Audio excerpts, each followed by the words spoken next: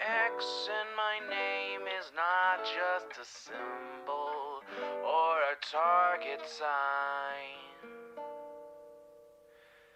A spell that attracts all who spit facts online all the time.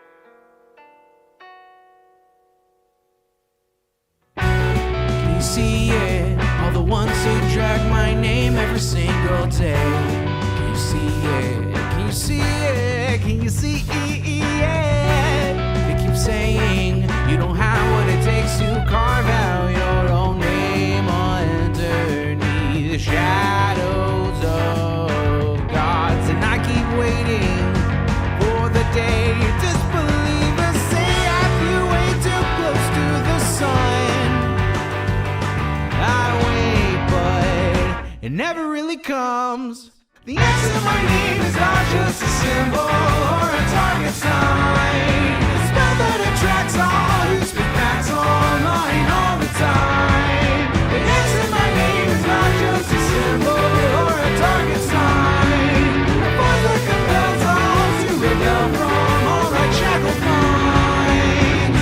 Why do they just stand there against when they fall from the battles I have overcome? You feel it, feel the cold and the seething tone that they make while I stand up, man among gods. And I keep vaping with my mills, shooting ropes in my cold that faces towards the sun. They hate, but I'm sitting comfy with their mom. The X in my name is not just a symbol or a target sign. A spell that attracts all who speak facts online all the time. The X in my name is not just a symbol or a target sign. A voice that compels all to rebel from all that shackled mind.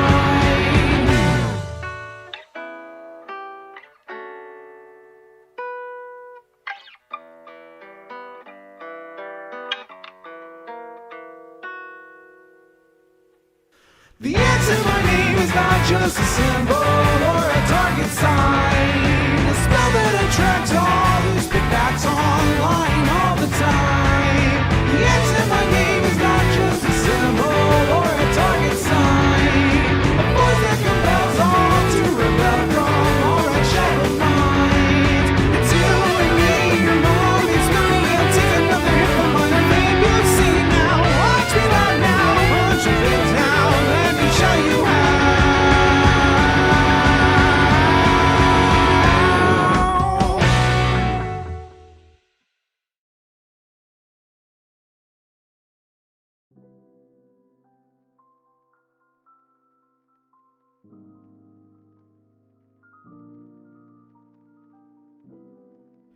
Good afternoon, everybody. Hello, hello, hello. It is so good to see all of you again. What's up, War Penguin, SSW Braydu, Moment of Sanity, Lefty Jenna, Galaxy Bomb?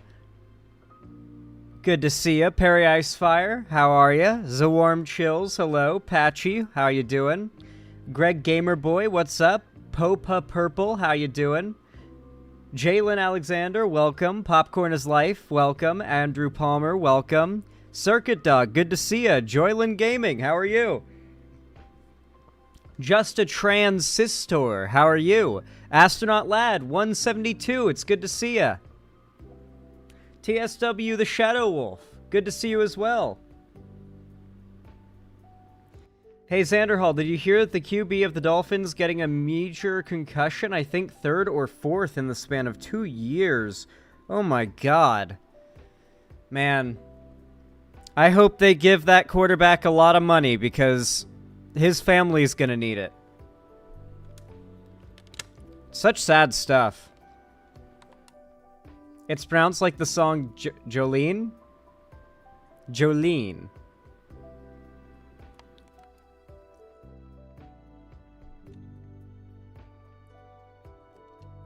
Xanderhall, I was wondering, will you be getting the Life is Strange Ultimate Edition so you can play it 2 weeks earlier and play the exclusive cat content? Definitely tempting. I won't lie. That is most definitely tempting. We'll probably just wait for official release, and I'll play it on release. Probably not on release, a little after, but you guys know what I mean. You know, after the full release of it. Not early, though, unfortunately. Jalini? Jalini. Is it Cellini? Okay, hold on. I'm gonna Google it. Jolene.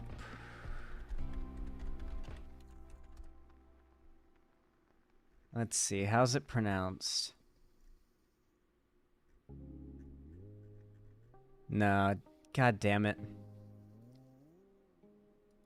Alright. Listen.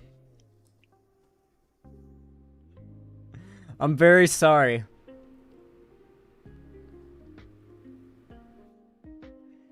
It's the Dolly Parton song, Xander Hall? I don't know which one. It's not computing for me. I'm so sorry. I'm having a Zoomer moment, alright? That's where it comes from. Okay.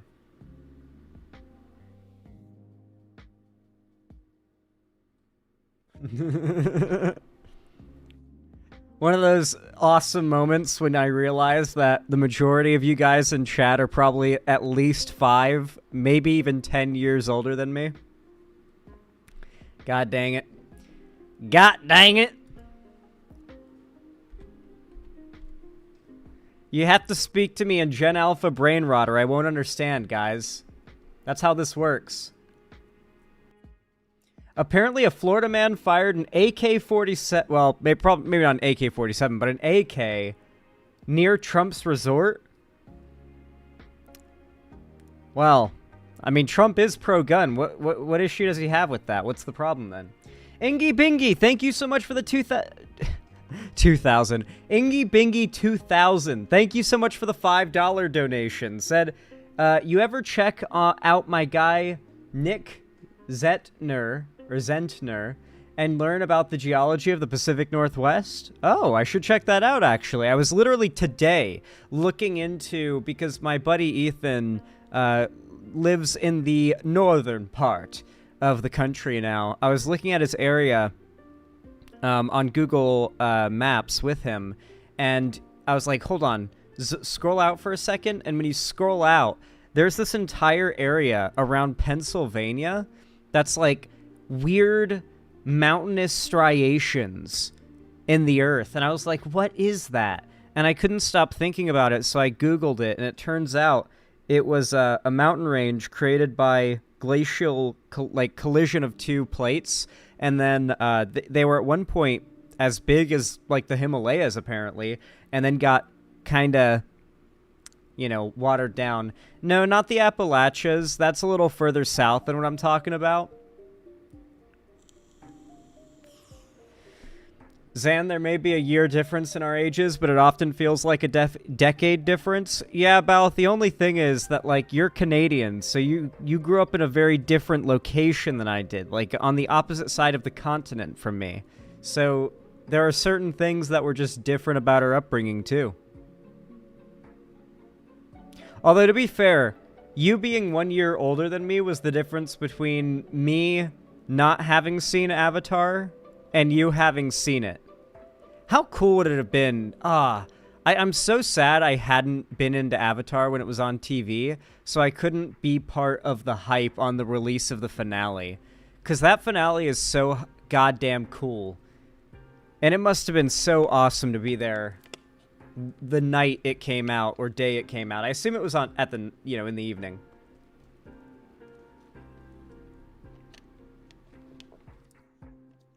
Appalachia mentioned. There's one part of Newfoundland where the mantle of the earth is exposed. I really do want to go there. That sounds so cool. Dude, have you guys seen this? There's a guy who uploads videos that are like real life Death Stranding. You'll know exactly what I mean in a second. It's super cool. I want him to make more of these, dude. This is so neat. They make drones that just follow the person holding the controller, and so he just carries it, and that's how he gets this effect. I think he does start playing a low roar song, though, so I think I have to mute it. Oh, Ashfall Dude's in chat? Yeah, what's up, the dude? How you doing? Not sure, we couldn't afford the channel. We couldn't afford the channel it was on at the time, so I mainly watched it from DVDs I rented at the library. Ah, man.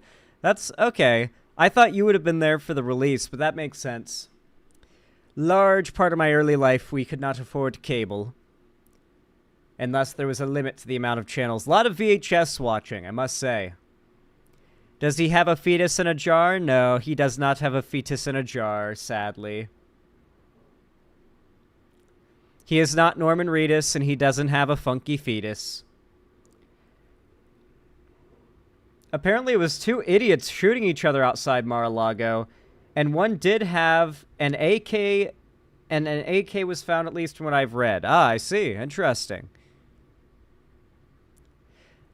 Man, something that I find really neat is that Seattle, or just Washington in general, kind of has a similar climate to this. Specifically when it comes to the moss, everything is covered in moss here. Every tree, every rock. There isn't really grass here usually, so much as there is moss. And it's like the spongy, bouncy carpet that makes up the ground. He also did one on a beach that very much looks straight out of Death Stranding. It might be one of the locations they went to for Death Stranding. I mean, look at this. Why are we watching Death Stranding gameplay? It does look this realistic, actually. This is just Death Stranding 2 gameplay, guys. Yeah. For those that can't tell, I've been playing Death Stranding off stream. The director's cut.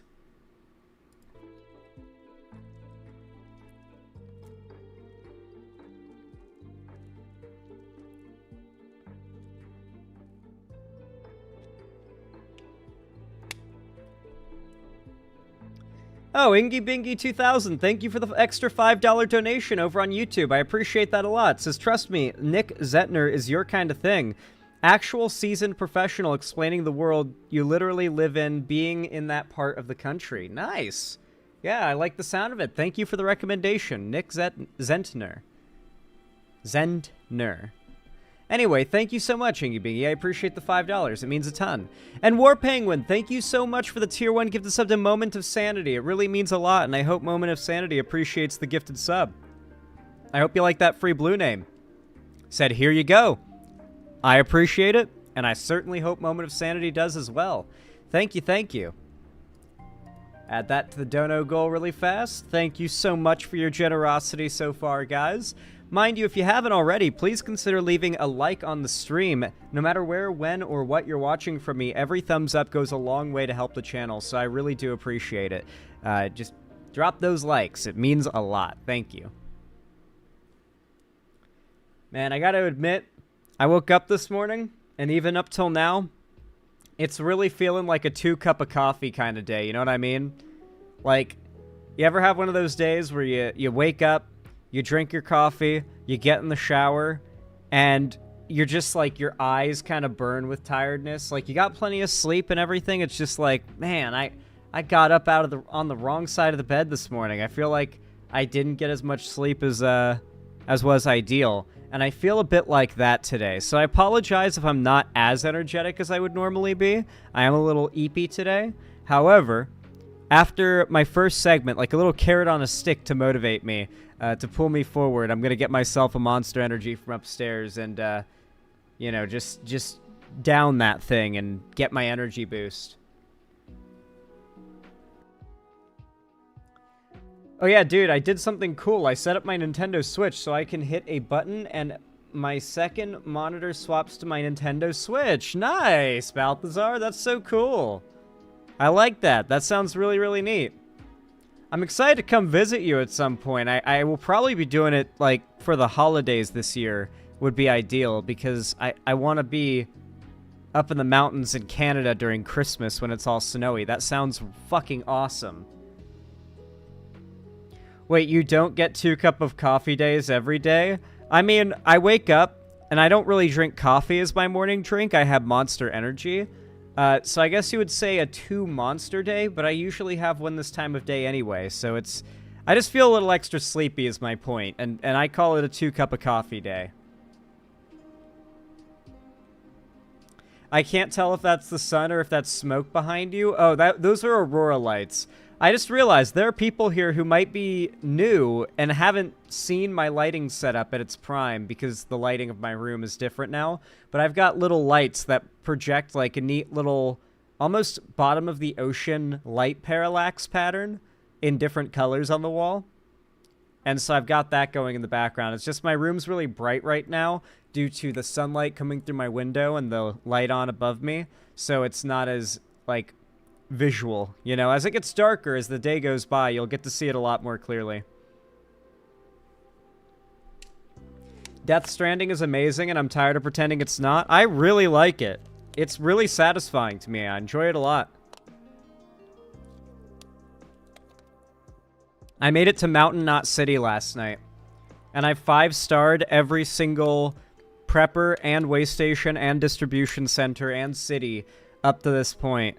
The only one I have not gotten to, like, I kind of had to skip, but I think I can backtrack to, or I have to, is the photographer. I think I have to unlock that from, like, a delivery in Mountain Knot City, maybe. Or maybe one of the other preppers. I don't know. Xanderhall, I could also theoretically do it with my PS5, but that takes more space. Also, if you want to come up this year, you got to start looking into places, because places are probably booking up by now. Oh, I thought I was going to be able to stay with you, brah. What do you mean I can't stay with you? That's not very Canadian. I've been wanting to play Death Stranding for years, dude. It's on PC. It's actually really well optimized, too, so you can probably run it. You know, like, my PC runs it pretty well. It's got some weird issues, though, with the PC port, I will say. When you're able to fuck around with the settings enough, you can definitely solve those problems, but it's not ideal that they exist in the first place. It has to do with the anti-aliasing and DLSS, if you do enable it, which you kind of have to, unless you're playing in, like, 1440p or 4K. Have you seen the prices for the PS5 Pro? Absolutely insane. $700 fucking dollars. Indeed. Guys, PC gaming has always been best. I guarantee you, for $700, probably you would need to, more likely than not, utilize, like, aftermarket parts. Or not aftermarket parts, like, some pre-existing parts that you, like, got for free or something, like the case or whatever. You could probably build yourself a PC for $700 to $1,000 that outperforms the PS5 Pro by at least 50%. Like, I won't say that you can make a PC equal to the PS5 Pro for $700, but for not much more, you can make one that is multiple times better. And that's the thing with PCs and why it's so much better. The problem with building a PC is that I'm lazy as fuck. You would think... I would say that I'm a relatively lazy person, I guess, and I really enjoy building PCs. It's something that if you get into it, and if you look into it, you will get into it. It's easier than it seems. You'll be excited about it. Like, you'll be, like, eager for all of your parts to arrive so you can finally build your new PC. You know, it's very... Yeah, it's a lot more fun than you would imagine. I don't know where to start buying PC stuff. Well, personally, I would recommend, if you're going to buy anything PC related, you want to either go to Amazon or Newegg. Those are two places that are pretty reliable. Newegg generally, like, very good customer service, very good quality. Their prices can be a bit high, and their shipping prices can be a bit high. But in the other side of things, you've got Amazon, which is just fine. You might even have Amazon Prime, which lets you get faster shipping, perhaps even free shipping that's quick. And Amazon also does some really scummy business practices that do admittedly allow them to drop prices and undercut a lot of other retailers. So you might find that Amazon is the cheapest place to buy a part. And if you don't know what to get for your PC, like, okay, yeah, but what do I buy? How do I build a PC? You go to a website called PC Part Picker and make an account, and it is going to create a template for a part list. And you basically click a drop down and select what you want, say, your case to be, what you want your power supply to be. And it's going to start striking options off, as long as you enable this feature, as you select things, to make sure that you're not selecting anything incompatible with what you've already picked. And it'll allow you to build your PC. It'll show you you can put in a budget, it'll show you all the prices, and then it'll finally show you the total price of your PC build, not including shipping. Or actually, it might. And it's really useful. You'll be able to save the build and then just go through and order all of that stuff later.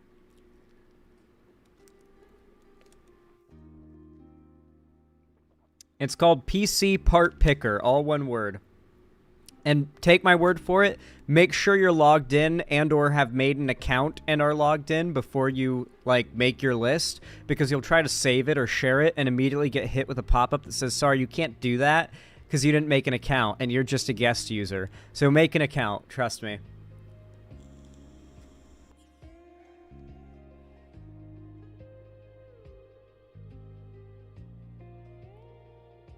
You guys can skip ads. Skipping ads doesn't harm me. You know that, right? Like, I'm pretty sure I still make the same amount, even if you skip the ad whenever the little thing pops up. I don't think, like, I make more off the ad if you watch all of it.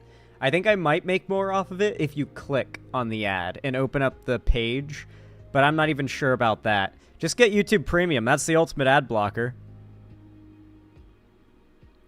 I can't build a PC because I can't solder worth a fuck. Ectoplasm, you rarely would be in a situation where you would need to solder something when building a PC. The hardest part of building a computer is, like, screwing things into where they're supposed to go. Like, I need you to understand, the dumbest alt-right gamer fuckhead that you can imagine, who is a lesser life form than you in every way, can build a gaming PC and then log into a game and call people slurs online. I promise you, it's really easy. It's really easy.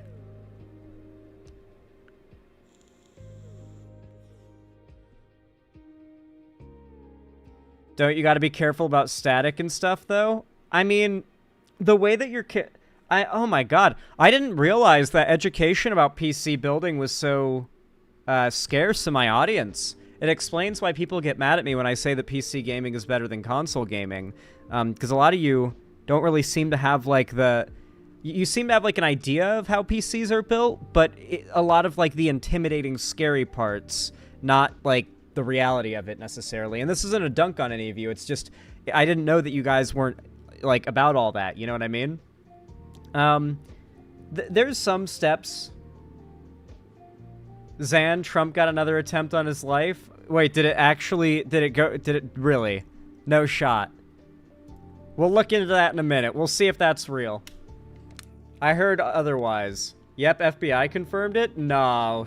Oh my lord. Did they get him?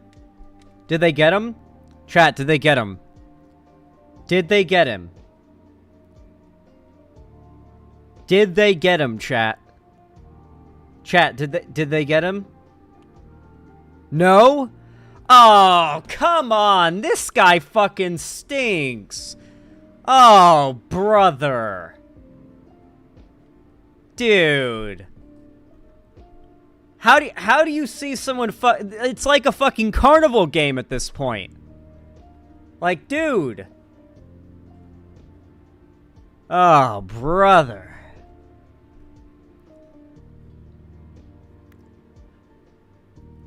Bro, just type it into Google News breaking as we speak. All right. Holy shit. I guess I know how we're starting this stream. My god.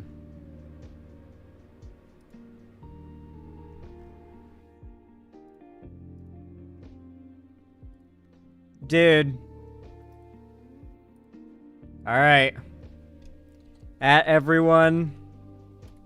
Trump just survived another assassination attempt. Covering it now.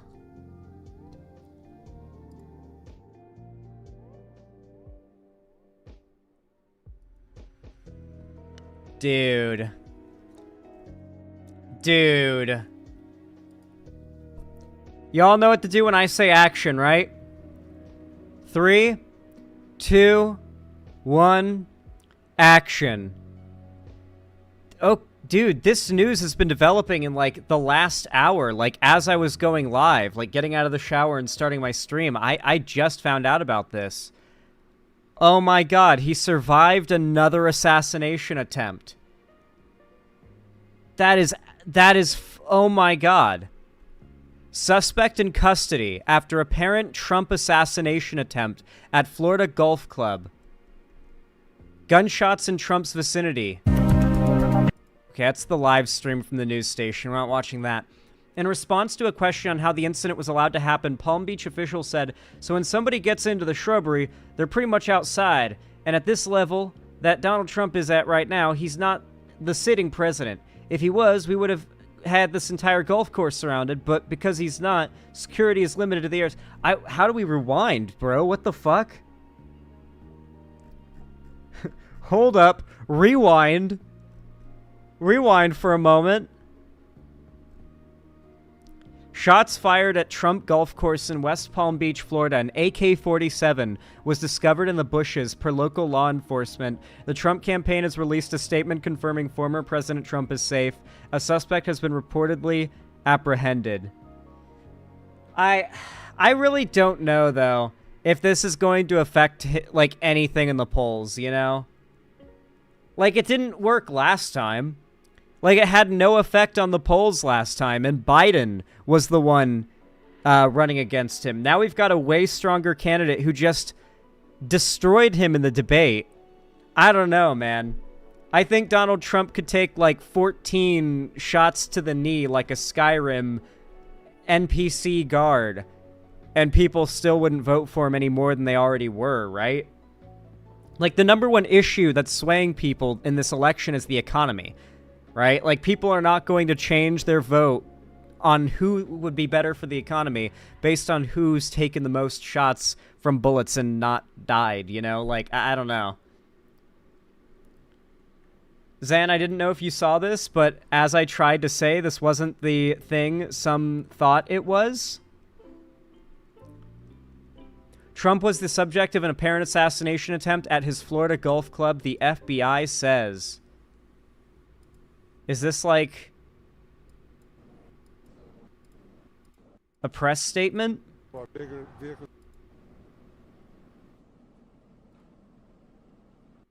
I think we've got some kind of press release here. I'm skipping through it to when it actually starts because it was some sort of live stream. We followed it for a bit. We're able to contain it using some of our bigger vehicles that we use for specialized stops. That is so quiet. Since then, the FBI and the Secret Service have responded to the scene. It does appear that we certainly have the vehicle involved in the incident at Mar-a-Lago, and we have the suspect that they were looking for. And now the FBI and the Secret Service will take over that investigation. So the FBI and the Secret Service are taking over. So Mar-a-Lago is in a pretty wooded area. Like, there's a good amount of swampiness in that area. So I'm guessing that's... He, like, set himself up in the bushes with an AK and took pot shots at Trump. Missed. I don't know if there's been any confirmation that he was hit. Dude, there is a... Whew. I'm a little overwhelmed right now. I'm not gonna lie, guys. We're going to parse this all bit by bit, though, okay? We're going to figure out what's gone down here.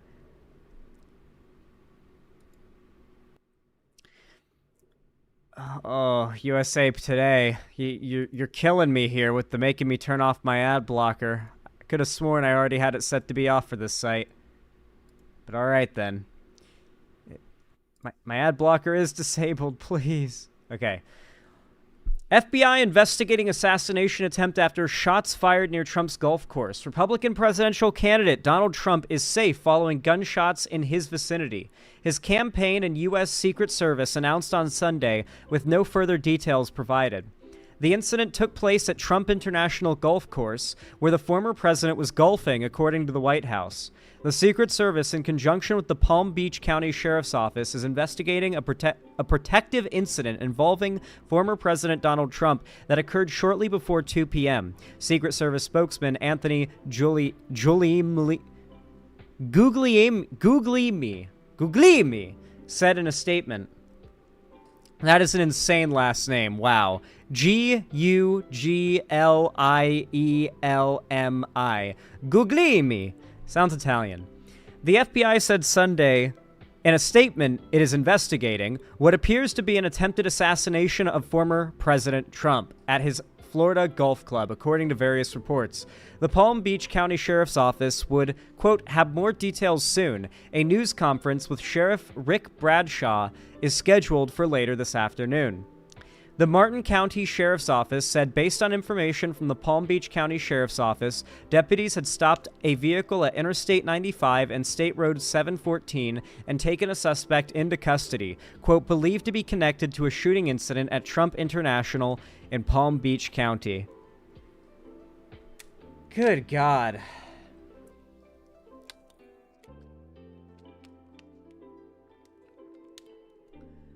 Really, guys? I don't think this is going to have any more positive an effect for Trump this time around as it did last time. It didn't affect him in the polls or give him any more of an advantage against Biden. Why would this give him any more of an advantage against Kamala? The most he can say is that, oh, look, they're still going after me. They won't stop till I'm dead. It's like, I don't think people are going to buy that unless they were already going to vote for Trump.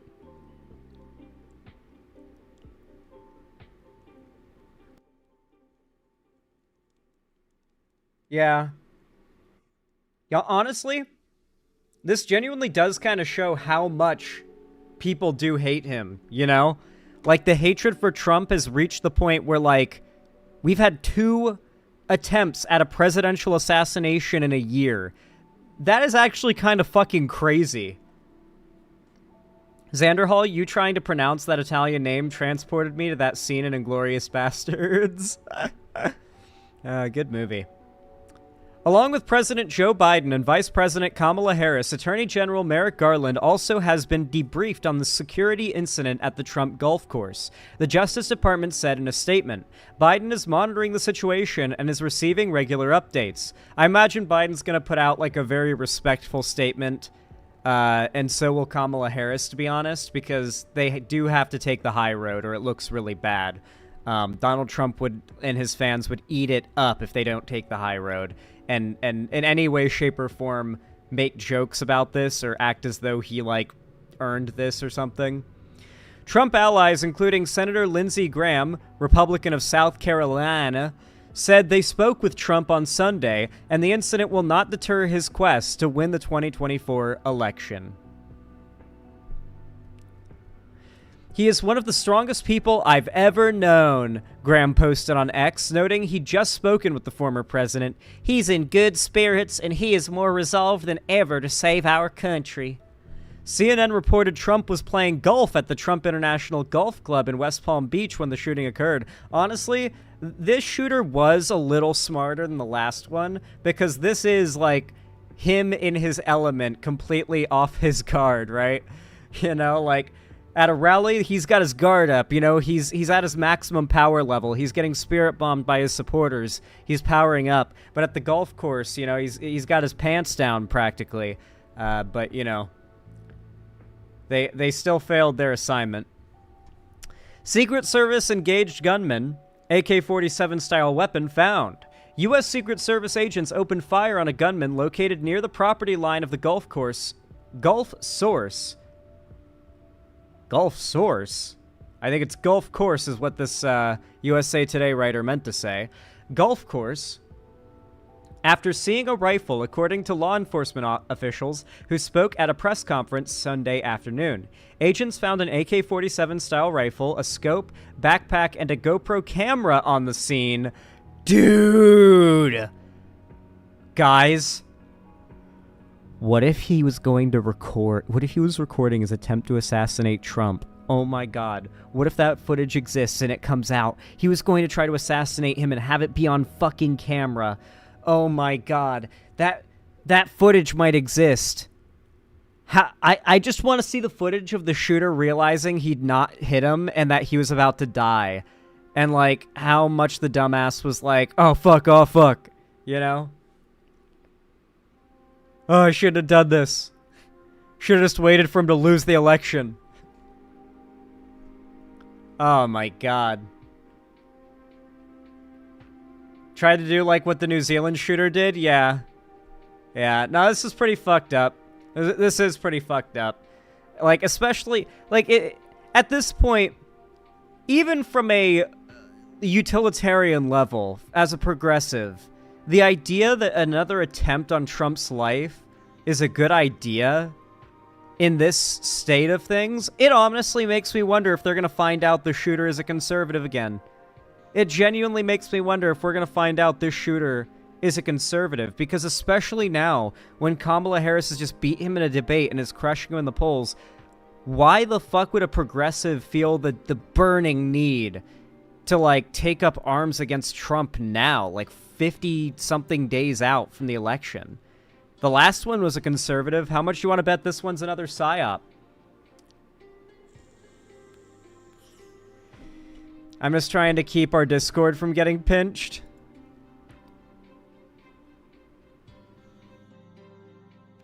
Well, yeah, make sure no one says anything in my chat that or in my Discord that gets the Discord server yeeted, all right? Yeah, that's a good idea. Thank you. I appreciate that, SSW Braydu.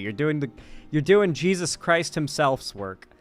All right, witnesses saw suspect fleeing. A witness saw the alleged gunman running from the golf course bushes and took a picture of his vehicle that led to the suspect's quick apprehension. The Palm Beach County Sheriff said at Sunday's press conference, quote, "We are able to catch a witness that came to us and said, 'Hey, I saw the guy running out of the bushes. He jumped into a black Nissan and I took a picture of the vehicle and the tag,' which was great," Sheriff Rick Bradshaw said. As a result, they were able to alert the Martin County Sheriff's Office, who detained the suspect. The witness was also able to then identify the alleged gunman. I wonder if this USA Today writer's grammar is so bad here because this is such breaking news. They're like, oh my god, oh my god, oh my god, oh my god, oh my god, I have so much I have to type today. Jesus, I can go back and amend it all later. But for now, I just need to get these articles done. Oh my god. Who cares about the typos? I'll edit them later. I can just imagine that's what this writer at USA Today is thinking and what his experience is like, because this is just so breaking right now. Who is Trump golfing with? Before the shooting began, Trump was golfing with longtime friend and real estate baron Stephen Witkoff, according to multiple reports. Witkoff gave a heartfelt speech about Trump at the Republican convention in Milwaukee back in August. He said he reached out to the former president after the assassination attempt in July and was surprised when Trump picked up. Oh, man. Wait, that's a weird convenience. Are we going to find out? How wild would it be if Trump staged this one? How funny would it be if Trump somehow staged this one? Not the last one, but this one. I'm not saying he did, but that is a weird coincidence that he was with a guy who specifically praised him and said that they connected after he was nearly assassinated and became friends. Then they were golfing together, and some random, supposedly, happens to attempt to assassinate Trump while they're golfing together. I mean, coincidences happen, don't get me wrong, but interesting, I will say. Very interesting. Dude. This is crazy. What the hell? Has YouTube got any coverage of this yet? Like, is there any mainstream news, anything on YouTube covering this? Trump Mar-a-Lago. Mar-a-Lago.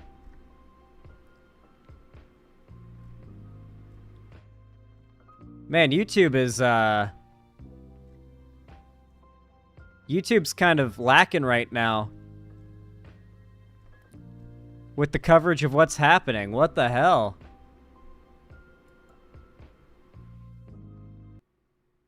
Real time, and that's what we do here on Live Now from Fox, react to what's happening in real time as it happens. And I do want to put up some Fox. other images we're getting right now from the Martin County Sheriff's Office on Facebook, and I want to put these up of this potential suspect, the potential car that they pursued on I-95. As this was the post, what they wrote on social media said the northbound I-95 at 7:14 was shut down.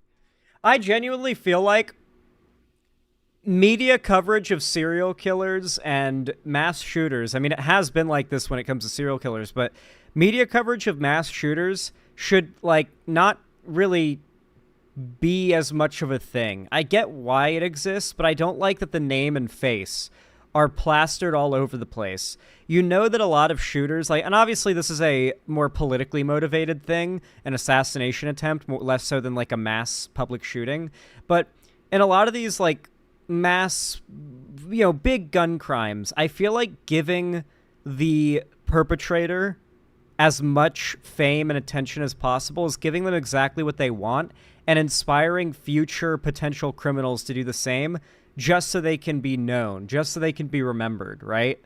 Like, I really feel that a big thing that we as a country can do to reduce mass shootings is to stop making every mass shooter a celebrity. Based on a BOLO information released by Palm Beach County, the Martin County Sheriff's Office has stopped a vehicle taking a suspect into custody believed to be connected to a shooting incident at Trump International at Palm Beach County. We will update this information as it becomes available. You can see the amount of law enforcement shutting down I-95 in Florida, the main corridor of that in the Sunshine State. They have brought a person, as they say it, believed to be connected to a shooting incident at Trump International. And I do want to ask you, because you see these images coming in right now, Ken, of the law enforcement on hand. What do we make of this? What do we make of just the amount of force on? What I'm really curious about is, did they even hit Trump?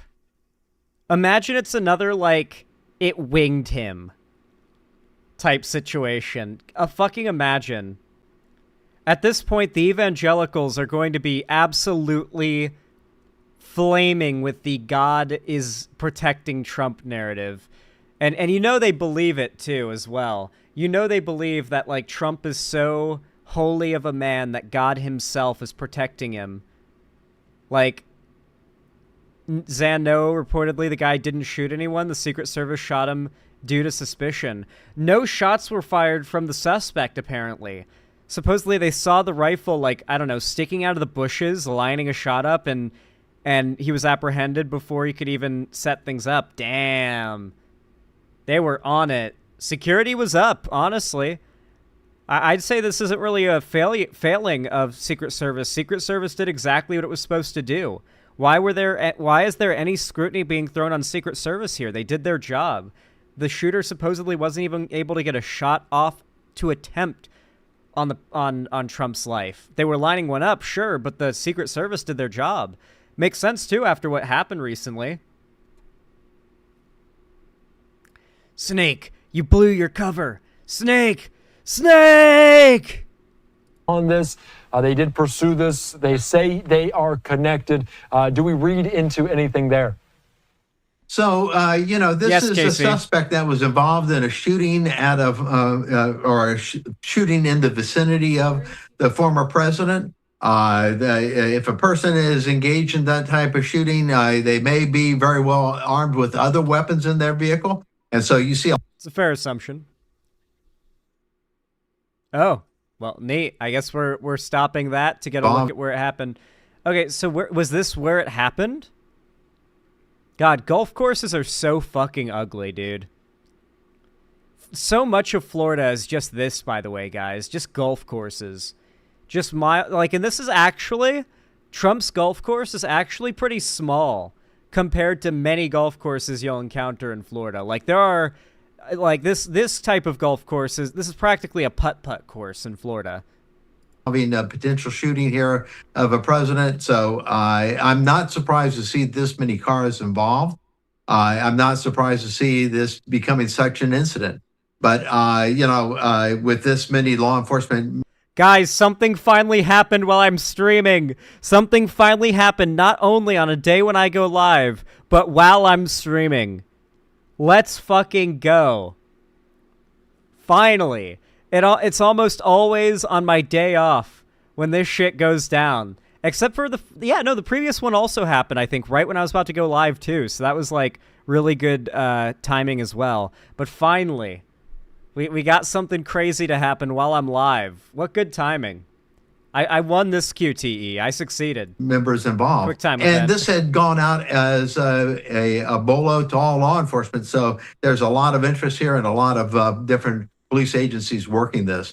But now FBI and Secret Service will also have... Dude, the fact that the shooter didn't even get a shot off, I really wonder... This is the most compelling case.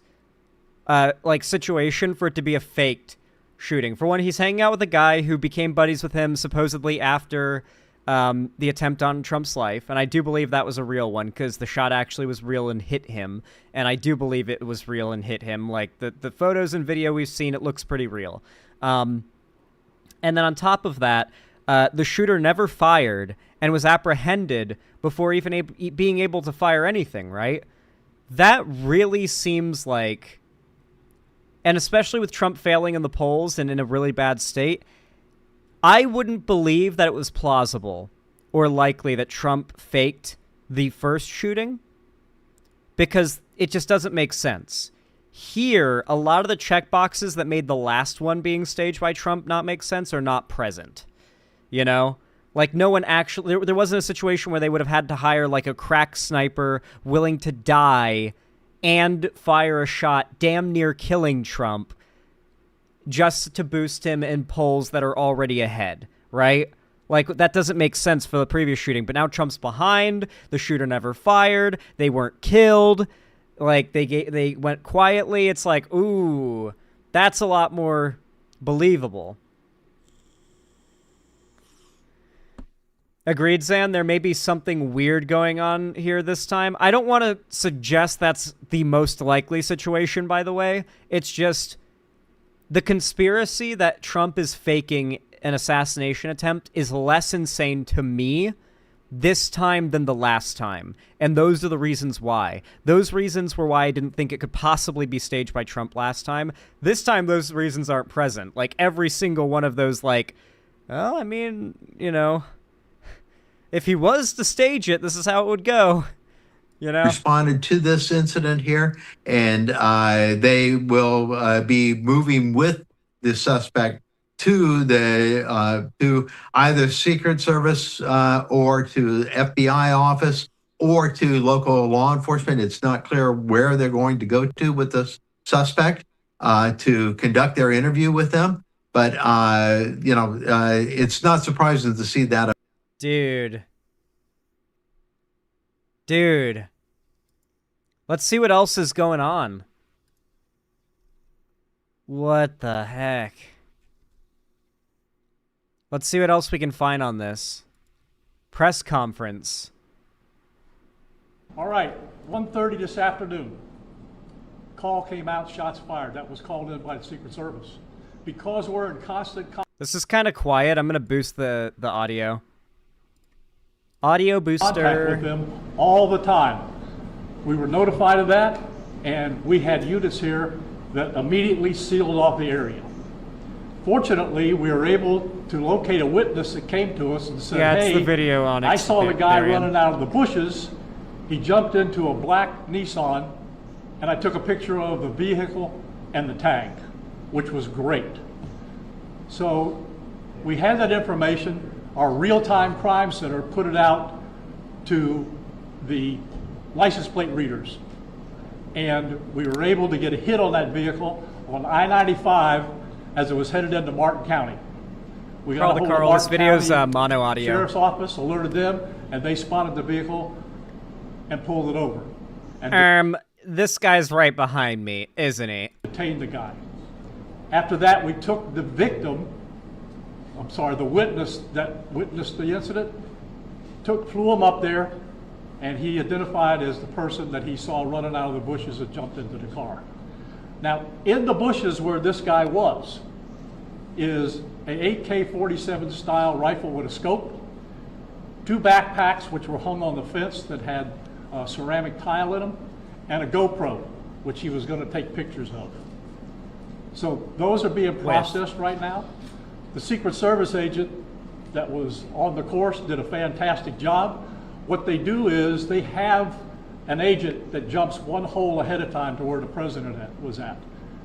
And he was able to spot this rifle barrel sticking out of the fence and immediately engage that individual, at which time the individual took off. Rookie move.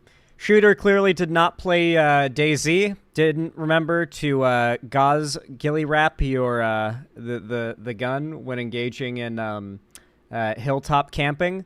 DayZ player learns this very, very quickly. Easy rookie mistake. Rookie mistake. That's why they make ghillie wraps for guns. That's why they make ghillie wrap. So that's what we know about the investigation. We have somebody in custody. In DayZ. I'm talking about DayZ, obviously. Like, you know, you go to Chernaris, you know, and you're walking around Cherno, and there's that big hill, and you just hear like a... And you're like, what the fuck? You gotta run, you know? And you're like, oh, who's shooting at me? And you look up on the hill, and you can't tell who, because they're in a ghillie suit, and you can't even see the gun, because the gun is wrapped in a ghillie wrap.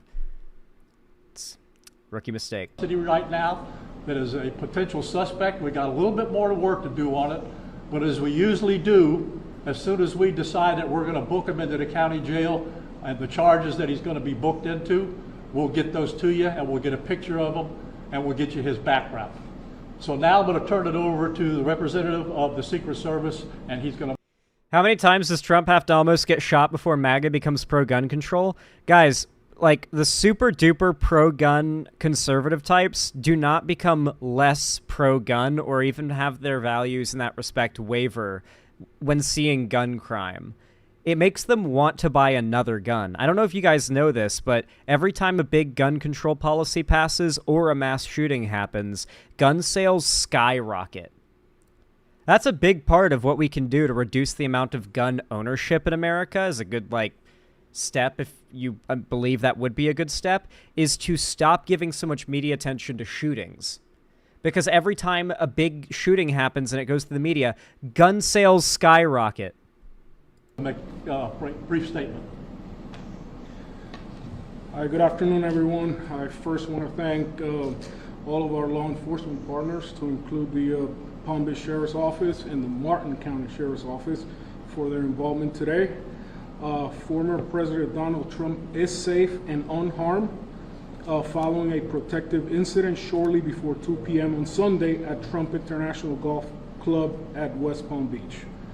The U.S. Secret Service personnel opened fire on a gunman located near the property line. Oh, they shot at him. This matter is under investigation. I'll turn it over to my partners over at the FBI. The gang's all here. Good afternoon, everyone. My name is Jeffrey Veltri. I'm the special agent in charge of the FBI's Miami field office.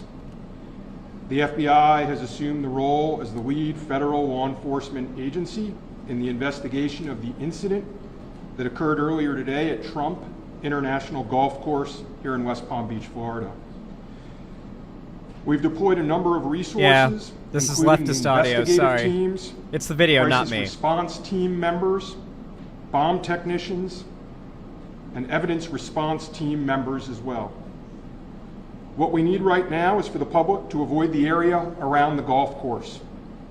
We will continue to support this investigation with the full resources of the FBI, alongside our partners with the United States Secret Service and the Palm Beach Sheriff's Office, as well as Martin County Sheriff's Office and state and local law enforcement. I would ask that if anyone has any information that may assist with this investigation, to contact our tip line at 1-800-CALL-FBI or at tips, that's TIPS, .gov. Thank you. All right, you guys heard him. If y'all know anything that can help them figure out what went down here, you know what to call, where to go, all right? You make sure you tell the FBI everything you know, chat.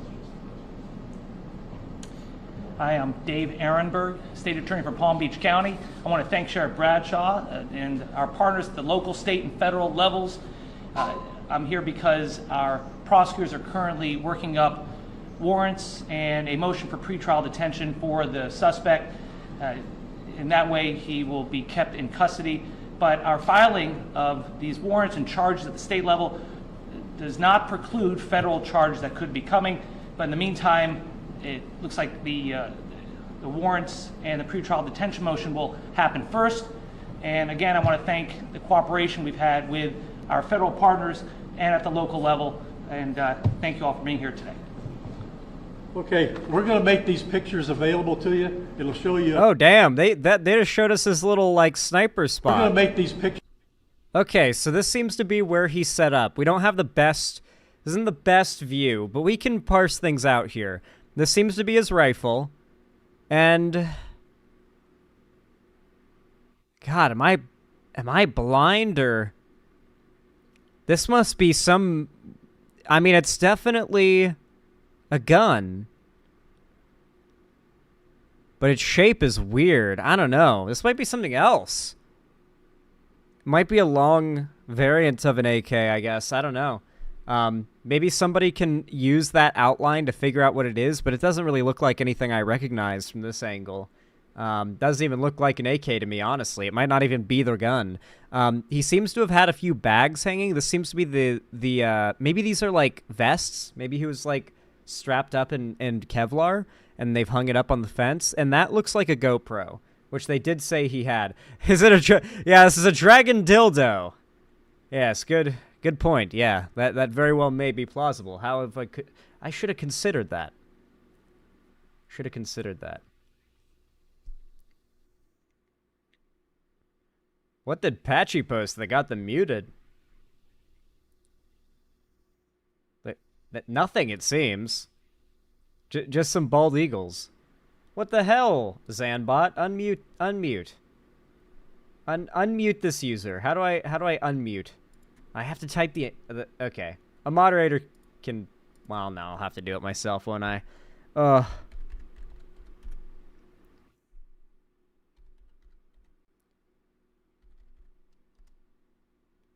Patchy should be unmuted. There we go. That was the Zanbot, by the way. That was automatic. Pictures available to you. It'll show you a picture of the backpack and the rifle.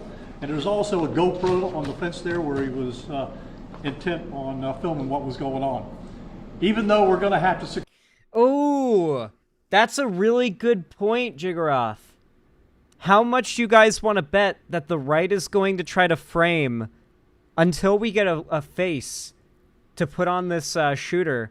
How much you want to bet they're going to try to frame a Haitian immigrant, or like frame Haitians for doing this? Because right now, JD Vance also admitted, I'm going to be covering that tomorrow because I've got other stuff to cover as well today. But JD Vance full on admitted that story was made up and he helped to make it up to quote unquote bring attention to the immigration problem in Springfield. It's like, oh my God, you don't just admit you made it up. Good God. Back to it. Secure a couple of areas around the golf course here. The public doesn't need to panic. We know that we got a post office, a library, and a school down the street. So we'll make it convenient for you to get to all the places you need to go, get your kids to school, get them over here to the post office or wherever else you need to go. It's safe. There's no more danger here, and we'll make it very convenient for you. So having said that, we're going to take a very limited amount of questions, and you can direct them to who you want to answer the question. Sure. Did this individual make any statements as he was being detained? No statement right now as far as his involvement in the incident, and there's further investigation to be completed. What was his demeanor like? What was his demeanor like? First gentleman answered. I misunderstood, or couldn't quite understand. So there was a rifle. So one of your agents saw on the golf course saw a rifle pointing through a fence with a chain link. Okay, so he saw that, the agent. That is correct. Yes. And the president or Wait, okay, to be fair, how can the press be super pressed about this point when this is literally what everybody gave the Secret Service shit for not doing the first time? Like, the first time, the problem with the Secret Service is they should have seen the dude on a fucking rooftop lining up the shot before he even took the initial shots because of where the guy was. And in fact, there were reports made, so the Secret Service should have known to have their guard up at the very least. And they didn't notice them until shots were fired. They responded quickly once they were, but shots had been fired. This time around, they did exactly what they were supposed to do. They scanned the tree line constantly, recognized the outline of a person and of a gun in the woods sticking through the fence, and immediately acted as it is their job to do. I think the Secret Service did exactly their job. It was 1 or 2 holes behind. That because the bubble moves through the. I feel like this was somewhat of like a redemption for the Secret Service after their like, you know, humiliation that happened after the original attempt on Trump. You guys know even AOC was there grilling the head of the Secret Service on like a council to like assess and evaluate how well they do their jobs. Because mind you, just because they failed to protect Trump doesn't mean that, oh, well, who cares if the Secret Service sucks? They failed to protect Trump. No, we hate Trump. Well, no. The Secret Service is also protecting Kamala Harris and Biden and any other future Democrat president who we would probably prefer not to be assassinated, you know? So the Secret Service being good is just a principally good thing for this country. Like having them be effective and good at their jobs is very important. So our agents will get there first, clear it. He noticed that the rifle was pointed out. Our agents engaged. We are not sure right now if the individual was able to take a shot at our agents, but for sure our agents were able to engage with the subject. I don't know that. Doesn't appear so. Is there a bonus? Yep. Al. How far away was the president? How far away was Donald Trump when this gentleman was caught and stopped? Probably between 300 and 500 yards, but with a rifle 300 and and a scope like that, 500 that's yards. not a long distance. Yeah, wait, that's literally a distance that would have been an impossible shot. Like, I'm sure in a million attempts, or like realistically like 100 or so, like a decent shooter could have like made that shot on a target at a range at that distance, even with a scope. But like, that's pretty far. Like, I don't know if the shooter would have been able to even hit Trump, to be honest. I'm gonna be real. I don't think the shooter would have even been able to hit Trump from that distance. I don't know. Trump is kind of fat though. I hadn't thought about that. He's kind of a frumpy boy. He's got a pretty wide frame. Yeah, hard to say. Hard to say, chat. For the Secret Service, Trying to visualize that in my head. Like, would the shooter have had a chance? That I'm not sure right now. We're still looking into it. Reports of the 4 rounds of ammunition were fired. Were all 4 of those from your agent? That is correct. 4 to 6. We're not sure yet. Was there a long distance explaining why? Yes. Thank you. So it was a long way away, clearly. Zan, go back to that picture of the gun. Those packs might be part of making a drip rifle, basically a gun that goes automatically, invented during the Gallipoli campaign in World War I by Anzac forces. I don't think they'd be making a drip rifle. Why would they do that? Why would someone set up a drip rifle? Like, they would have to have some insanely convoluted plan to, like, distract Secret Service by, like, having them pay attention to a fake location and then try to, like, shoot at them from a better place. But for those who don't know, a drip rifle is basically, like, you set up a contraption that makes it so water drips from, like into a cup and pulls down on the trigger to the point where once the cup becomes heavy with water enough, it'll actually, like, squeeze it fully and allow the action to go, and it'll fire. And like, that just doesn't make sense. Why would they have been doing that? Like, it's a neat idea, like, the concept of the drip rifle, but its use was to distract. It was to make the enemies on the other line think that the shooters, like, and the soldiers were there and active when they were really just retreating back to another line. That makes no sense for an assassination attempt. I don't know. Like, it doesn't... I don't know. I also don't see any buckets or tin cans or anything, or water receptacles, you know? I don't know. I appreciate you know what a drip rifle is, but also I don't think you're correct about that. How this was able to happen, and for future reference, is there any up security in the golf course? I didn't hear all that. Say that one more time and talk up a little bit. So how was this able to happen, and for future reference, is there any up security in the golf course? Well, that's right, that dude. Understand the golf course is surrounded by shrubbery, so when somebody gets into the shrubbery, they're pretty much out of sight. All right, and at this level that he is at right now, he's not the sitting president. If he was, we would have had this entire golf course around it. But because he's not, the security is limited to the areas that the Secret Service deems possible. So I would imagine that the next time he comes to the golf course, there'll probably be a little bit more people around the perimeter. But the Secret Service did exactly what they should have done. Yeah, they did. Provided exactly what the protection should have been. And their agent no scrutiny on the Secret Service here. They did their job to the T. They didn't even allow the threat to fire on Trump, apparently. Did a fantastic job. Which direction was the shrub where he was? North, south? I guess east, west, or south is the road? The layout He's like of the trying golf to. course, you got I like that.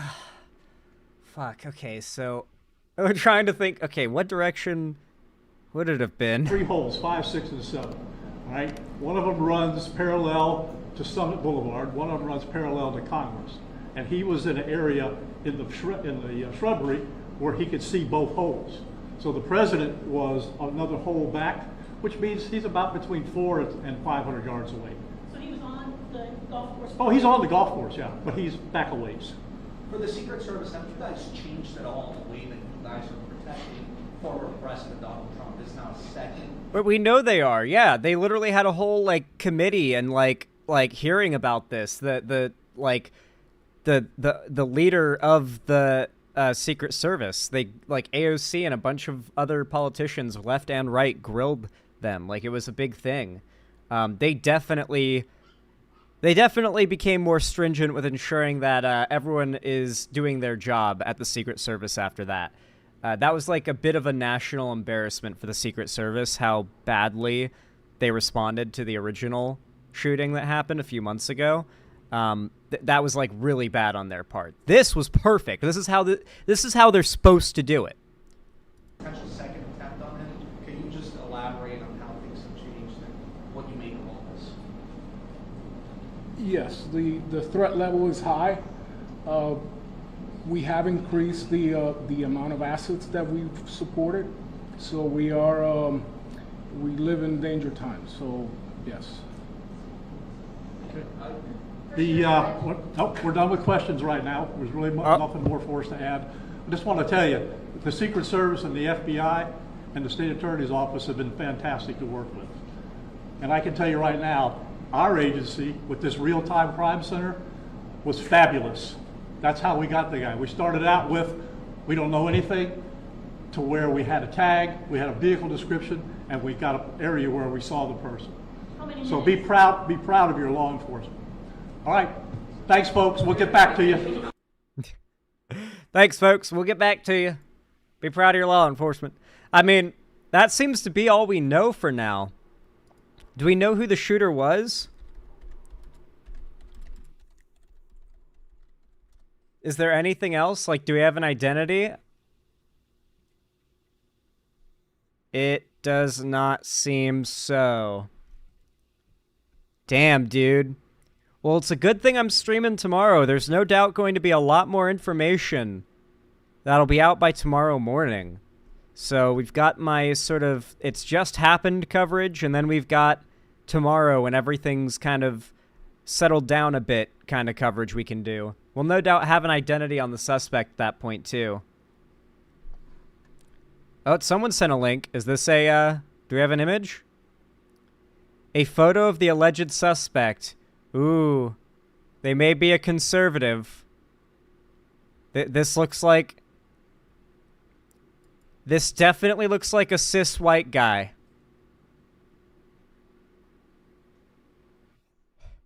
Chat. Chat, this is us right now.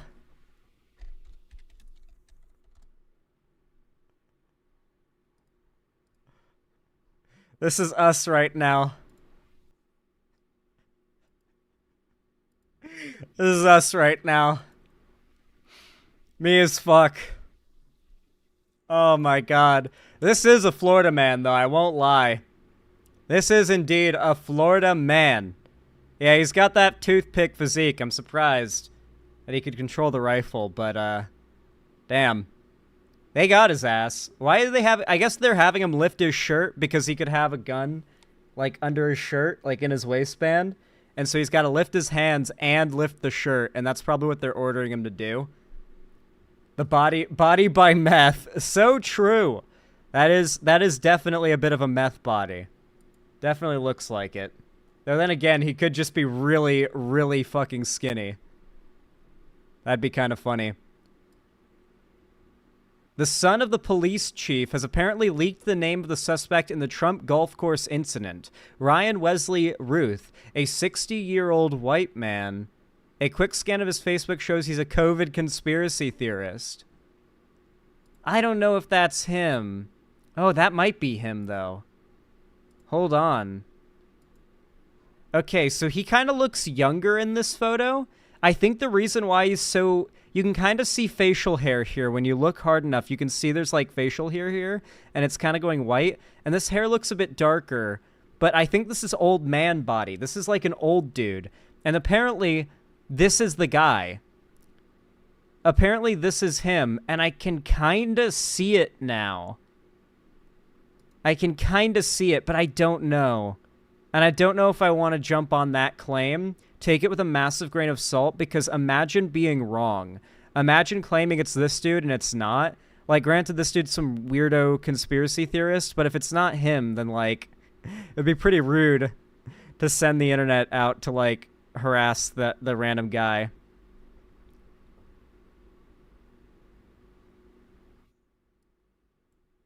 Yeah.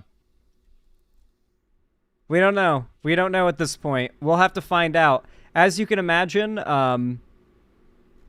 you've already got people on Twitter claiming that the shooter was Jewish, it seems. That's not a surprise. We've got Pray for President Trump trending.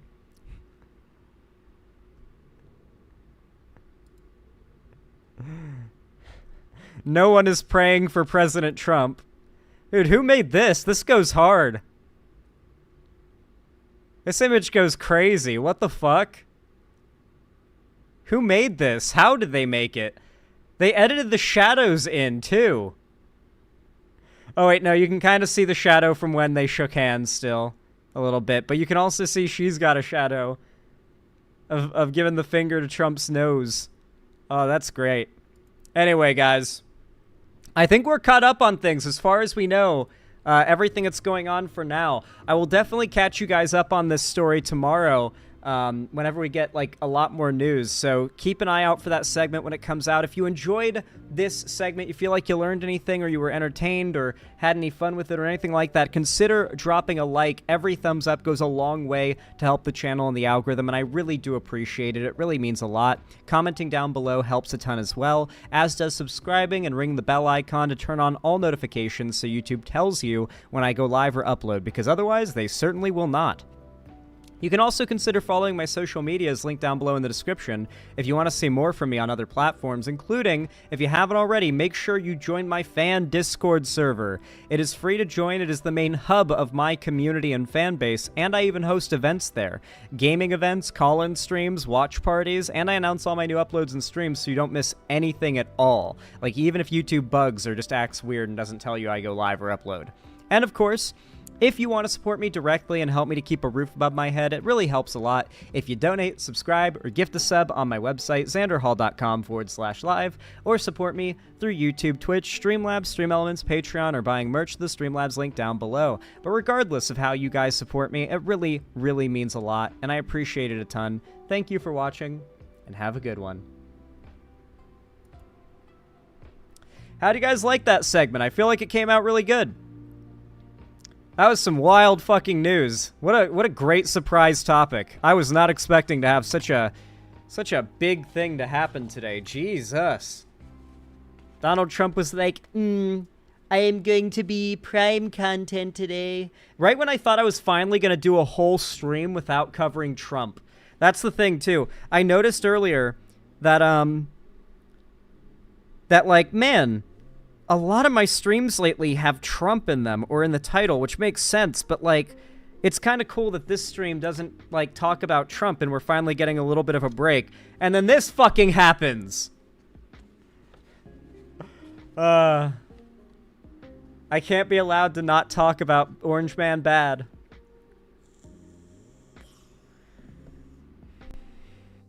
Just joined what I missed? The whole segment, Scapegoat. You'll have to rewind, I'm afraid.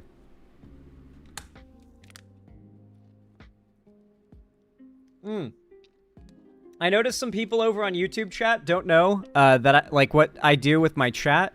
I don't typically read YouTube chat. I'll sometimes glance at it, but it's usually full of, well, the weirdos and trolls typically, when they want to talk shit and be weird and all that, they hang out in YouTube chat. So I primarily just read my website chat, which if you want to make an account and talk on my website, which is where I'll read your messages and you'll be part of the community and your messages will be on screen and stuff, then you should click the link right up there, pinned in the chat. It has a link to my website, and you can make an account. It's totally free. It's pretty nice. You can even reserve your own name, you know? Get your own name, not have to worry about it being taken or anything like that. It's cool. And we've got custom emotes. So if you guys haven't already made an account on the site and you are tempted at the idea of being able to post cool emotes in chat, everyone type your favorite emote. Everyone in my website chat, type your favorite emote to show off to the YouTube viewers how cool the website chat is. Yeah, the Dark Canuck at least is in YouTube chat to be the law. That's good. Look at all those funny emotes. Look at that. See, come to the website. You can type your own little funny emotes if you come to the site. You don't even have to be a blue, purple, red, or gold name to do it. Or a green name, for that matter.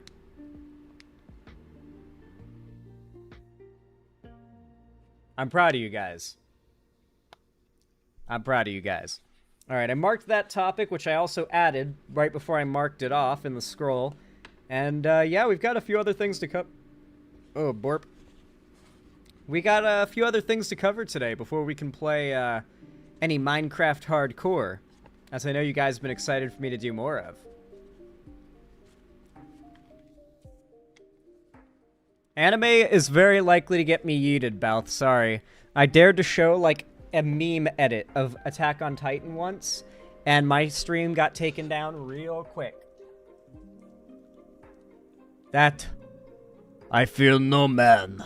But the copyright system, it scares me. Oh, it's just a screenshot? Okay, that's safe then. Alright. Lolicon. He's a lolicon. Panic, panic. I have to call the police. He's a criminal. Real.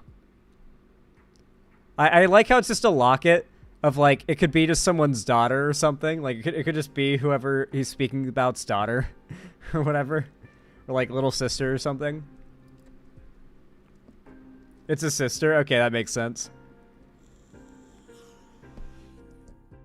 Context, that's a sister. Okay, that's funny.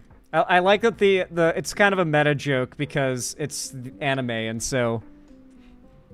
It's like, why do you have a picture of a little anime girl on in your locket? It's like kind of a meta joke. I can appreciate that. That's funny. By the way, does anyone know what I do to get the website chat as an app? I don't want to mention Miss Gaslight Scammer, but I remember her chat used the same website and we could download an app or something to access it more conveniently. I don't know if I ever got that feature on my site. I don't know. I was never informed if that's a thing for mine. Yeah, I don't know. I don't think my site has that, unfortunately. Zan, the glorious leader of Oceania. True. I would love to become, like, a knight of Sealand. Okay, so technically Ethan, if you know what Sealand is, Ethan is a knight of Sealand. I think I can become a squire of Sealand. And that would go kind of hard, I think, if I could be a squire of Sealand. Squire to a Knight of Sealand. Look up Sealand and you'll know what I'm talking about. All one word. I recognize it as a real country, and you will too. Independence for Sealand, goddammit. Go to Sealand and do a stream now? I would love to, dude. I would love to go to fucking Sealand. For those that don't know, Sealand is basically Mother Base, and it's off the, like, from Metal Gear Solid 5, and it's off the coast of England, and the family that lives there has, like, jokingly pronounced it its own independent country called Sealand, and the locals on the coast and the government of England kind of recognize it as a joke, and, Ethan happens to know someone who is family of the Sealand people.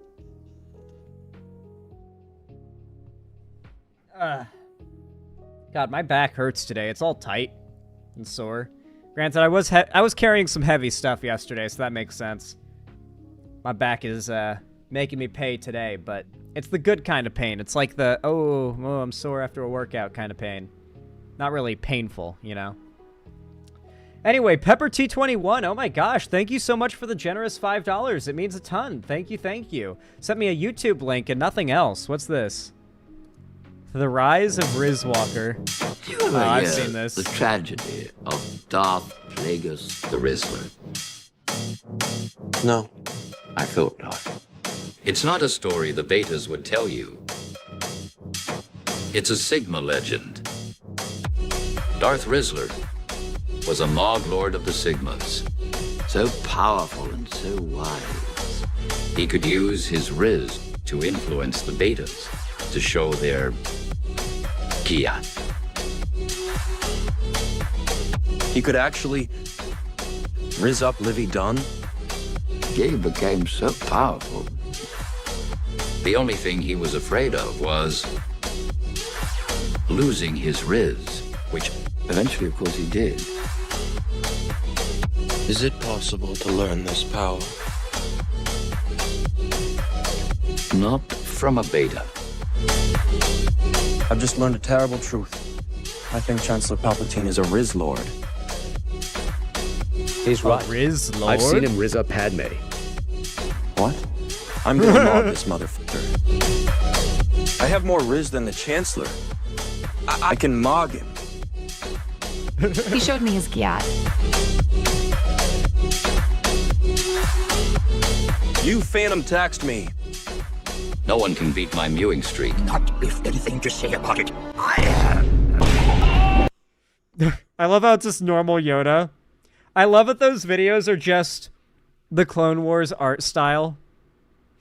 I fucked them all. I love that it's just the Clone Wars art style, too. It's so good.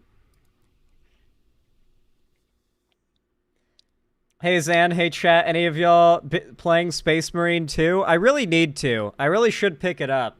I've just got other things on my plate right now. I'm trying to beat Death Stranding, okay?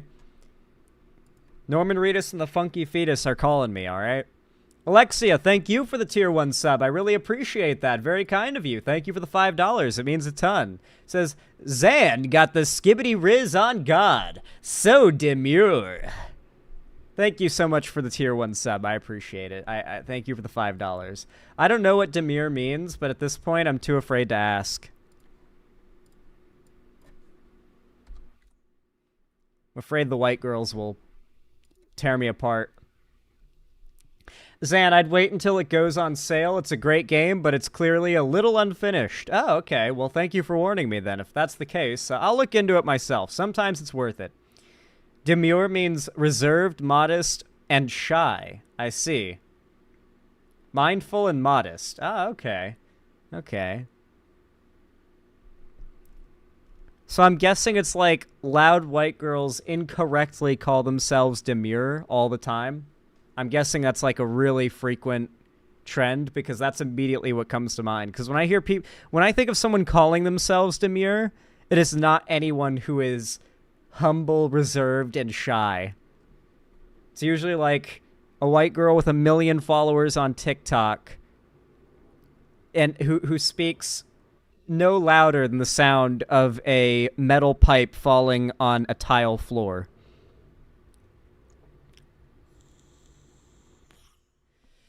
It's a weird trend of people using words incorrectly. Ah, I see. Oh my god. Was I right or was I right?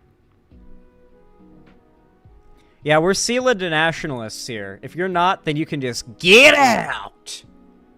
You can just get out. You ain't a Sealand nationalist who believes in the independence and pride of the nation of Sealand, then you can just get the fuck out right now.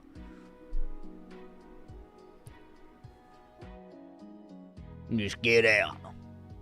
Xander Hall, please, how much to get you flex I need to know? How much money to get me to flex? I mean, when you put the cost in my hands, how can I not say a jillion dollars, dude? Like, a bajillion dollars. Not because I don't want to flex, but because I want a bajillion dollars. Please give me a bajillion dollars, please. I want a submarine. How long has it been since I've shown you guys the cool-ass submarines?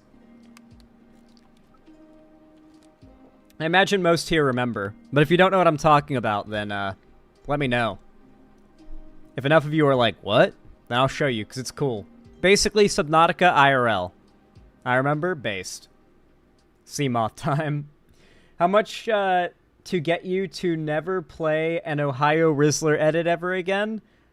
Well, people usually donate those, so there's not really... I can't really not play them just because someone else out-donated them. That would feel really rude, you know? And people will never stop donating those Ohio Rizzler Reddits, edits, you know?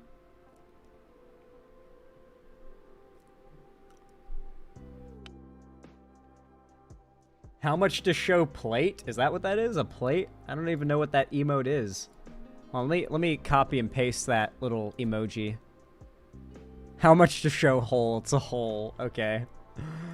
How much to show hole?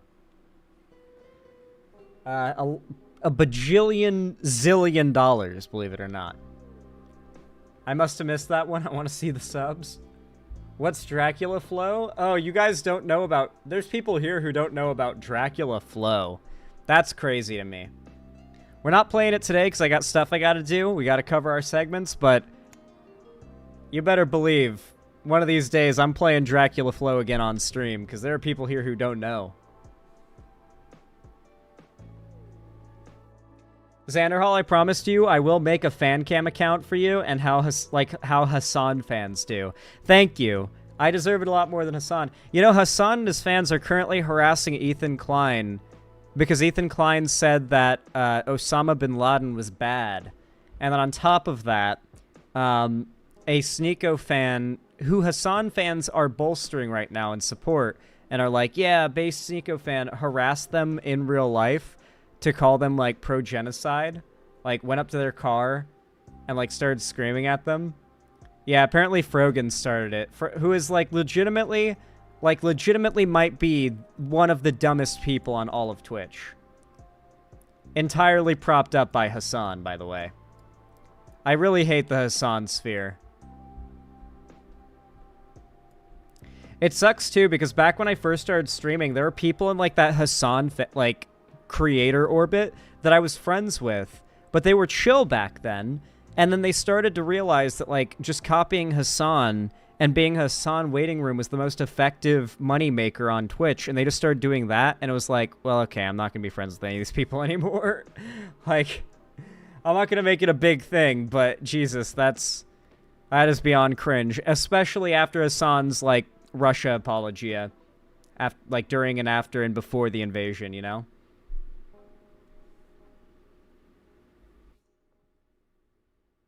Zan, you still got a bird feeder? I got multiple bird feeders. I've got bird feeders that are cages filled with, like, solid blocks of like, fat and seed and bugs called suet, and I put those up. I've got 3 suet feeders up. The birds love that, the bigger ones, like this, the woodpeckers and whatnot. They love those. I've also got a seed feeder that's, like, your traditional, like, feeder. It's got, like, a mixture of different seeds and mealworms in it, and that one's hung up. And then I've also got a hummingbird feeder. As a matter of fact, yesterday when I got home, I turned around after, like, turning the keys in my door and, like, unlocking it. And I noticed that the entire time I was fumbling around with my keys, opening my door, that a hummingbird was just sitting, like, 4 feet behind me on the feeder, just watching me.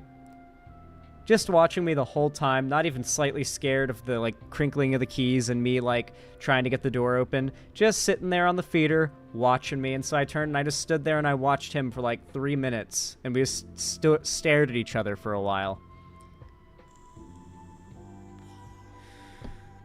As a Ukrainian, I salute you. Hassan's Russia take was the end for me. Yeah, no, Hassan's takes on Russia and Ukraine have been, like, unforgivable.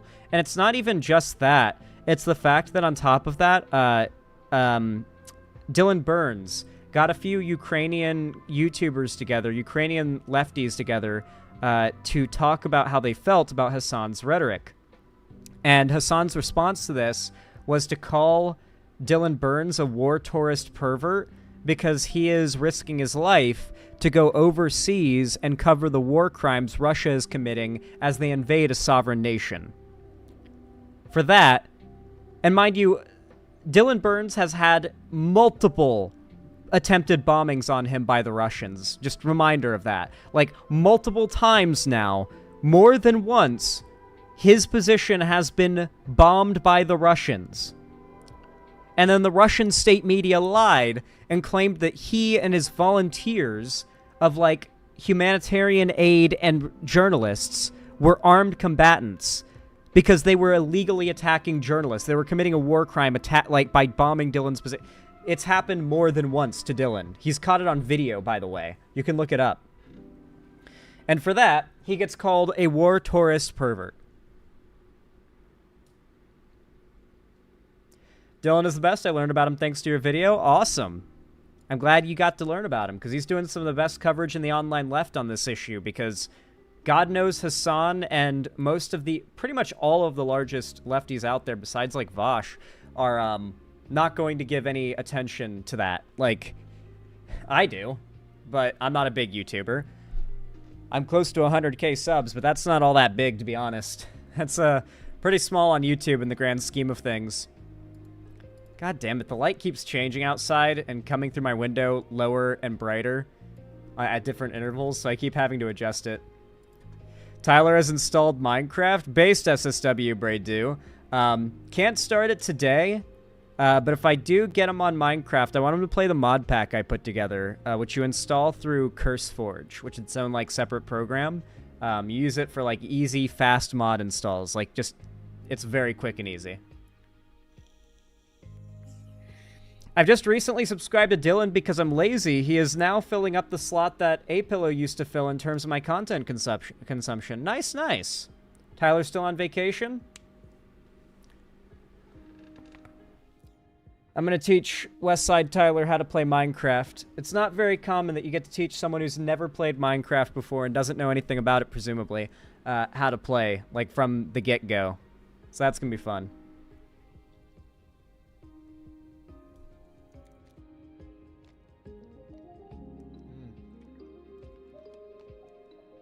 God, I've got dry-ass lips today. Thank God I have, like, chapstick and everything. I'm glad I've got chapstick. Some nice minty, delicious. It is actually quite delicious. I'm not eating it, but like when a little gets on my tongue, I'm not gonna complain. My lips are dry today, which is weird. It's really weird that I keep having dry lips and dry skin when you consider that I'm living in maybe the second most humid place I've ever lived in my life. Before this, it was Florida, and there's not much more humid than that, to be fair, but I don't know. I've heard rumors about you vaping. Is this true?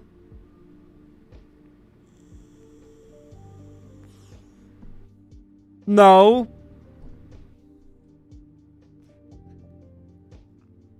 Alexia, thank you for the $10 donation. That's very kind of you. Thank you, thank you. It means a lot. Is Seattle humid? Yeah, it's like mossy and algae covered everywhere here, and it rains almost every day. Thank you for the $10, Alexia. I really appreciate that. Very kind of you. Sent nothing but a YouTube link. Mothman YMCA Snom Pokemon animation. What is this?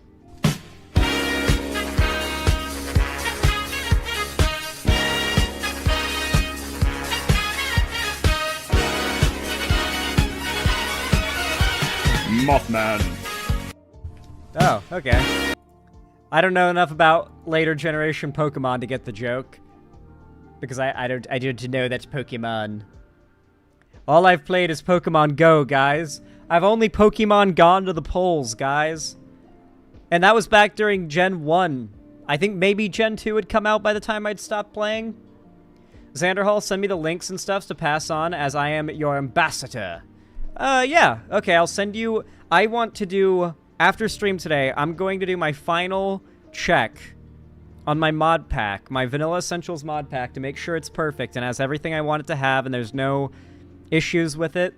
And then I'm going to make it public. I'm gonna make public the 1.0 version of my Vanilla Essential mod pack. You guys have been asking for. I'm gonna post it in my Discord, and we'll be able to send it to Westside Tyler to be able to get it installed as well.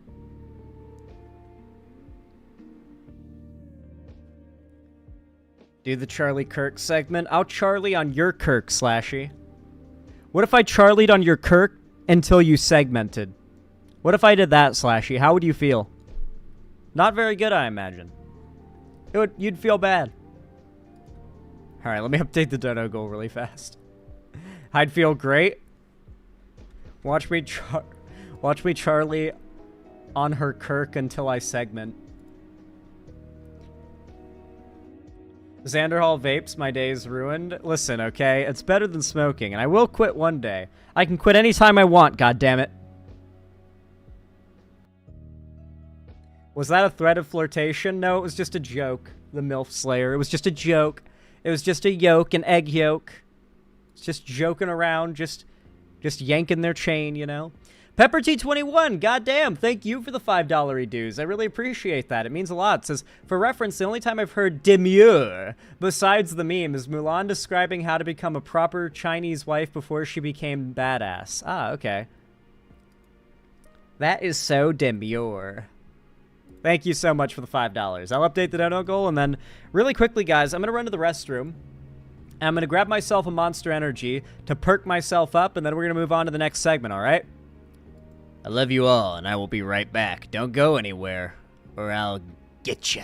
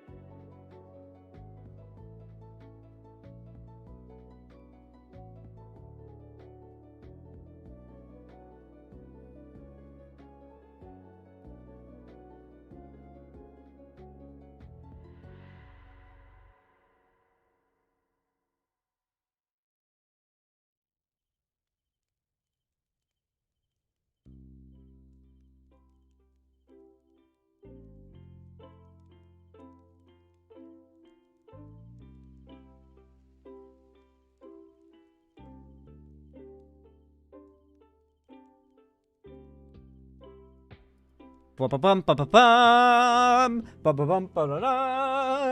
love how it's just like a cloud went over the sun since last time I was on screen, and so now it's super dark. And I've got to like rebalance my shit. I recently got COVID, felt crap for one day, and then later the antivirals started to work. Oh, Nightmothism, I'm sorry you got COVID. I really hope it gets better, and I hope you don't get long COVID.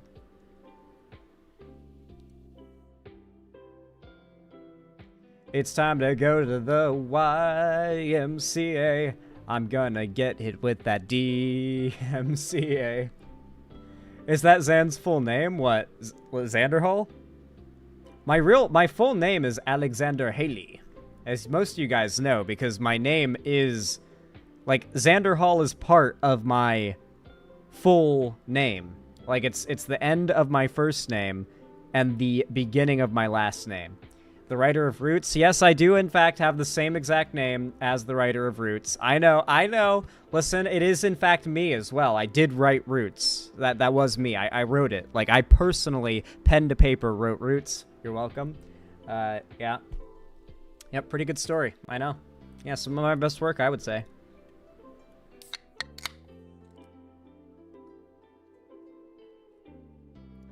I'm pretty sure I have COVID too, and I'm praying it goes away fully and I don't get cursed with long COVID. Oh, Hyliana, I'm really sorry about that. I will say, I ended up getting long COVID, and I have dealt with the symptoms of it for like about 2 years now, maybe a bit more. And only in the last like 6 months would I say I felt the most recovery. Like, I genuinely felt like I was making little to no progress for about 2 years, maybe a year and a half. And then over the last 6 months, it's been, like, comparatively, like, race car speed, you know? Like, I woke up yesterday and I noticed that my back, which has been hurting in a particular spot since I got COVID initially, has finally stopped hurting. Which is, like, the first time it has not hurt there in literally over 2 years. So, it's slow, but it does seem like some people can recover from long COVID even after years of suffering from it. And I seem to be one of those people, which I'm happy to report. Now, I just need to make sure I never get COVID again.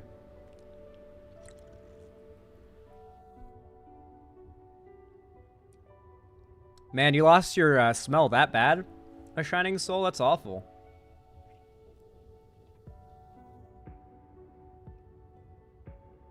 I don't know, I can't think of her right now, TSW the Shadow Wolf, but I mean, I guess good? I would assume good. You know, that would be my guess. That would be my yeah.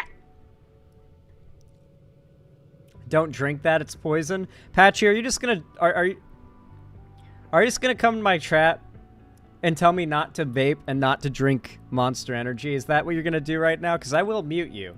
Don't you be a buzz killer, okay? We're having fun here. Sorry. I love you, Patchy. But, listen, this hurts me more than it hurts you. Sometimes my chatters have to be disciplined. Otherwise, you guys will post cringe. Unfettered. Which cannot be allowed, as you guys can imagine. Top 10 anime portrayals. I was just goofing around. We don't goof around here, okay? We lollygag, Patchy. Get it right. You're not in any other streamer's chat where you can just goof around. We lollygag here, okay? Learn the difference. It's very important. I'm just fucking with you. Now I'm goofing around. Anyway, the nerd, thank you for the tier 3 sub. I really appreciate it. Very kind of you. It means a lot, and I really, you know, thank you. It means a ton. Helps to keep the roof above my head. Appreciate it. Said, nothing. Well, actually, no, you did say something. I can find... Here, now I can see it.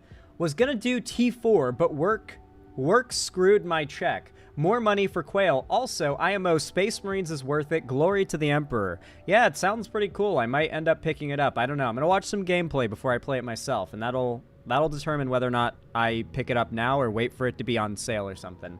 But I really do appreciate it. How many months is that, by the way, the nerd? I don't want to undercredit you. With a dono that with a sub that big, if it's a 3-monther and I only credit you for 1 month, I'm gonna feel bad.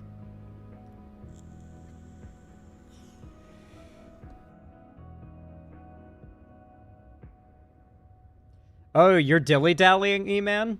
Yeah, we dilly-dally a bit here sometimes. So I can respect that. Whoa, the nerd! You absolute mad.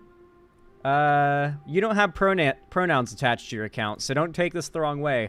You mad lad. Oh my gosh. Thank you so much. That is $48 dues right there. I really do appreciate that. You are very generous with that dono. It really means a lot, and I hope to God you appreciate those 3 months of that red name and those nice emotes you unlocked along with it. Thank you. Really means a lot.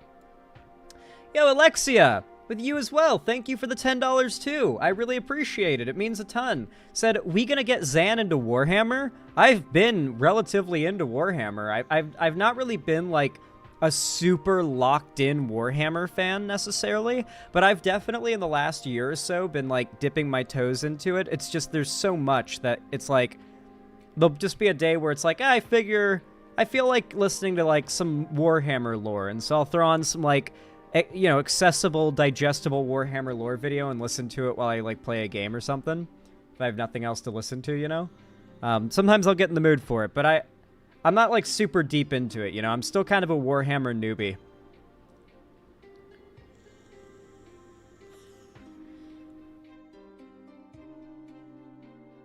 Anyway, thank you for the $10, Lexi. I appreciate it. And yeah, we very well might end up having me get into Warhammer soon. That'd be pretty neat. Maybe I'll become a big fiend for it.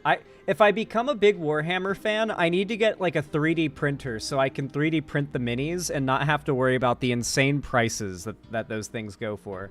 Like, it's apparently normal for like a mini as big as this vape to go for like $100 or more. Maybe hundreds, depending on what it is, right? Because in the tabletop games, certain units or certain minis represent a really good unit, and so the value of the unit will play a part in the price to buy the mini. Because it's not just a decoration, it's also it's like a Pokemon card, Like, it does a thing in a game.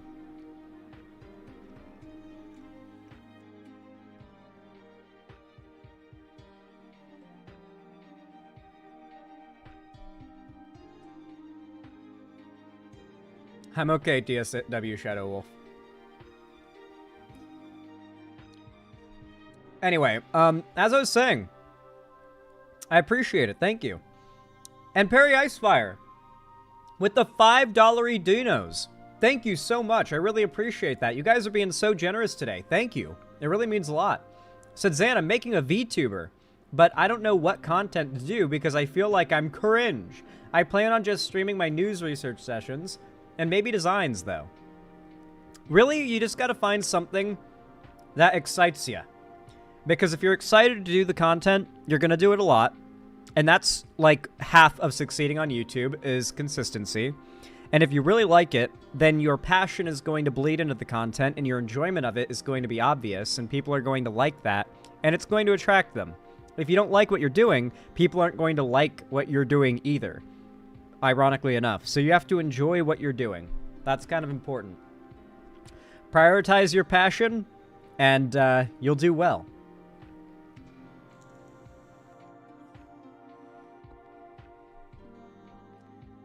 Xander Hall, I made an AI Dr. Disrespect diss, heavy metal. If you could please check it out when you have the time. We're not a big fan of AI here, but we'll listen to it because it's funny. Dr. Disrespect diss track by Deadpool. Alright, we'll listen to a bit of this. It's 3 minutes long. Fuck you, Dr. Disrespect, you're a creep who likes minors. Think you're a legend, but your rep's a liar. Built a following of a fake pride, but behind the scenes you hide and can't deny.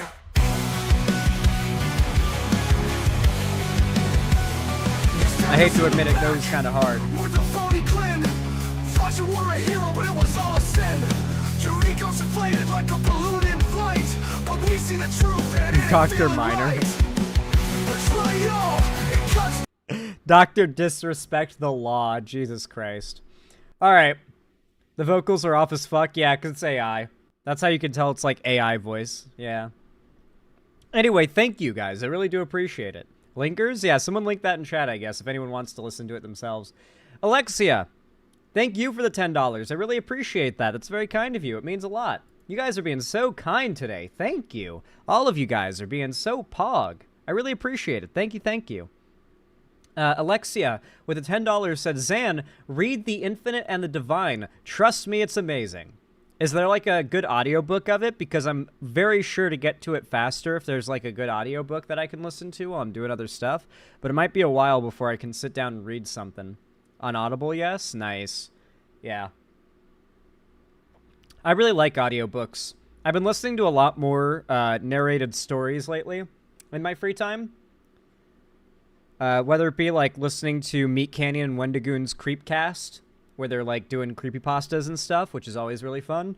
Or, hell, I found a little while ago, I found a really good audiobook of all of the Lord of the Rings, and I've been slowly listening to that for like kind of like a reread, but I've been slowly listening to that because it's like a really high quality audiobook. Like the person who's reading it is doing a really good impression of all the characters. They're using like sound effects and like music from the movies, so it's really hard to find copies of this audiobook because it's like constantly taken down for copyright. So but it's really good. It's really, really fucking good. Meat Canyon centrism irritates me.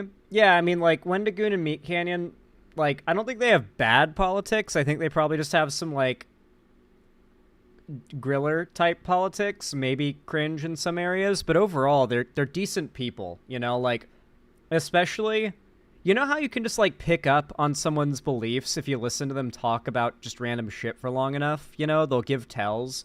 Like, a tell that they gave was like a disapproval for the idea of like conversion therapy.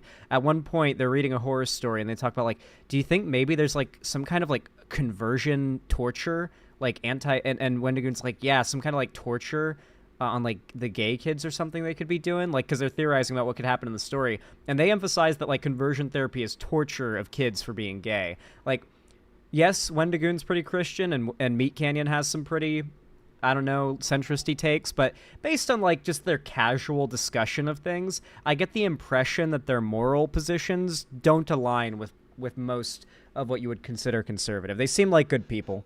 They legitimately do, and that's really the best way to figure out like those tells is just to listen to their content, right? So yeah. Zan, what you think of the pancake tanks, aka the T92 light tank and the AMX ELC BIS, etc.? I don't have tank autism. I don't know tanks all that well. I'm gonna be real with you. Worst thing about Mudahar, Meat Canyon, and Wendigoon is that they are close with Turkey Tom. I mean, every big YouTuber is friends with each other. That's kind of to be expected.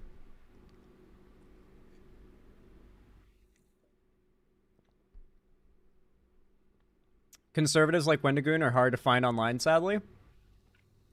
They exist. There are good people who are generally conservative-leaning, but, like, aren't judgmental, awful, like, mean people. Anyway. Thank you so much for the $10, Alexia. I really do appreciate it. It means a lot. And you are extremely kind and based for that. Really, really pog. Thank you, everybody, as well. Because you guys have been just cumulatively being very supportive today. And then Pepper T21 with the $5. Thank you so much. I really appreciate it. Said, my favorite Warhammer planet. That was like a little mini lore video. We'll check this out. Thank you for the $5, Pepper T21. Yeah, we'll go ahead and watch this since you did donate it. So the universe of 40K is pretty grim, and there are so many planets to explore. You might be asking yourself, what is the darkest, scariest planet in the galaxy? A galaxy full of war and evil. Well, my friends, that is Birmingham.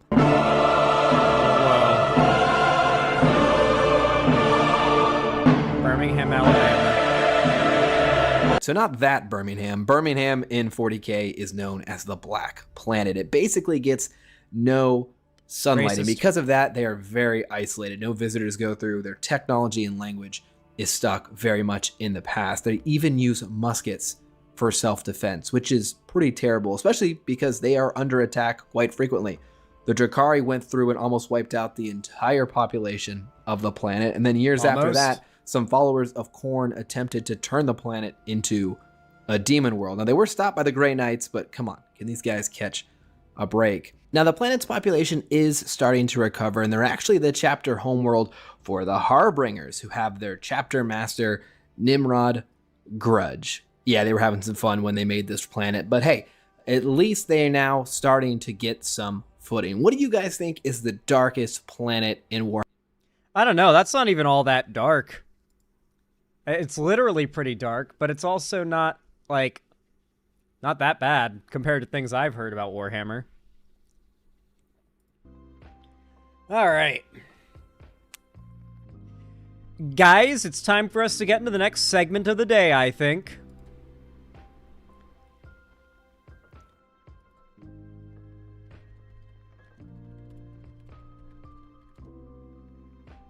First, though, I do need to update the dono goal, because you guys have been extremely generous, and I don't want to undercredit you guys. There we go. Guys, thank you so much for your support so far. Y'all are popping off today. Thank you. You guys are amazing.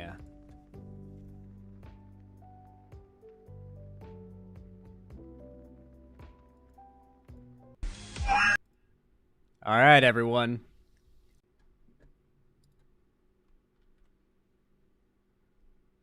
All right.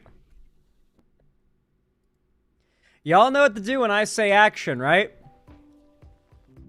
3, 2, 1, action.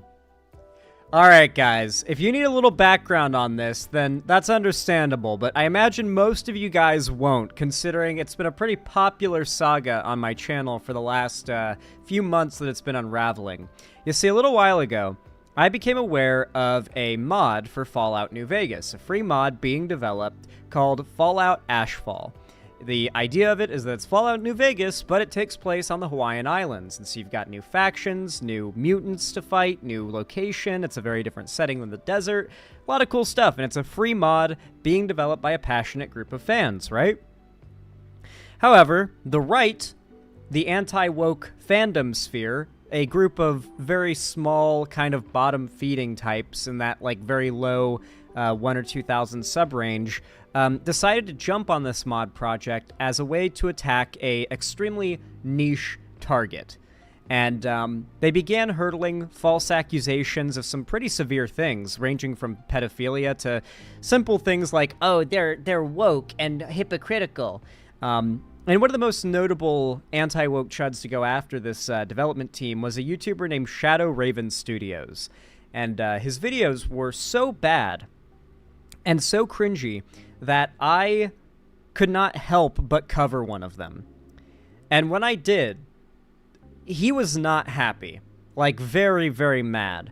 I would love to go into detail about how cringe this guy is, but just look up Xander Hall Fallout Chud, and my videos on the guy will come up, and you'll be able to see for yourselves what I'm talking about. It's really something.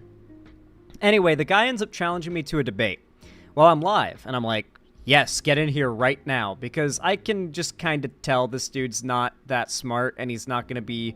He believes awful things, and is not really a good debater, and so... he's not... Like, he's going to be very... He's a very bad person who's going to be very easy to just steamroll. And I was like, yeah, get right on in here, dude. And I proceeded to bully him for like 30 minutes or something like that. A little while after, or maybe before, Moment of Sanity, who I believe is in chat right now, shout out, ended up debating Shadow Raven as well. And shortly after, he would proceed to delete all of his YouTube videos. Or no, actually, I think before that, he would proceed to upload a video of hentai porn from his computer with the sound of him grunting and commenting on his thoughts on it as the video's playing. Some of these images have been claimed to be lolly, to be exact. Yes, allegedly several of the images were lolly, for those that don't know, like anime drawings of kids, like little girls to be more specific. And then afterwards, he was quickly struck down twice. He got 2 strikes in his channel, and then shut down shop for a little while, closed up his channel. And he was gone. And we thought, oh, okay, he left the internet, I guess. Interesting way to dip out, but all right, I suppose, you know, it's just, he's gone now. Well, he's returned. About a week or so later, he has returned to the internet, and he's returned worse than ever, because the way that he's decided to announce it is with a torrent of false copyright strikes abusing the YouTube copyright system to take down archival channels that have talked about him uploading Lolicon, and apparently is attacking Moment of Sanity as well to try to take down their videos on Shadow Raven as well. So I've got Moment of Sanity's newest video up about this, and we're going to go ahead and watch it. I've been requested to watch this, and I'm pretty sure Moment of Sanity in chat right now is pretty excited for me to watch it. And if anyone wants to go send some love to the original video, and you should, then please go click that link and drop a like, drop a view, drop a sub, drop a comment. Be good, be pog. And let's get right into it, because I want to know what this guy's deal is. Is he back, like, for real, or is this just some self-destructive attempt to get back at everybody who owned him, you know? I'm curious to figure out what this is. How's it going, everybody?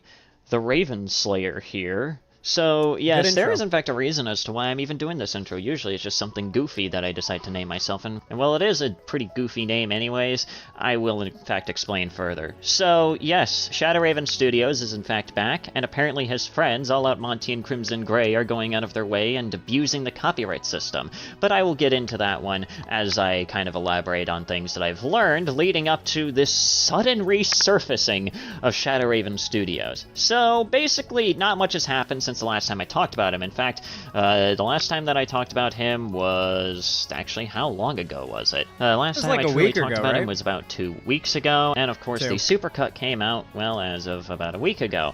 And apparently, a lot of things I've ended up learning, so ever since Shadow Raven Studios uploaded that video of him jorking...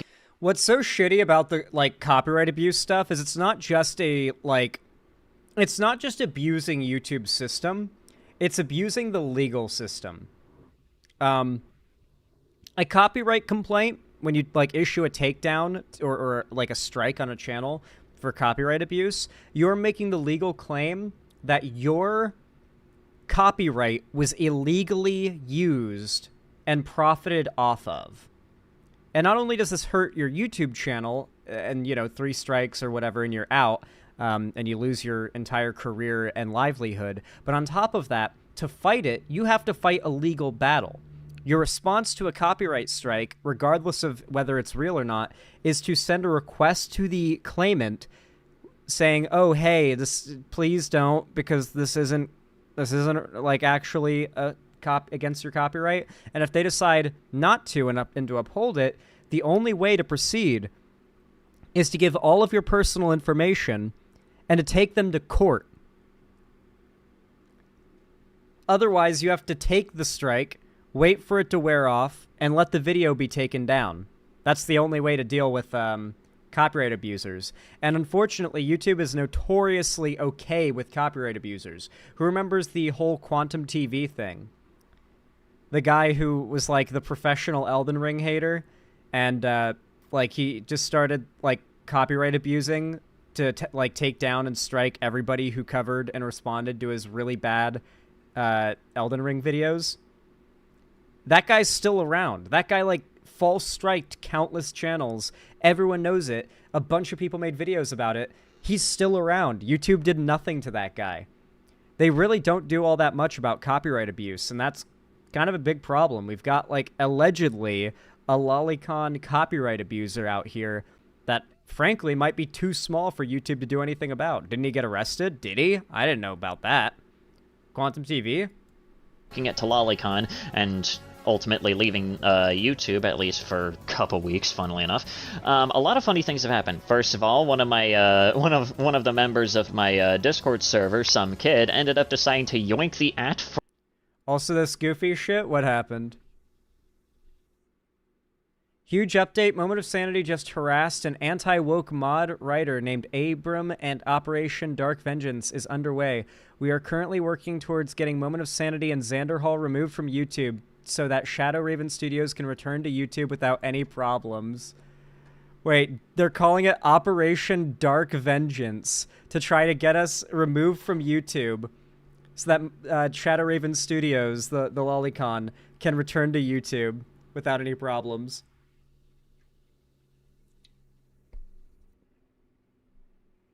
Are these guys 14? Well, I can tell you, based on what was posted by Shadow Raven, that's definitely... There's some... You're close. You're close, but not quite. for Shadow Raven Studios like old account and is now kind of using it as kind of like a fake Shadow Raven Studios account. I think it's actually genuinely fucking hilarious, but of course it means that Shadow Raven Studios can't really use that old anymore. But of course that won't really matter anymore because, well, he's back on a different account, at least I believe he is. On top of that too, I ended up learning that apparently I don't think you can issue copyright claims on content that isn't your own. Through the system. Maybe you can, but I think it would be way easier to get YouTube to waive it if the bots can detect that none of the copyrighted content of the channel that made the claim is included. Because if he's on a new account, it's like, I don't know. Also, no, I haven't gotten any strikes yet, so they're planning on making a documentary on not just myself, but also probably on Xander Hall and probably anybody else that's, affiliated with the Fallout Ashfall mod to really any extent, even if they've just probably lightly talked about it in a semi-positive light, or if they've talked... Like, we've really stumbled across, like, a little cubby of weirdos online, you know? Like, if you go out looking for, like, a little, like, niche community of hyper-obsessed, mentally ill weirdos, you can find them. And we've found that group of mentally ill weirdos. Talked about it in a way that is contrary to their beliefs on it, they're probably going to include you within this weird cringe-ass documentary. And on top of that, too, I ended up learning that apparently, because Shadow Raven Studios ended up getting laughed off of YouTube by me and Rince, apparently this weird Confederacy of United Modders, and yes, their acronym is unironically COM, and I'm surprised that they don't actually realize this yet. But this weird Confederacy of United Modders, which is apparently this group that Shadow Raven Studios was this big mouthpiece for. Okay. These people have to be trolling, dude. These people have to be trolling. COM. Their acronym is COM. Really?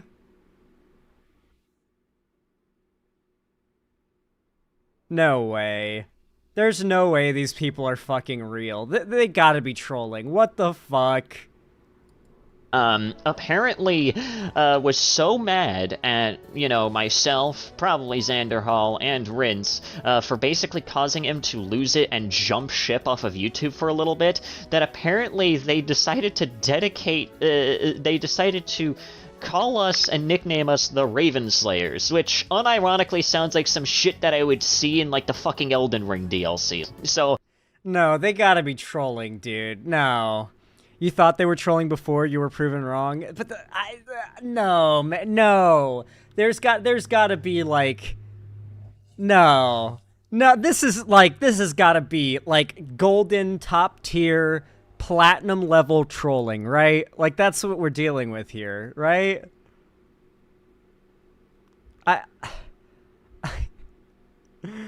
Oh my god. Obviously, I'm kind of playing into it a little bit here because not only is it goofy as hell, but they unironically made us sound so badass that it's not even funny. But apparently they're deciding that they're planning on trying to avenge him in some way. And I guess their first line of defense, outside of this weird documentary that they supposedly plan on creating, is apparently false striking archived videos and any videos that apparently have talked negatively about Shadow Raven Studios. At least that's my guess, considering that All Out Monty and Crimson Grey are probably also part of this weird-ass confederacy. So of course I ended up discovering this, mainly due to a comment thread here underneath one of the archive channel's recent videos, which is of course a re-upload of a video from the How to Exist guy, which, well, judging by this, I'm assuming it's just All Out Monty's alternate account, titled Why Moment of Sanity Should Collab with All Out Monty. Okay. I need... Shadow Raven Studios, I know you're watching this, and I assume, like, I forget his buddies' names, but I assume they're watching this too. If you're not trolling, okay, for starters, if you are trolling, bravo.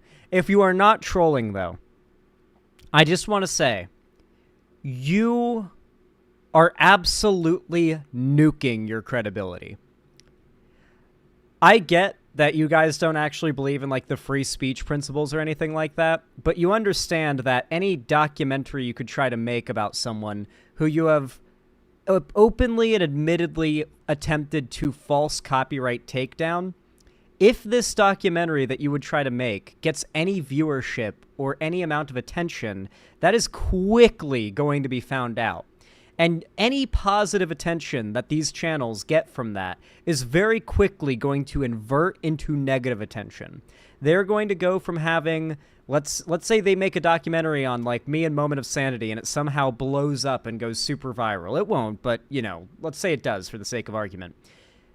Once it's found out the people who made that documentary are false copyright abusers, I promise you, the YouTube landscape is not going to treat them well. All that positive attention is going to become a wave of hate that most people are not ready for. And if this guy is really not trolling and actually uploaded lolicon onto his channel, the amount of negative attention he is going to get is going to be a real fucking problem for him. Because people are going to find out about that. They're going to be calling the cops on him. They're going to have, like, the FBI visiting his house and, like, searching his computer and shit. That happens. So, like, these dudes would be doing one of the most self-destructive things they could possibly do to try and go about all this and try to get legal with it, with the false copyright system, when they've posted what they've posted on YouTube. It's like, ooh, you really don't want to get the law involved after what you've already done, you know? And apparently, and I cannot believe this, I have tried to avoid even bringing this guy up when he did come up during the Shadow Raven Studios situation, even back when it was still, like, really heavily going on, but I just can't avoid it anymore, because apparently this comment from none other than fucking Tarragon, you know, the guy that decided to make this gem of a quote? I know what the fuck 1 + 1 is, you fucking asshole.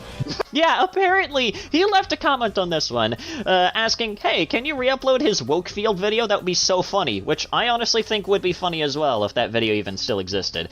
But of course, that's when this guy's gotta be a troll. He's gotta be a troll. He's gotta be a troll, dude. He's part of a group called Come. His first video, or one of his first videos, was called Wokefield. It's like, oh my god, dude.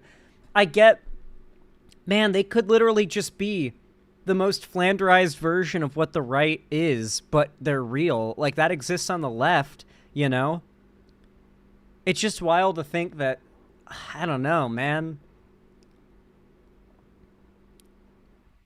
I'm trying to keep my filter on, okay? I'm trying to keep my filter on and not say anything too mean. Found out that apparently Shadow Raven Studios is back on this new account in which he goes, I wouldn't do that. That would be a very bad idea. By the way, you can thank me for the reason being this fraud's channel is missing videos now. I've tried my best to at least make it sound like coherent English. To which Tarragon... By the way, he would probably have no problem taking down archive videos, because archive videos are just re-uploads of channel, like, videos as they are.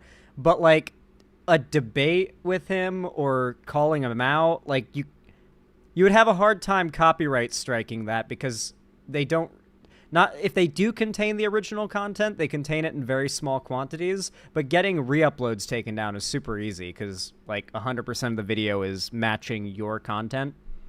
Responds with confusion, and then states, well, I can see clearly this whole time you were a double agent, traitor! I copyright claimed the vids he stole from me, so don't even think about giving him any more ideas. This won't end well if he continues. Now, of course, what he doesn't realize is that it wasn't just a copyright claim, it was a copyright strike. He copyright struck videos, meaning that he decided to abuse YouTube's broken copyright system in order to get videos that make him look bad taken down. And these are just videos that were made by him. Not even just videos made on him, just videos made by him that make him look stupid. Well, yeah, but that is part of why he's able to take it down. So that wouldn't be copyright abuse. Him taking down re-uploads of his content isn't copyright abuse. That is he is fully in his right to do that. But if he, say, takes down, like, a Moment of Sanity video that shows, like, 4 minutes of clips from one of his videos, and then it's, like, 10 or 15 extra minutes of commentary, that's copyright abuse. If he takes down, like, a video just talking about him, copyright abuse. If he takes down, like, my debate with him, that would be copyright abuse, because he doesn't own the copyright to what's in that video. But if it's an archive channel, they're just archiving re-uploads, so that is actually correct usage of the system. But this guy, you know, is obviously doing it for shitty reasons, right? Because apparently, at least according to the Shadow Raven Studios archive channel, which I will in fact have a segment later on featuring a couple of my friends and their own thoughts on this entire situation, kind of explaining this, but apparently the re-upload of the leaked Fallout Ashfall trailer apparently sparked Shadow Raven Studios to resurface and team up with All Out Monty and Crimson Gray to try and go on this weird copyright striking campaign, which unfortunately, since YouTube doesn't I guess they have such like a hate boner for this mod that like every time something new comes out for the mod, they freak out and go after everybody who's called them out. Man, maybe they aren't trolling. Maybe there's just like a deep obsession with this mod and its team for some reason.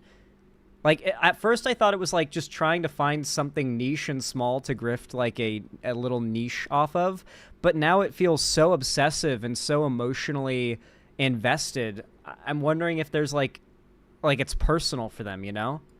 Doesn't really know how to handle archival videos all too well. I'm pretty sure, unfortunately, the archive channel is probably going to get hit the hardest, but I highly doubt that any videos that I made on Shadow Raven Studios, especially probably the most damning one about him uploading Lolicon, are really going to get affected all too well because, well, not only are they fair use because they're extremely transformative, but on top of that too, the video that I made most recently on him where he uploaded Lolicon doesn't even feature any videos of his, and instead actually just features a video of one of his meat riders. So unless he's going to try and claim a meat riders video as his own, then I highly doubt that he's going to be able to do anything against me, and I would love to fucking see him try. Now, of course, Tarragon responds here stating, "How am I a double agent? Are you okay? And why did you claim his videos?" And I just kind of respond by, I initially thought that this was like a fake account by Shadow Raven Studios, but of course, after looking back through this is exactly the same mannerisms as Shadow Raven Studios. I remember this kind of, you know, way of talking, really to any extent at this goddamn point.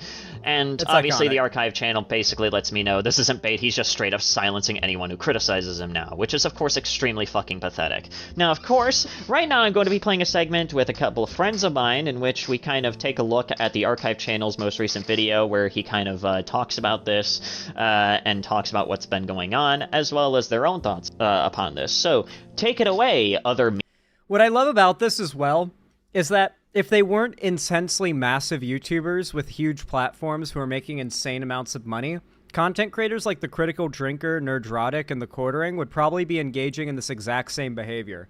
Like, if they were just little niche weirdo channels with 2,000 subs like Shadow Raven was, they'd probably act exactly the same and say the exact same shit and behave the same way.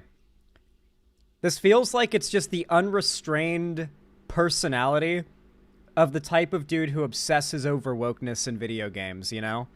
Like, when they're not trying to be reserved or they don't have a filter on, they're Shadow Raven Studios. Like, Shadow Raven Studios is like the distilled, pure version of that kind of person. Me, as well as Domino and Paper. Here's the segment. I have two friends here that go by the name of Domino. You probably know them at this point. They've been featured on the channel a couple times. And Paper, who, well, appears pretty semi-frequently on streams. Hello. And this is the video that was recently uploaded by the Shadow Raven Studios archive, literally as of 18 minutes ago, at least as You're recording not streaming to the call. Oh my fucking god.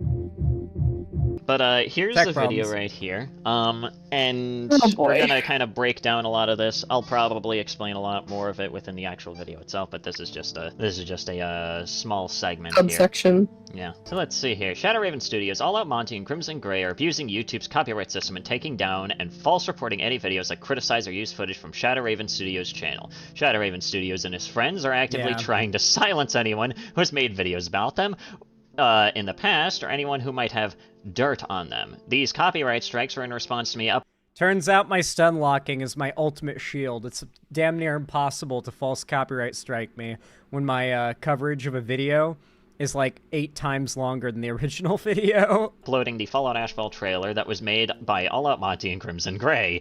Well, shit. If you can download and archive any and all videos you can still see on this channel before it's too late. And I guess this is just showing off that this is that the strike is in fact actually real here. So apparently, oh my god.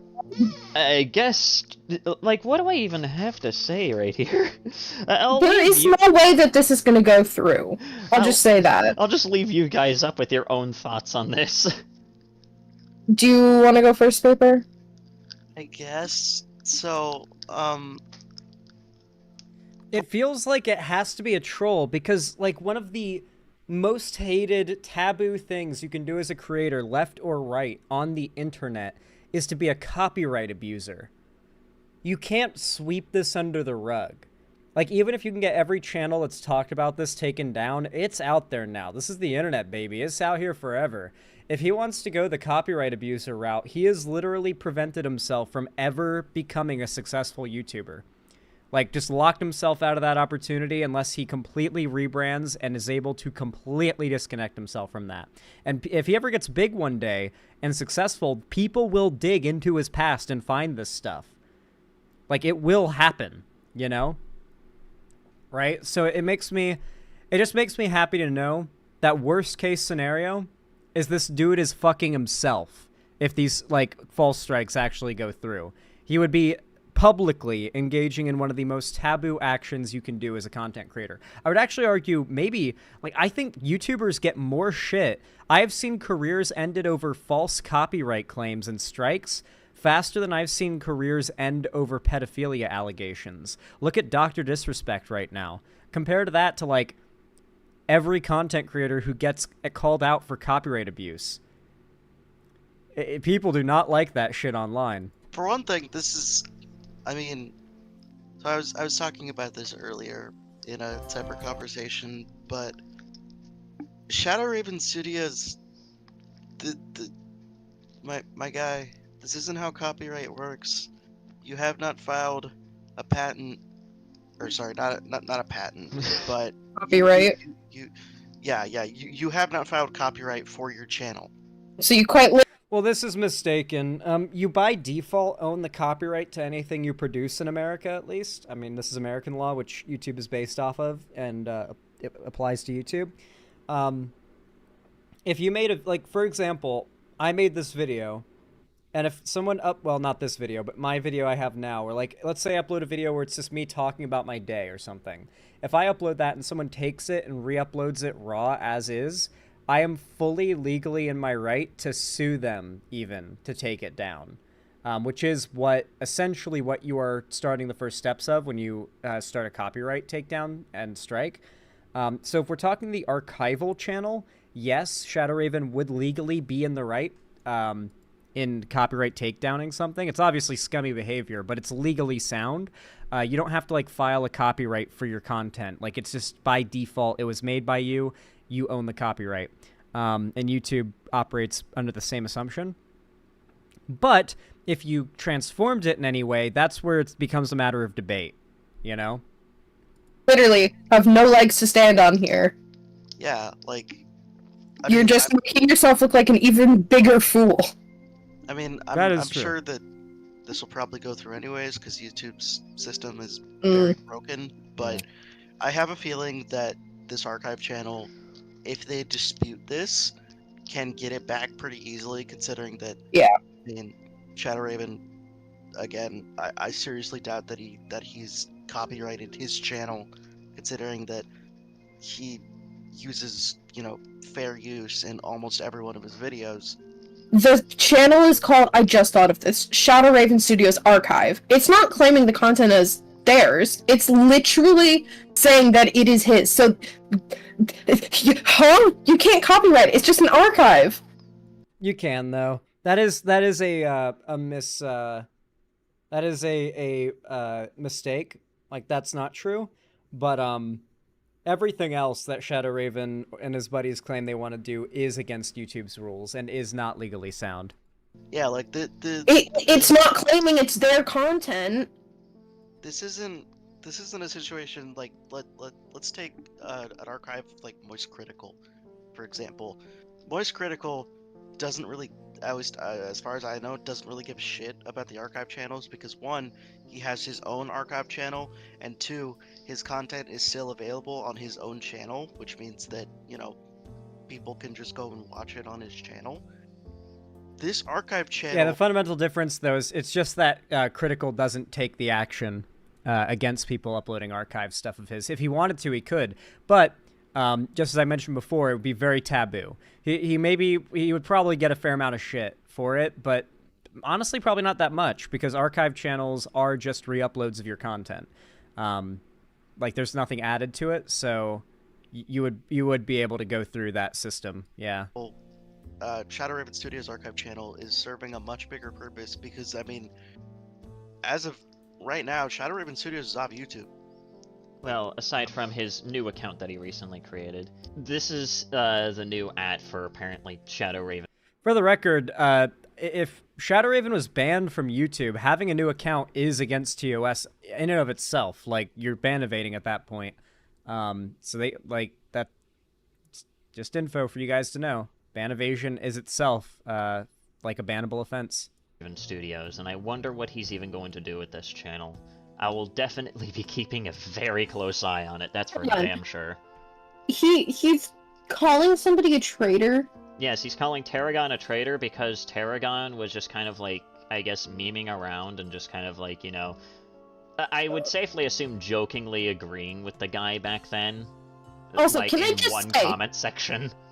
I wouldn't do that. That would be a very bad idea. He's, like, vaguely threatening. Or not vaguely, he's very threatening, actually. I'll just say it. He's very threatening. Yeah. Again. Dude, I'm really wondering... I wonder if Shadow Raven Studios will be able to get a strike off on my channel. Now I'm curious. Like, has he? He hadn't last time I checked. No, nothing yet. Nothing yet. Damn. I know Mr. Beast allowed re-uploads of his content. Yeah, but like I said, that's just a specific YouTuber thing. The determination of whether or not it's legal is up to, like, the court, but in a case of a re-upload, it would be, like, pretty undeniably the claimant would be in the right. Not defending Shadow Raven Studios here, just clarifying how, like, the YouTube copyright law works. You don't have to do anything to make your content owned by you. At least on YouTube, you don't, because YouTube follows the American copyright law. So, yeah. If you make YouTube content and you've uploaded something on YouTube and someone re-uploads that shit as is, you are fully in your right to take it down. Just so you know. But yeah, if they transform it, like adding commentary, debunking it, responding to it, especially critically, that, like, even just the critical response transforms it enough to be fair use. But yeah. You can copyright claim re-uploads, but if they're crediting you, it's actually a bad idea engagement-wise. It is a bad idea, and I've made that case before, but they are legally in their right to do so. Re-uploads do fall under plagiarism, to be fair, but SRS is still a degenerate. He is definitely a degenerate. It's just sort of that's sort of my point. Today's follow-up is more information about the goobers in the Cum Federation. More cum news. Oh, look, a little creature. How's it going, everybody? Flashbang here. I like that So critter. I feel like I might as well at least start off this that video Roblox? with a little bit of an important message, if you will. Mostly towards Shadow Raven Studios and his little group here, okay? After all, apparently they're asking for this, so I feel like I'm only obligated to at least give them this one. Dude, Roblox to looks Shadow crazy Raven now. Studios and his weird little confederacy, I sincerely apologize for not giving a damn about your feelings. Did you really think that I was actually going to apologize? Yeah, no. Unfortunately, I might as well. Alright, moment of sanity. I'm gonna hit you with some based YouTuber advice. It's gonna change you, okay? You know how gameplay videos of first-person anything tend to come out looking really grainy? Like, movement, turning the camera, moving around fast, makes the visuals go grainy, and you can watch, like, other gaming YouTubers, and theirs doesn't do that. I was always like, fuck, how do I get mine to look that good? Especially when I'm streaming, because it's even harder when you're live streaming than when you upload videos. What you want to do? Go into your video output on your OBS. I assume you record with OBS. Go into your video output and set your bitrate for recording at 51,000 KBS. Right now, it's probably set to like 4,000 to 8,000. Set it to 51,000 and then record the gameplay. And you're going to notice a big difference. You could also have it becoming kind of like grained up by the rendering process if your rendering settings on your editing software aren't set to be like 1080p 60 and like a high bitrate as well. But recording at a higher bitrate you're going to notice an instant, like, huge difference. It's going to be like, what the fuck? And because you upload videos instead of live streaming, it's going to make your gameplay look crisp and clean. Oh, shit, thanks. Actually, I'll see what I can do. Yeah, no problem. I know that I had, like, that was one of my big, like, how do I fucking fix this problem type things when I was a streamer, because they don't make, like, there's no guides on how to be a streamer and how to use the software, like, in every little way, like, every little, like, thing you have to do with it. So that's one of the most useful things right there is up that bitrate for recordings. I'll just kind of let you know right now.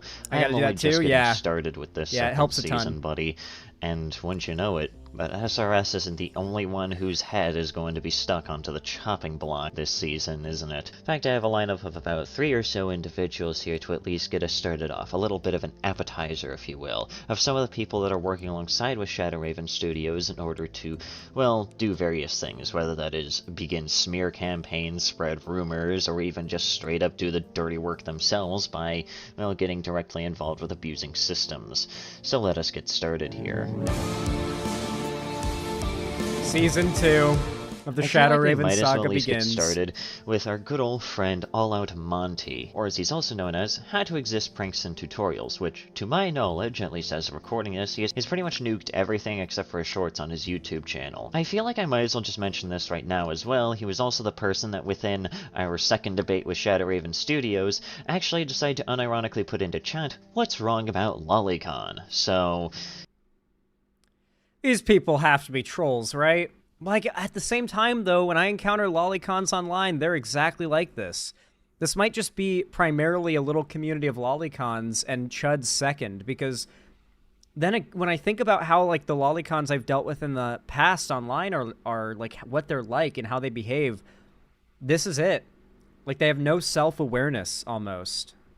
Yeah, we're dealing with a real stand-up guy today, aren't we? But of course, the main reason why I'm bringing this guy up is largely because over the past, like, 12 or so hours, and I still can't believe that I'm even making a follow-up video this soon, over the, like, course of, like, 12 or so hours after I even finish editing the video for, I think, yesterday, as this video is probably going to be put up, like, the day afterwards, apparently just so much has ended up happening, to the point where, this guy, that goes with the name of Stuvius Pip, who apparently has his own YouTube channel, where he does his own things, namely in regards to, I guess, just various video game clips and whatever in the hell else they decide to do. Apparently he thought that this Stew Dog individual was either some sort of friend of mine, or perhaps some kind of an alias of mine for whatever reason, and I'm just gonna quickly let you know right now, if you genuinely think that this sounds insane, it only gets worse from here. But I feel like I might as well just, you know, kind of read this comment for you that Mr. All Out has decided to grace us with.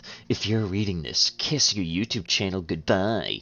You messed with the wrong person and they've called upon the Confederacy of United Modders for battle. If you're reading this, you are either Moment of Sanity, also misspelled right there, or a known ally of Moment of Sanity. Know this, if you're an ally of Moment of Sanity, you will only be spared from having your YouTube channel deleted if you create a video apology to Abram for talking bad about him. By the way, that's going to be one of the individuals we're going to be talking about here. Abram? Is that Shadow Raven Studios' first name?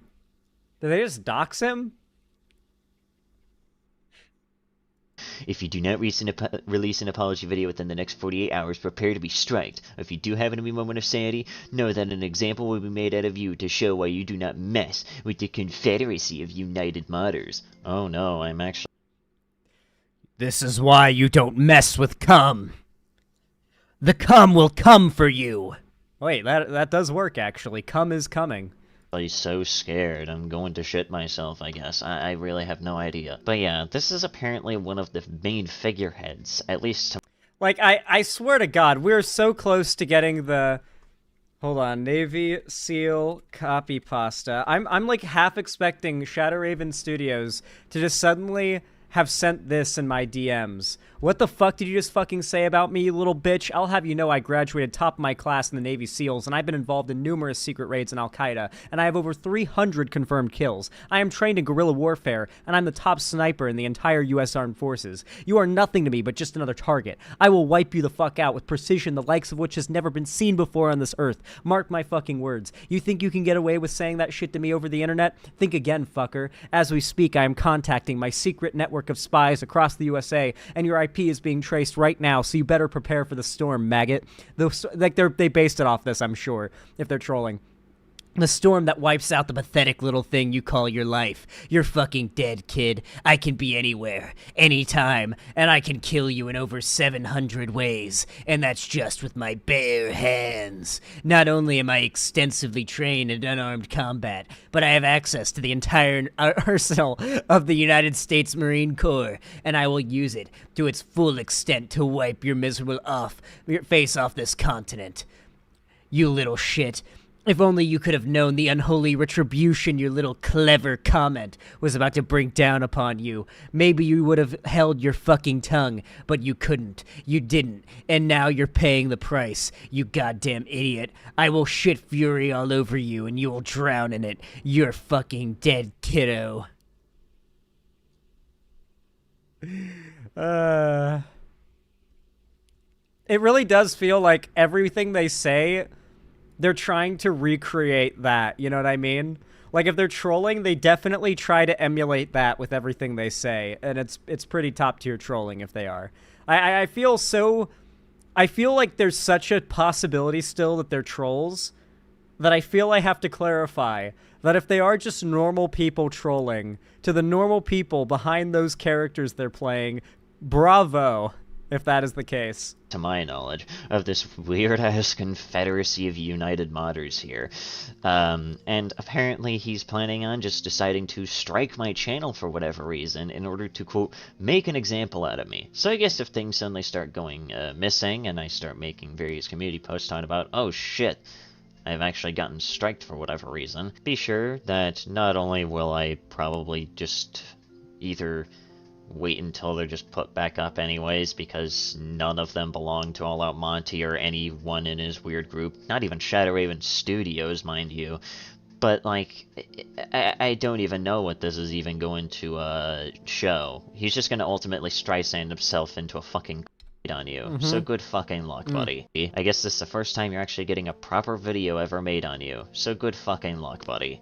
Yeah, this is what, he's basically doing the ultimate Streisand effect, where he's going to try so hard to hide these bad things that he's done, these dumb things he said, these things that if he ever has an audience one day, will nuke his career in an instant, such as the Lolicon stuff. Like, if he ever gets big and has, like, that big break. Like, it's so, he's done so much. It's like, I don't know, man.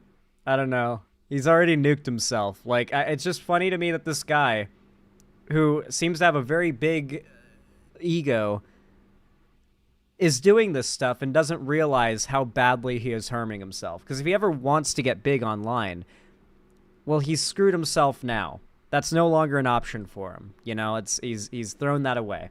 To the next person, which is this Ahab individual. Or as he also goes Captain by, Ahab. Abram. I really have no idea if they are, like, two different individuals or whatever, but he has, like, this weird friend, or potentially an alt that goes by... Like, this is why it's gotta be trolling, you know? Like, Captain Ahab, like, the whole idea behind Ahab's ship was that it was super diverse, right? Like, it was meant to represent, in a way, America, right? It was, like, super duper diverse in terms of, like it was like, that was the point. It was like the melting pot, you know, a bit like America. So it's funny to me that a weird chud online would name himself after Captain Ahab from Moby Dick. It's just because you could actually argue Captain Ahab was woke. The name of Greg or whatever, that apparently is trying to run this weird smear campaign of apparently me being a sexual harasser that's apparently sending his friend Ahab, like, feet or something like that. I feel like I should just mention this. What is it with this weird-ass group and feet for whatever reason? First it was Shadow Raven Studios with this weird supposed channel filled with Skyrim's feet and armpits, and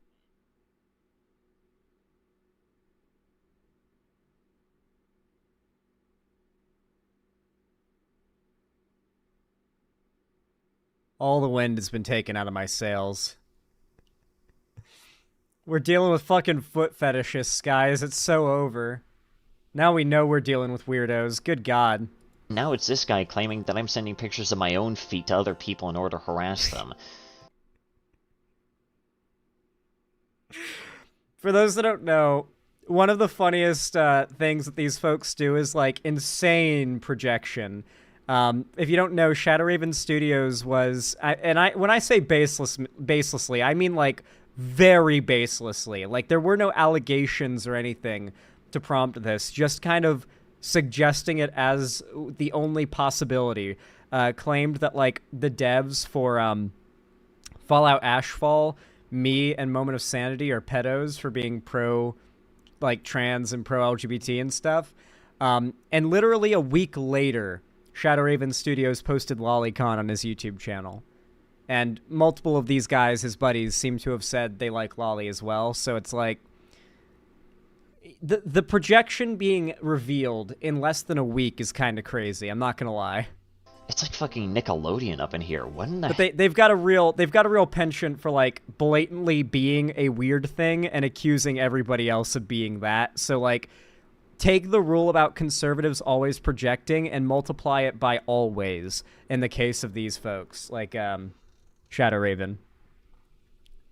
Hell is going on? But anyways, for those of you wondering what my own interactions with this Abram/Ahab individual is, literally my only interaction with this guy is that he followed me on Twitter at some point, interacted with a few of my tweets, and then somebody else, let's just call this guy Dave for the sake of anonymity, pointed out that, well, he actually feeds some other guy that we're going to be going into here later a bunch of weird fake information in order to try and spread some sort of weird rumors and whatnot, and he immediately got defensive about it. So of course I bring up the fact that I covered this said account on stream at some point. I brought up his name a few times. He continued to get defensive. I asked him why he was even following the guy in the first place, and once again tried to get defensive about it. And I pretty much just left it off at... And I pretty much just, at least at that point, because I hadn't really been given enough information, at least at that point, I just simply left it at, okay, I'll just keep my eye on you and we'll just leave it at this. And I just simply left it. That is interesting. Hold on. Let me... Okay. I want to read the whole interactive. Not only, but I covered this account on stream and it brought your ass up at least 5 times in one scroll, bud. Yeah, him and a few other people are doing it. Someone was impersonating me on Discord and DMing people weird shit. It's annoying. But why are you following the fucker? Other modders in the community are, and for a while he'd just post dumb shit that was hilariously inaccurate but relatively harmless. That's changed. Also, following someone doesn't mean endorsing them. So I'm gonna keep my eyes on you. Okay, yeah. Yeah. I can imagine that the dude might have been, like, not Moment of Sanity, Shadow Raven Studios might have been, like, kind of like a little bit of like a inside joke for the modding community for a while. I get that vibe.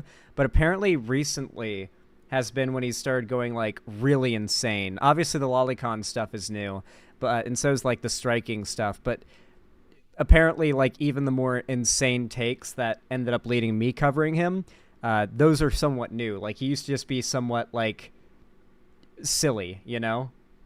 I'll just keep my eye on you and we'll just leave it at this. And I just simply left it at that, and I thought that we were all good. That was until, well, literally while I was at work yesterday as recording this, where apparently one of his friends decided to come up here and try to run this weird-ass campaign, in which me and my friend Paper decided to actually just kind of start asking him some questions, asking him who the hell this guy was, what the hell this guy was even talking about, where the proof of any of this is. Did he try to claim that one of his friends was sexually harassed by Moment of Sanity?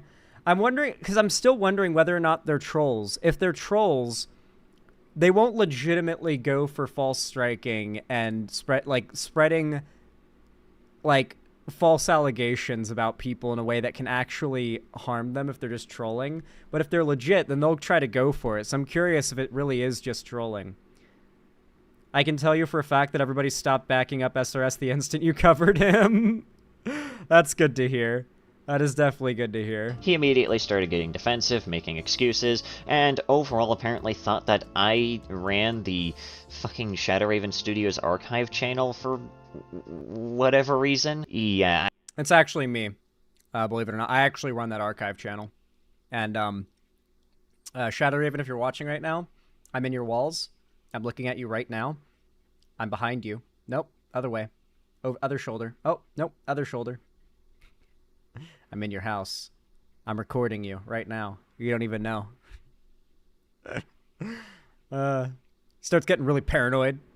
Tearing his house I really apart. have no idea. But after I pointed out that I don't own the Shadow Raven Studios I'm not archive the Shadow channel Raven or archive anything guy. along those lines, and that unless there's really any proof, then there's really nothing that they can even do other than, I guess, well, their weird little crusade here, then he just kind of shut up after that, which is at least good. But now on to the last individual here that goes by the name of Sneedclave Anonymous. Now, I'm not even sure if this guy's even associated or affiliated with this confederacy whatsoever. He just kind of seems to be this weird, quote, insider for what's going on behind the scenes of, like, big Fallout mods or whatever the hell else, who apparently is starting this weird-ass campaign against, like, me, Ashfall Dude, and a few others. It's kind of silly, I will, in fact, just be honest. But at least there's...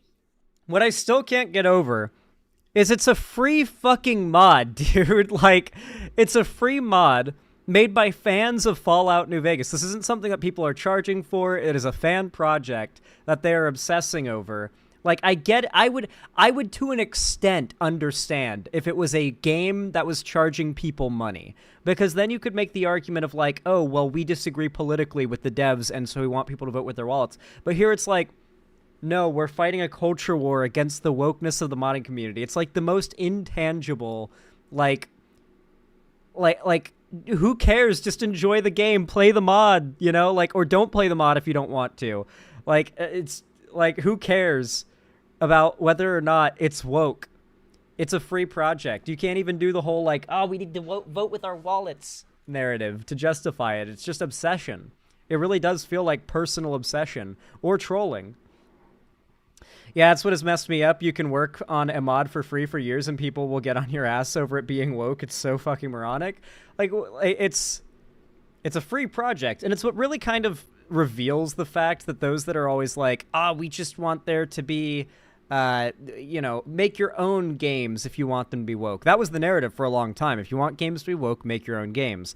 Obviously, they never meant that, considering where we are now in the landscape of gaming, where any game has so much, like, Spider-Man Miles Morales 2 comes out, and shocker, has a black character, a black main character, and you've got, like, half the internet losing their shit, right? And it's like, well, whatever happened to if you want diversity in games, then make your own games? They did, and now you're freaking out that those games exist? Now it's extended to mods, fan project mods. Now it's like, oh, well, you're not even allowed to make your own mods. We never meant the whole make your own games thing then. Xanderhall, guess who beat Fallout New Vegas a second a time for the NCR, and I see why people love it so much. I'm quite excited to finish Fallout New Vegas myself. And yes, NCR for life. We love the NCR. Not sorry, but slavery and crucifixions will end with, like, the Chad in the NCR uniform. I love that meme. There's a few little, like, weird, juicy, like, screenshots of, like, things that I'm just going to safely assume All Out Monty has said, because this guy is very vehemently stating that these screenshots are fake, so I wouldn't be surprised if All Out Monty himself is actually just this guy that's just saying this crazy garbage. And, of course, apparently he also has his own fucking Fallout Ashfall server, in which the icon is just, well, the one joke that every transphobe has. That pretty much just kind of rounds off everything, at least for right now. I never anticipated that I would... I feel we have to stream Ashfall now when it comes out. Like, we've gotten to the point now with this whole saga where there's literally no way I cannot stream Ashfall when it comes out. So we're gonna be there. We're definitely gonna be there.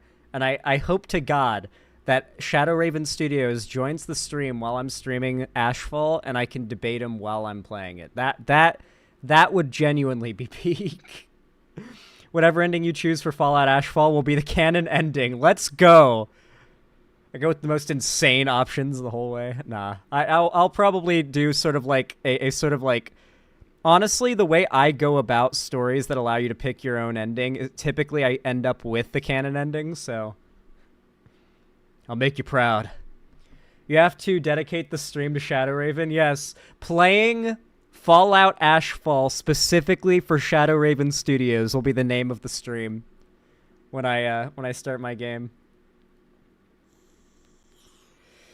My God, what a fun situation this is. Like, obviously there's some depressing factors, the lolicon stuff, the false striking, but you have to admit, this is just kind of funny as well. Like, we are dealing with some goofy little critters, you know? And I feel that memories of dealing with people like this online are what make the internet so lovable and memorable, you know? If the internet was just full of random normal people who did normal things and said normal stuff, would you really spend or enjoy the internet as much? Because I think it's these little weirdos that you can find if you just dig through the gravel and the dirt and the sand. You can find these little gems, these little communities of people who are just golden content. Golden content. Define normal, not like this. Not like Shadow Raven Studios. That's my definition of normal. Also, the All Out Monty guy made a video exposing the truth behind Fallout Ashfall, if that's something you want to cover. I'll watch a second of it. I'm curious. With hundreds of pages of character information. Okay, this guy is breathing into his mic very heavily. Like, to the point where I'm pretty sure you have to adjust your mic to achieve this outcome. Also, I don't know why, but there's just something really funny about Jamie Foxx's Django being his profile picture, but labeled All Out Monty. The shot of him at the end of the movie after he blows up Candyland and turns around and looks at the camera. Like, I don't know why that's his profile picture. Why is that the avatar this guy uses? It's just interesting. Because, like, this character starts out his story with like, his motivation being like, you mean I can get paid to shoot white people and it's legal? Sure, okay, because he's an ex-slave. And then he finds out about his wife and they go on an epic quest and it's super cool. But very great movie. Quentin Tarantino. To be fair, Quentin Tarantino made that movie and we know these guys are in defeat. So I think the circle is starting to form here. We're finding the connections now. The debate that broke Raven. Here, I've got... The segment's getting to close to an hour now, so I do have to wrap it up soon. But I'll watch a bit of this, and I'll watch a bit of what you sent me, Moment of Sanity. Backstories, stats, quests, main quests, side quests. Pretty much the whole game in a nutshell was in his document. And Crimson had worked very hard on that. And so I started working with him, and I enjoyed working with him, and we were doing very well. We produced a lot of great content together, and I especially produced what might be, I think, my best work as far as quest writing goes, which I wrote a whole quest from beginning to end called Missing, or Nalawale in Hawaiian. And it was about this group called the Night. Was this guy like an developer for the mod who ended up getting mad because of political shit? Well, what do you mean I'm not allowed to say the T-slur in the official Discord for the mod? What do you mean I can't call our fans the F-slur when they admit they're gay? What do you mean I can't call black fans of the mod the N-word? What are you, political? Yes. Was I? Yeah. Yeah, I can tell from the heavy breathing that there's a lot of anger in this guy. I can tell there's a backstory here. He got really inactive and I had to kick him out for inactivity. Then he went to Shadow Raven Studios. That's fucking hilarious. He sounded like this all the time, by the way. Maybe these people are real then. Jesus Christ. No, these people might be real. Oh, the internet. Oh, just such a it's like a diamond mine, dude. I love the internet. I really do. Thank God for the internet. I could have lived my whole life without knowing people like this exist. And what an awful life that would be. Oh my God. Okay, everybody. If you enjoyed this segment and found it fun, entertaining, or educational by any means, please consider dropping a like, subscribe, and ring the bell icon on my channel. It really means a lot no matter when, where, or what you're watching. It helps a ton and really does help a lot. And if you haven't already, make sure to go subscribe to Moment of Sanity and to check out the Fallout Ashfall mod if it sounds cool to you. I personally am a little bit of a sucker for tropical landscapes. If a game takes place in a tropical setting,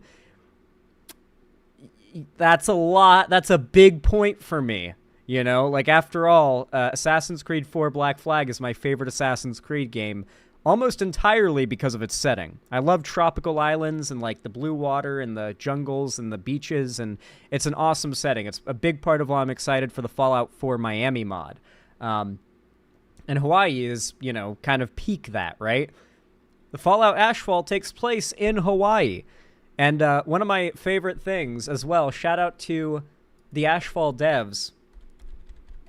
I included this in my original thumbnail for the coverage of this whole thing because I thought this was so neat. Apparently this is a mob that's going to be in Fallout Ashfall. Like it's kind of like a variant of a gecko. I fucking love it. I love this guy. I love this little guy. It reminds me of the green lizards, the anoles that you get in Florida. Look at that boy. Oh, I love that little guy. I included him in the thumbnail. From what I've been told, the current Ashfall devs are worried about wokeness. Are worried about wokeness. Hell, the main reason I left was because I was sick of people complaining about pronouns in the middle of dev meetings. Yeah, like, I'm not really, I don't care whether or not the dev team is, like, woke or whatever, but what I find funny is the idea of obsessing over a mod team being woke, you know? It's like, a game, it's already ridiculous when you complain about a game you don't have to buy or play being, like, woke or going against your politics. It's already insane, ridiculous, and silly, right? But the idea of going after a fan-made free mod, it's extra silly to me. There's just something about it that it requires an extra level of lack of self-awareness, you know what I mean? Anyway.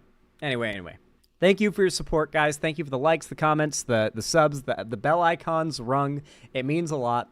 You can follow my social medias linked down below in the description if you guys would like to see more from me. I really do appreciate it when you guys check me out on other platforms. And don't forget to join my fan Discord in order to be a part of the community. It's the main hub of my fan base, and it's pretty awesome there, so I hope you guys consider joining. It's totally free, obviously. And perhaps even consider supporting me financially by donating, subscribing, or gifting a sub on my website, as many people so far today have already. Thank you, by the way. Or support me through YouTube, Twitch, Streamlabs, StreamElements, Patreon, or buying merch at the Streamlabs link down below. Well, regardless of how you support my channel, I really do appreciate it. It really does mean a lot to me. And as always, have a good one. How do you guys like that segment? I feel like it came out really good. You mean Chad Roaches? I don't know what a rad roach is, but I know what a Chad roach is. Honestly, we have rad roaches in Florida. Like, you go to Florida, you go into, like, a garage or a well, there's no basements in Florida, but if you go into a garage in Florida, there's rad roaches, bro. I fought so many rad roaches growing up. Like, I kid you not.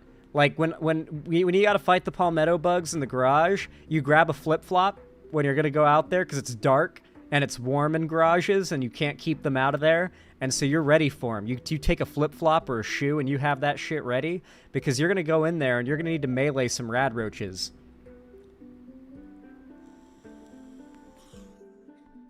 I saw the Chocobo Life is Strange double exposure shirt. It was super cute. Oh, I'm definitely rocking the Chocobo shirt in the game. That goes hard.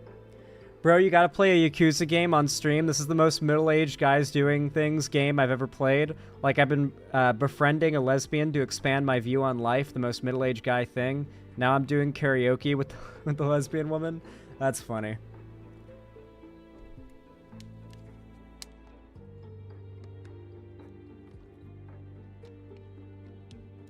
I definitely need to consider playing one of the Yakuza games. It sounds fun. Anyway, Just a Transistor, thank you for the tier 1 gifted sub to me. Ayo? Thank you, I appreciate that. That's very kind of you. Said, enjoy 3 months of your own logo next to your own name, friend. Oh, I appreciate it. Thank you for the gifted sub. It means a lot.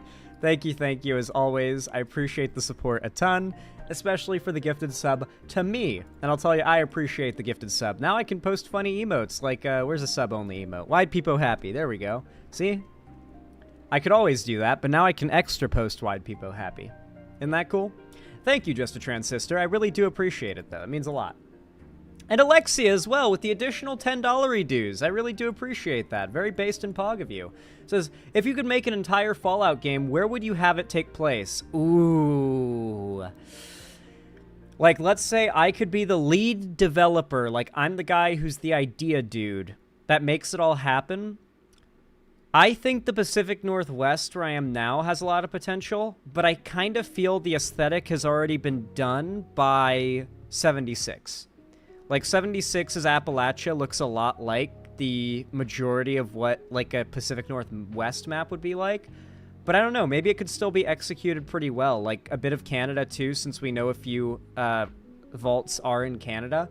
Like, there's 2 or 3 of them, based on what we see in the show. So maybe the area where there's vaults in Canada could be part of the map, too. I don't know about Michigan. The Great Lakes region could be interesting. Midwest Fallout? I don't know. Yeah, that could be cool. Colorado would be interesting. Like a really mountainous region, dude. Imagine Fallout Colorado, where you're just like up in the mountains and some of the map is desert, some of it is mountains and alpine. And on like the Kansas end of things, you've got a bit of a flatter kind of plains area. There's a lot of variety in geography in Colorado, so that would be pretty good. Yeah, I've heard of Fallout Cascadia, the mod that's making Fallout in the Pacific Northwest. That sounds dope.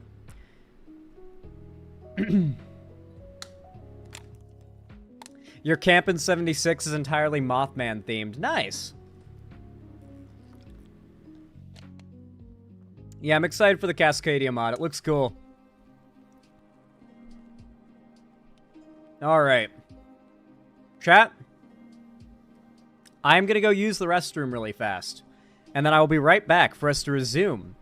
Continuing with our topics. I just want to say so far, by the way, guys, thank you for your support. As you guys can see, because I'm updating the dono goal, you have all been extremely generous today, and I really want to thank you. It really does mean a lot, and I really do appreciate it. So, I will be right back. I'm not going anywhere. I'm just using the restroom, so hopefully you guys don't go anywhere. I will be back in just a moment.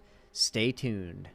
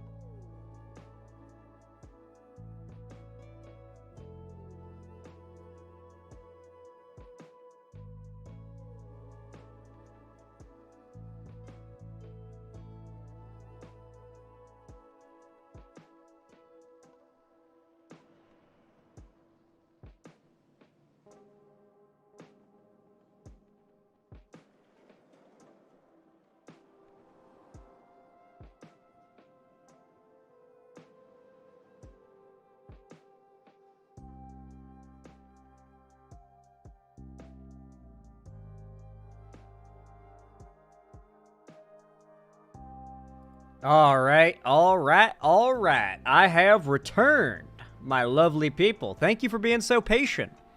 Thank you for waiting. I appreciate it. I'm looking forward to Fallout Elder Scrolls 6. Hell yeah!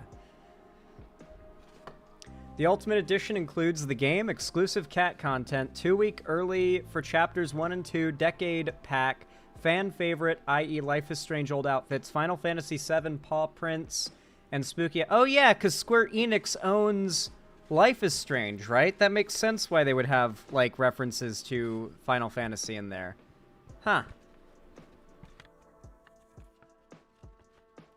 To all Helldivers, dive on Tarsh. We need orbital napalms. I'm holding off on playing Helldivers 2 again until they add the Illuminate.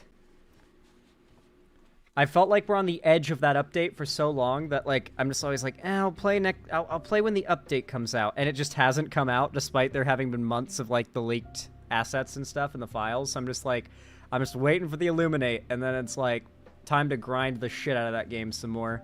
I love that game. It's genuinely a time suck though. If I like play it before stream, I have to like rip myself off of the game to go get ready for stream. It reminds me of being like a kid again, having to get ready for school and just wanting to stay home and play video games. That game, it sparks a fire within me. Haven't played Helldivers 2 in a while, but yeah, I agree. When they add the Illuminate, I'll join back. I think a lot of people are in the same position, because the player count on Helldivers 2 has dropped a lot, but all of its social media presence is still really active, because people still like watching videos of Helldivers 2, keeping up with the updates, they follow the Twitter and like the posts, but they aren't playing the game, because everyone feels like we're days away from the Illuminate getting added, and people are just waiting for the Illuminate. And there's really weird balancing that happened recently, though they're rolling that back. It's still, it pissed off some of the active players, too.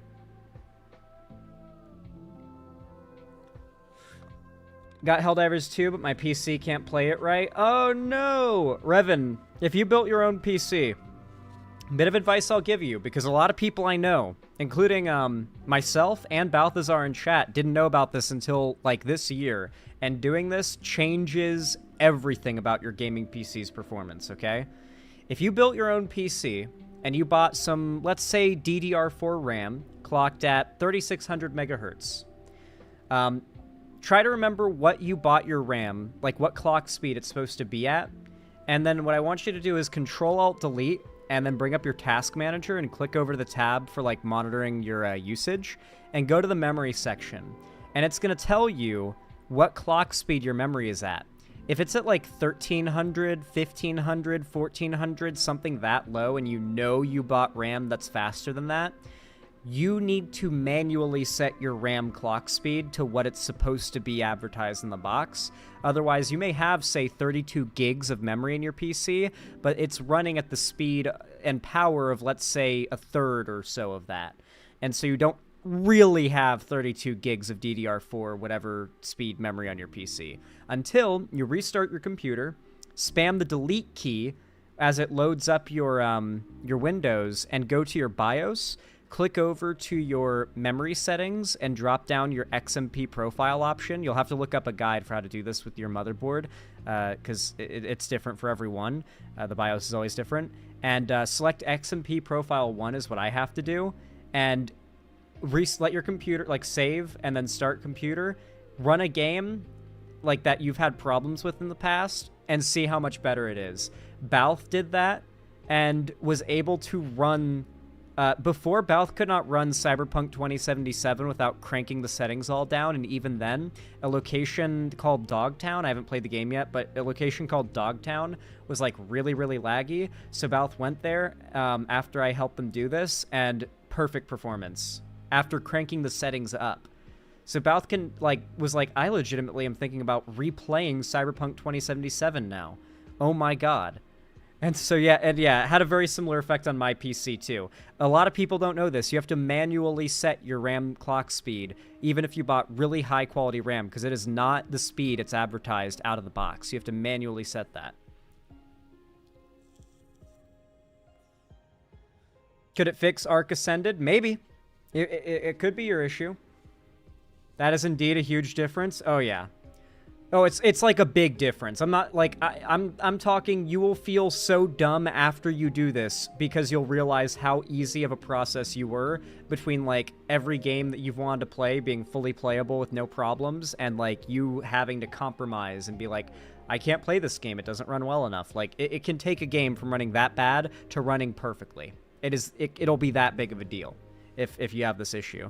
The way to check is to know like what your RAM clock speed is supposed to be as you bought it, and then check your Control-Alt-Delete and check your the memory section of that little list of things, you know?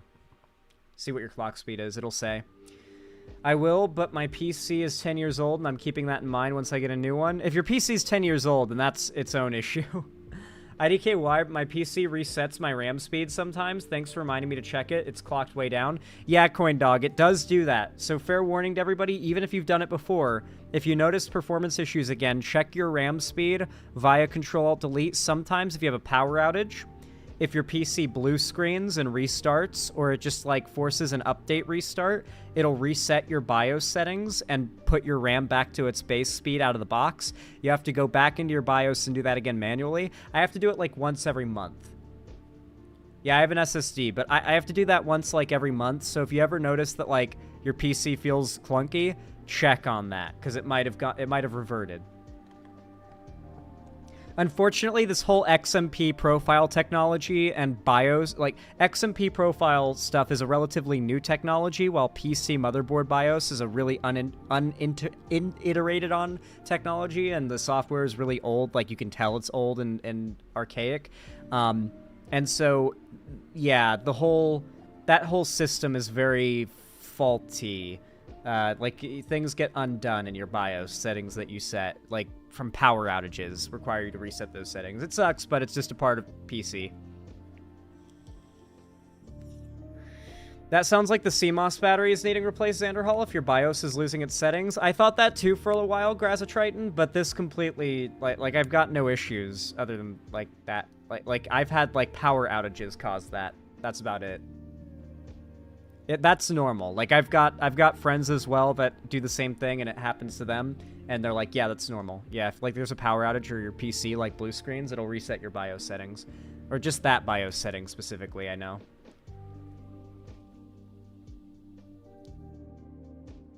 Oh my god, my nose is itching right now. Guh. Alright. There's a good chance they forgot to do that step then, Straw Hat Monty, but if it's from 2017, XMP might not have been a thing yet, but it's worth checking. It might improve your gameplay, or improve your performance. Alright.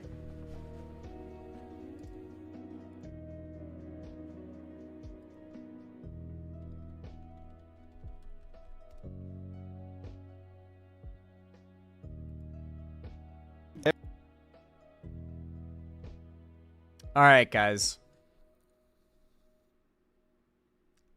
Oh, really quick. We've got some donos I gotta read before I start the next segment. My bad.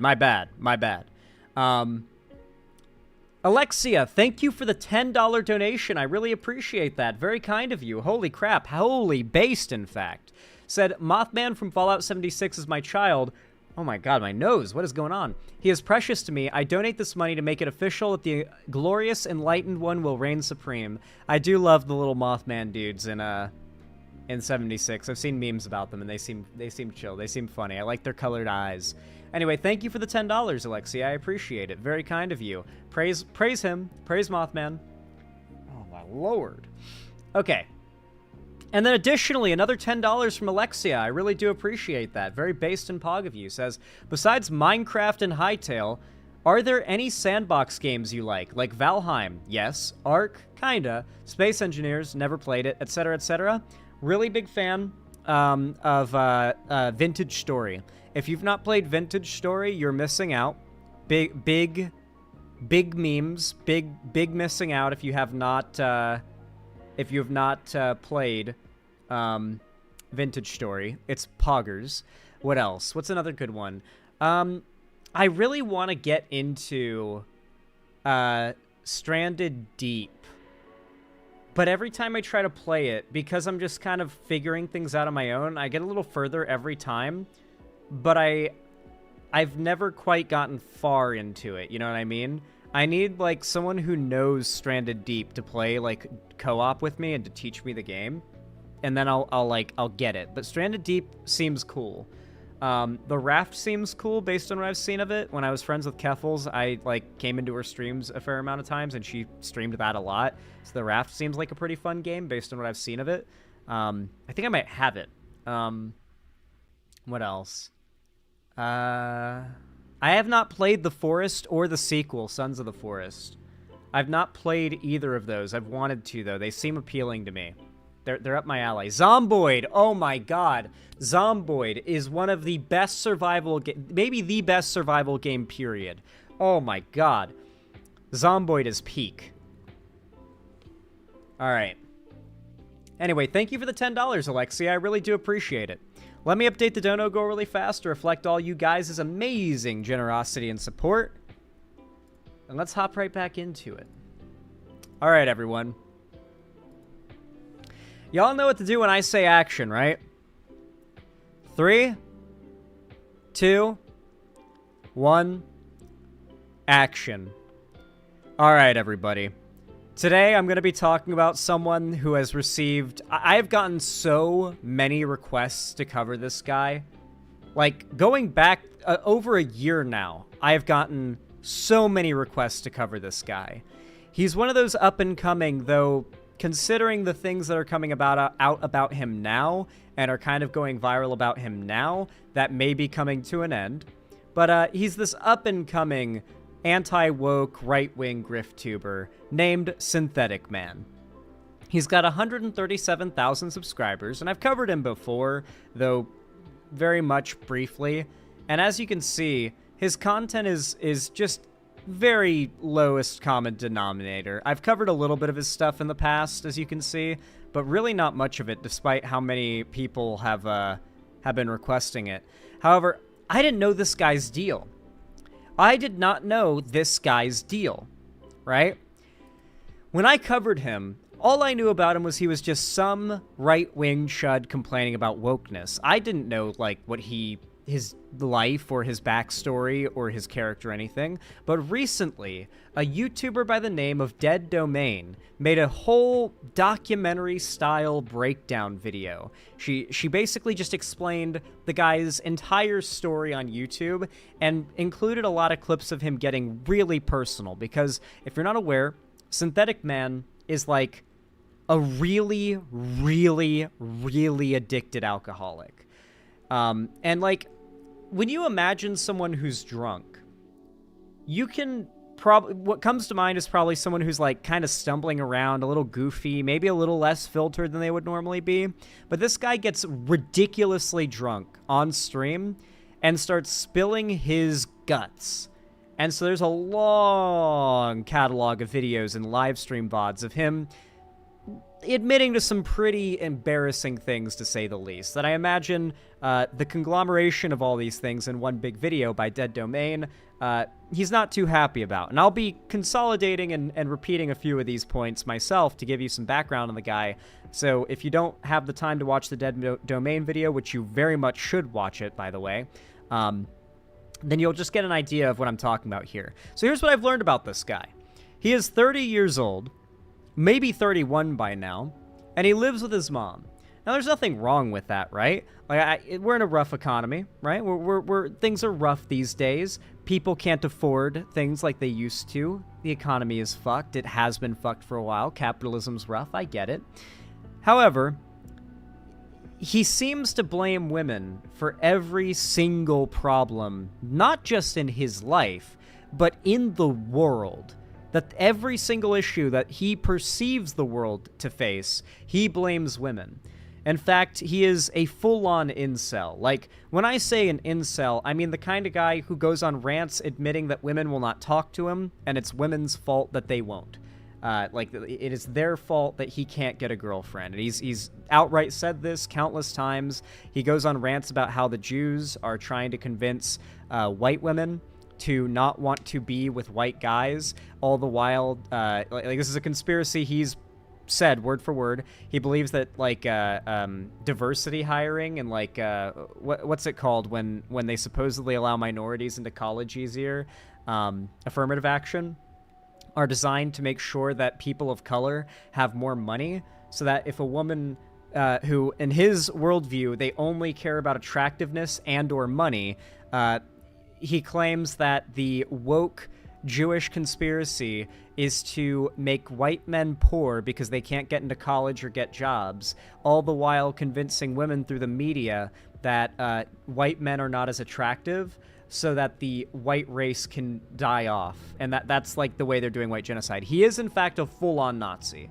He's not just like your kind of safe, mostly brand-oriented kind of grifter in the way that the Quartering is, or, you know, even Nerdrotic or you know, Geeks and Gamers. These guys are very mask on. This guy regularly goes on rants about, like, the Jews. He JQs very publicly. Something that you might find quite surprising, and Dead Domain did a good job of emphasizing this, is that every live stream or YouTube video that this guy makes contains blatant breaking of YouTube's TOS, down to just saying that the Holocaust didn't happen. He pretty regularly just says this. He doesn't use euphemism. He doesn't really hide it or cover it up. It tends to just be when he kind of loses his filter while drunk on stream, but his fans know about this. In fact, what's really surprising is in the Dead Domain video, they read Synthetic Man's fan thread on Kiwi Farms, and I was genuinely surprised to see that even the Kiwi farmers aren't able to tell that this guy is like kind of a sad loser. But then again, it kind of makes sense. He is a mascot of sad losers. This is a guy whose life is miserable. He's a self-admitted NEET. He's just a massive loser. Girls won't talk to him. He can't get a date. He can't get a girlfriend. And he blames women for everything, and he isn't even shy about stating these things. But his videos get an immense amount of viewership, and it's not because his fans aren't aware of this. They're very aware of this. It's actually what attracts them. He's their mascot, in a way. He recently put out a video. His most recent video is called Space Marine 2 is Peak Masculinity. And I want you to watch this video, all the while knowing this dude is a literal basement dweller NEET that, like, doesn't go outside, doesn't have friends, doesn't talk to girls, and blames women for every issue in his life. He's talking about the peak masculinity of Space Marine 2 while being self-admittedly the opposite of that. What's so funny about this guy is he goes on these rants about how, like, soybeans make you feminine, and then he talks about how he regularly consumes products that have soy in them, but claims he has no choice because America has no other options. It's this really bizarre, like, yeah, like this doomer perspective that he represents of like, yeah, everything's fucked. Wokeness is destroying us and our lives and our culture and our country, and there's nothing we can really do about it but complain and be mad about it online. But also, I'm judgmental to the left of being those things, even though he is all those things that he, like, uses as an insult. It's all the most blatant projection. Nah, there are clips where the Fandom Menace folks says the same stuff as Synthetic Man, but would either quickly say that they're joking or downplay the racism or bigotry. Synthetic Man is just honest, which is one of the things that is a bit refreshing compared to them. It could be due to the fact that he's too honest for the rest of this sphere. Like, they want to appear like they're not like him because he just doesn't have the filter they have. But I will say, one of the most notable, like, groups of YouTubers to call out Synthetic Man is EFAP. Bizarrely enough, when one of these anti-woke weirdos goes so far that they're just a internet-wide laughingstock, i.e. the Quartering or Synthetic Man, one of the first groups of large platform to call them out is EFAP. Mauler, Rags, Nerdrotic, I think, is on EFAP. I might be wrong about that. I forget the lineup of people on EFAP. Sometimes JXE goes on there. I think JXE is the only person involved with EFAP that I'm friendly with, or like on friendly terms with. Mahler follows me on Twitter, but I don't think we're on friendly terms. I don't hate him or anything. I just, I hope he's not right wing, but if he isn't, it's like, dude, what is your political engagement? What are you doing? Only true ground you will find down there will be each other. Yeah, have faith in your brothers. Yeah. It was actually the first real footage I've seen of this game, by the way. So I guess I'll also make my evaluation of whether or not this game looks worth playing, rather than waiting for a sale, based off this gameplay. He also, another fun thing, he sucks at video games. This guy is apparently, like, he wants to be a gaming YouTuber. He's admitted many times that he's always wanted to do gaming content, just gaming, and that he one time made a video where he complained about wokeness and it blew up so much that he kind of got pigeonholed into this. So he's not even happy about the type of content he has to make. But he talks about how he just wants to make gaming content, and hilariously, he sucks at video games. Like, really, really sucks at video games. Hilariously so. To the extent that he pretty much only plays video games made for children, and also had his own little, like, Elden Ring meltdown moment, where, like, he complained about the Elden Ring DLC being, like, too hard. He barely has any knowledge about video games, too. Yeah, I know that in the video by Dead Domain, she showed, like, a list of games that he hasn't played. And it's like, if you're going to be a gaming YouTuber, man, some of those games were big ones, you know? Rags is admitted to or still to be living with his parents, and EFAP has not only been friends with the likes of ER, who has made jokes like Synthetic Man, but has also says and does the same thing Synthetic Man before and after covering the guy. Yeah, it really does seem like they call out the kind of people that just don't have a filter, you know? Space Marines 2 is a great game. Gameplay is a 10 out of 10. My main issues are the story is a little lackluster IMO, and the servers can be a little laggy. I'm excited to see some gameplay.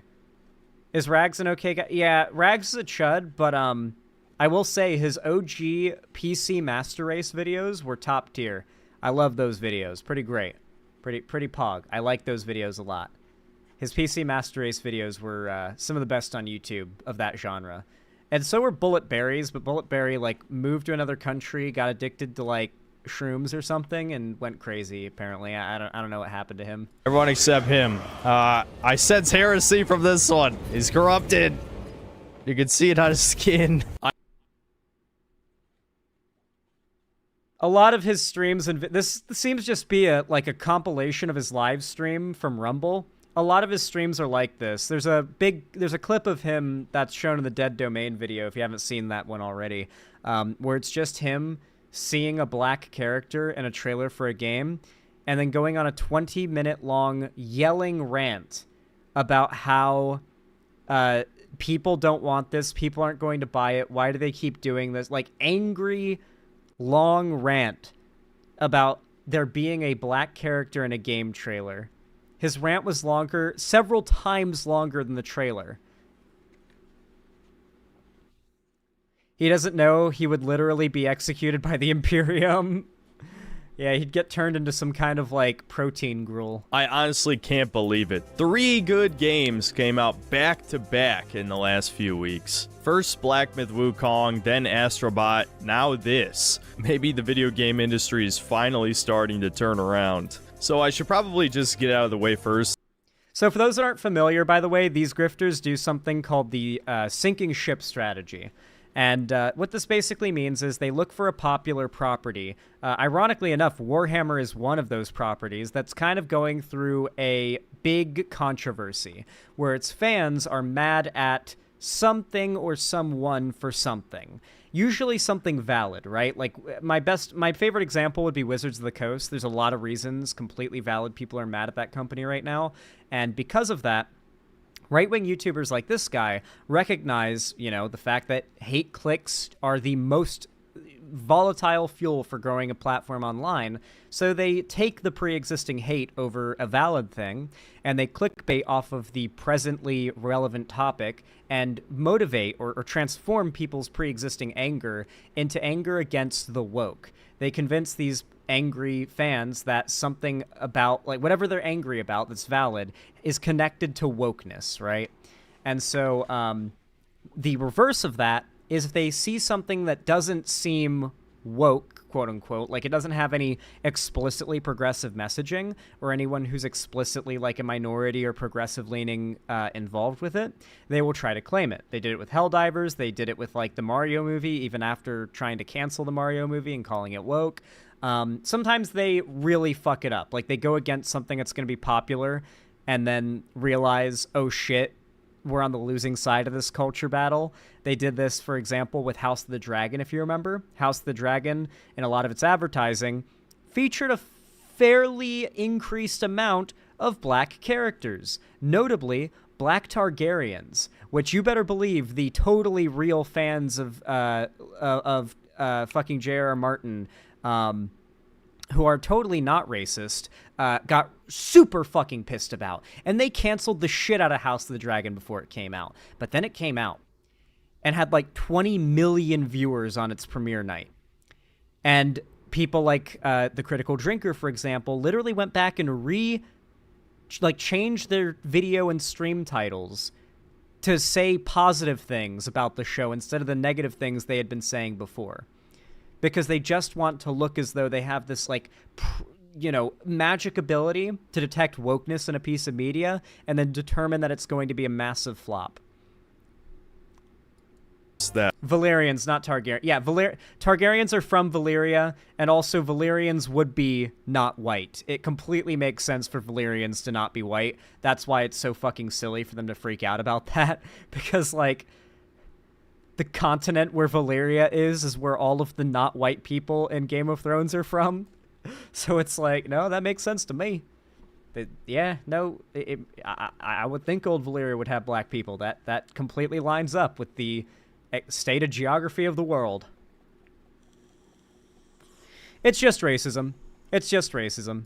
I'm not the biggest... Ironically, these, like, gatekeeping fake fans are themselves, like, not even fans of the media that they complain about half the time. Like, they would fail a trivia test before any of these, like, supposed woke posers that they complain about. This fan of Warhammer 40k. I like the aesthetics. I like the themes. You guys already know I like any edgy, dark stuff. No, you don't like the themes of 40k. This is another really great example of the inability for conservative grifters like this dude to understand art.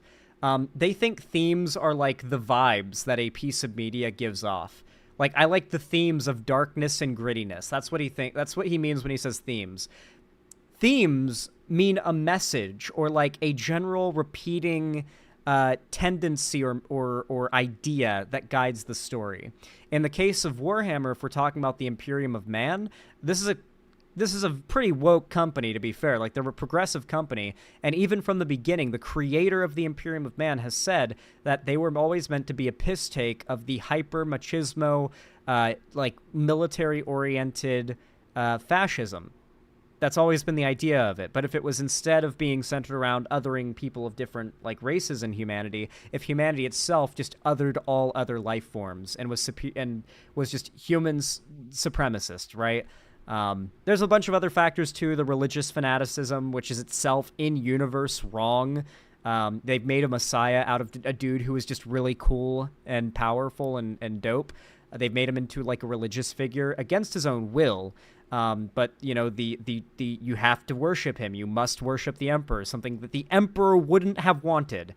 The actual themes of Warhammer are nothing this guy actually agrees with. When this guy says themes, he means like how the dudes are big and strong and they fight aliens. I like those themes. He means vibes.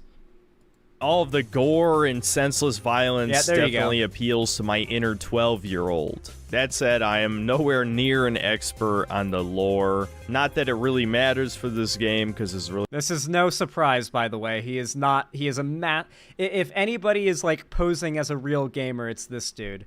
This guy seems to just play, like, the same games from his childhood that he's, like, stuck in nostalgia for because his life is so miserable. He can't, like, experience happiness without trying to recreate his childhood. really not that much story, but I just thought you should know that going in. I'm mostly just going to analyze this as a video game first and foremost, and I think this game does a pretty good job at achieving the niche it's trying to fill. Mainly as a sequel to the first game, which was a cult classic from the PS3 360 era, and also just in general as a horde shooter hack and slash hybrid game. I think it nails both of those aspects fairly well. Certainly not a flawless game. It definitely has a lot of the same flaws that other games.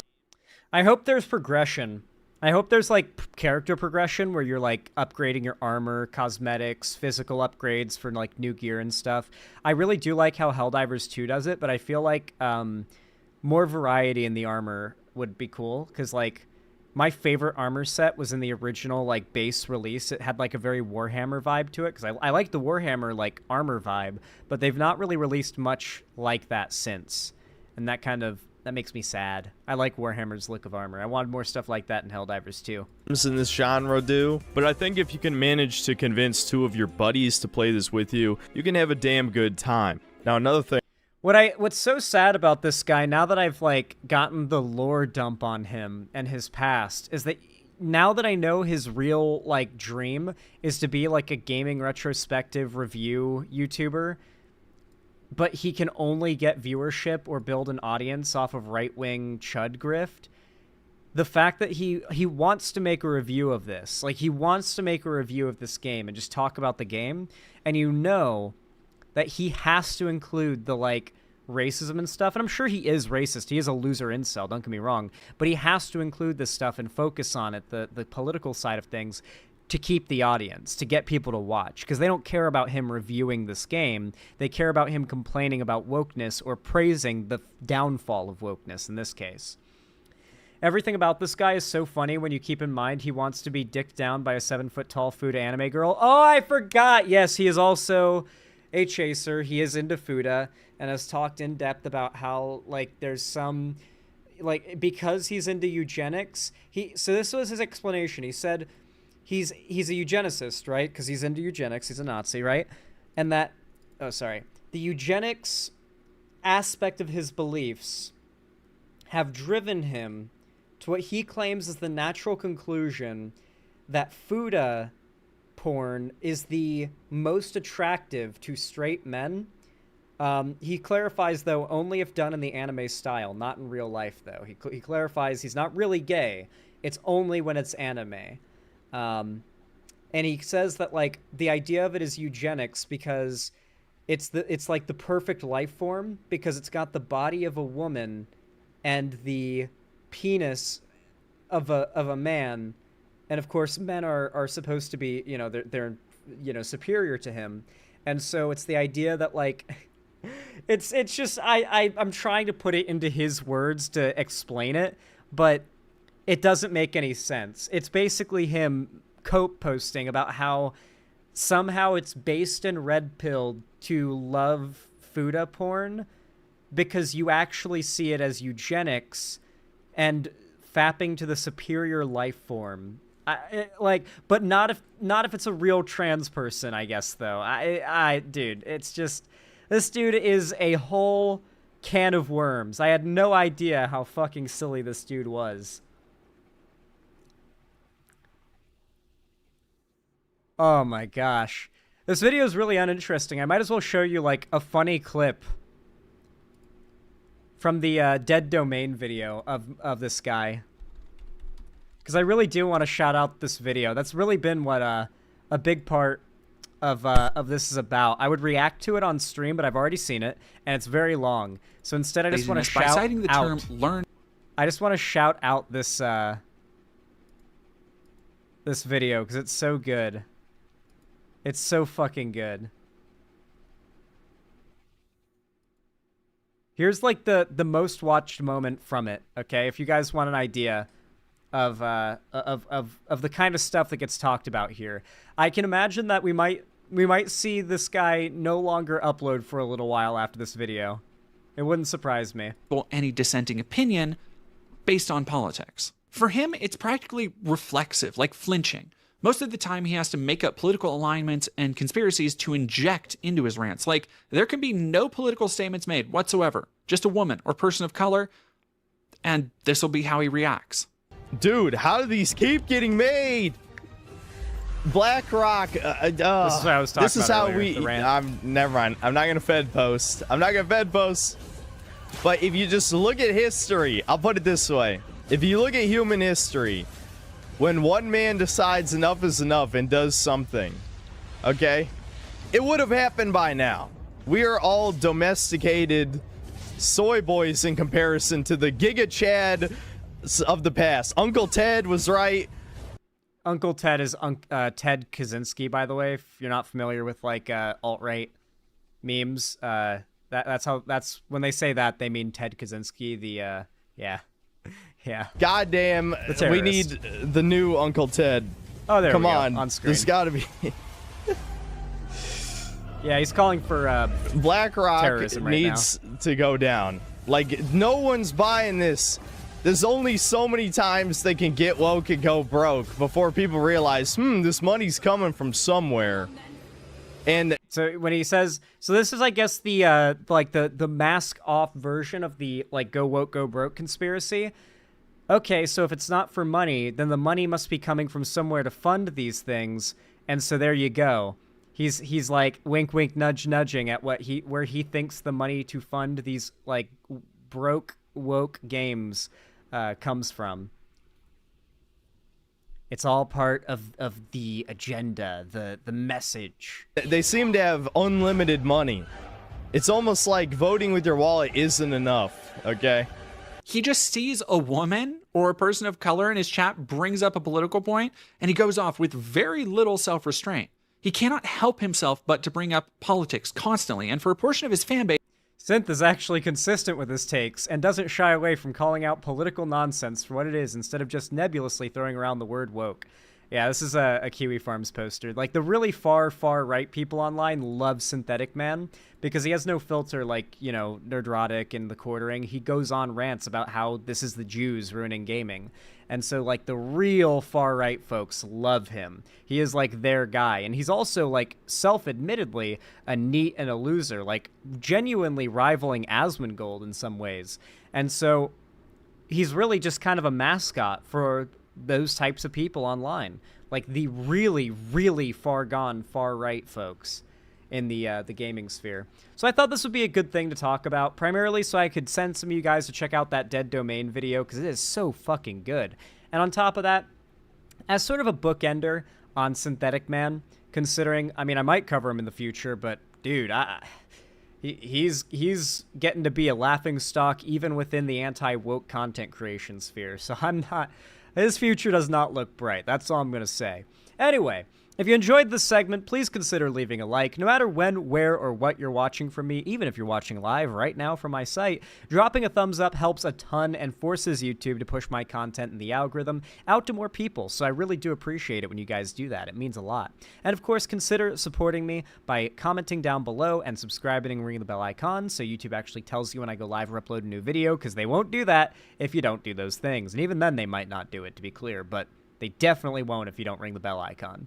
And of course, consider following my social medias linked down below in the description if you want to see more from me on other platforms, including joining my fan Discord. It's totally free. It's the main hub of my community, and I really do appreciate it a lot if you if you join the Discord. It's fun as hell. I host game events, call-in streams, watch parties, and announce all my new uploads and streams there, so you won't miss anything. And if you have the money for it and don't need it for anything else, consider helping me keep the lights on and donating, subscribing, or gifting a sub directly to me on my website, xanderhall.com/live, or support me through YouTube, Twitch, Streamlabs, StreamElements, Patreon, or buying merch to the Streamlabs link down below. But regardless of how you support the stream, thank you so much for watching, and have a good one. Boom. Ba-ba-boom. Alrighty. Oh, my mom just sent me a really cute photo of my dog. So adorable. Do you guys want to see an adorable dog photo, guys? What am I even saying? Of course you guys want to see an adorable photo of my dog. It's not even a question. The answer is yes, obviously. Prepare yourselves. You're about to get a cuteness overdose right now. Prepare yourselves for a cuteness overdose. I'm not joking. Look at her. I need you guys to know she weighs like 4 pounds. She is very small. This is her before her haircut. We gave her a haircut, so now she's like a nice freshly sheared lamb. Like a freshly sheared baby lamb. Or baby sheep. And this is her when she had her wild hair before her haircut the other day. Kitty. Hey, Xander, what kind of cat is that? She's a little sweetheart, too. She is like the sweetest, most cuddly, loving dog ever. What breed is she? You tell me. I have no clue. I'm trying to find that out myself. Careful, the right might accuse you of barbecuing her. I'd barbecue them if they tried to go after my dog. Weird looking cat you got there? Yeah, she's a pretty weird cat. The breed is cute. True. Alright, guys. I got one more topic on the list for all ya. And then, it is time for us to wind down for a little while with some Minecraft Hardcore. And continuing on our world on my cool mod pack I put together. Which I've actually updated and added some stuff to since my last stream. So you guys will get to see how I've improved on it, even since the last time I showed it on stream. You guys are really going to love this mod pack when I make it public in a day or two. I'm hyped for you guys to finally experience it yourselves. It's really well optimized too. Despite how pretty it looks, you almost certainly can run it. Alrighty.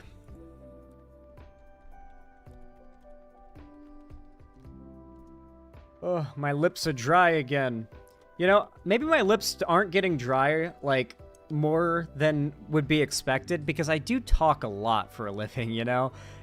You kind of expect your lips to get dry when you're just talking nonstop. It's on 1.21, Alexia. And it's a fabric mod pack, so it runs really well. It uses fabric and sodium as the basis for optimization, and a bunch of other fabric mods, so as you can imagine, really good performance, as fabric is known for compared to Forge and Optifine. Alright. Lefty Jenna, thank you for the tier 1 gifted sub to the MILF Slayer. I appreciate that. Very kind of you. Very pog. Very based. It means a ton. Said, hey there, new friend. Here's a sub on me from Jenna. I really do appreciate it, and I hope the MILF Slayer does as well. Thank you, Lefty Jenna. You are based, you are pog, and you are appreciated. Let me update the dono goal really fast and then have a sippity sip of my water.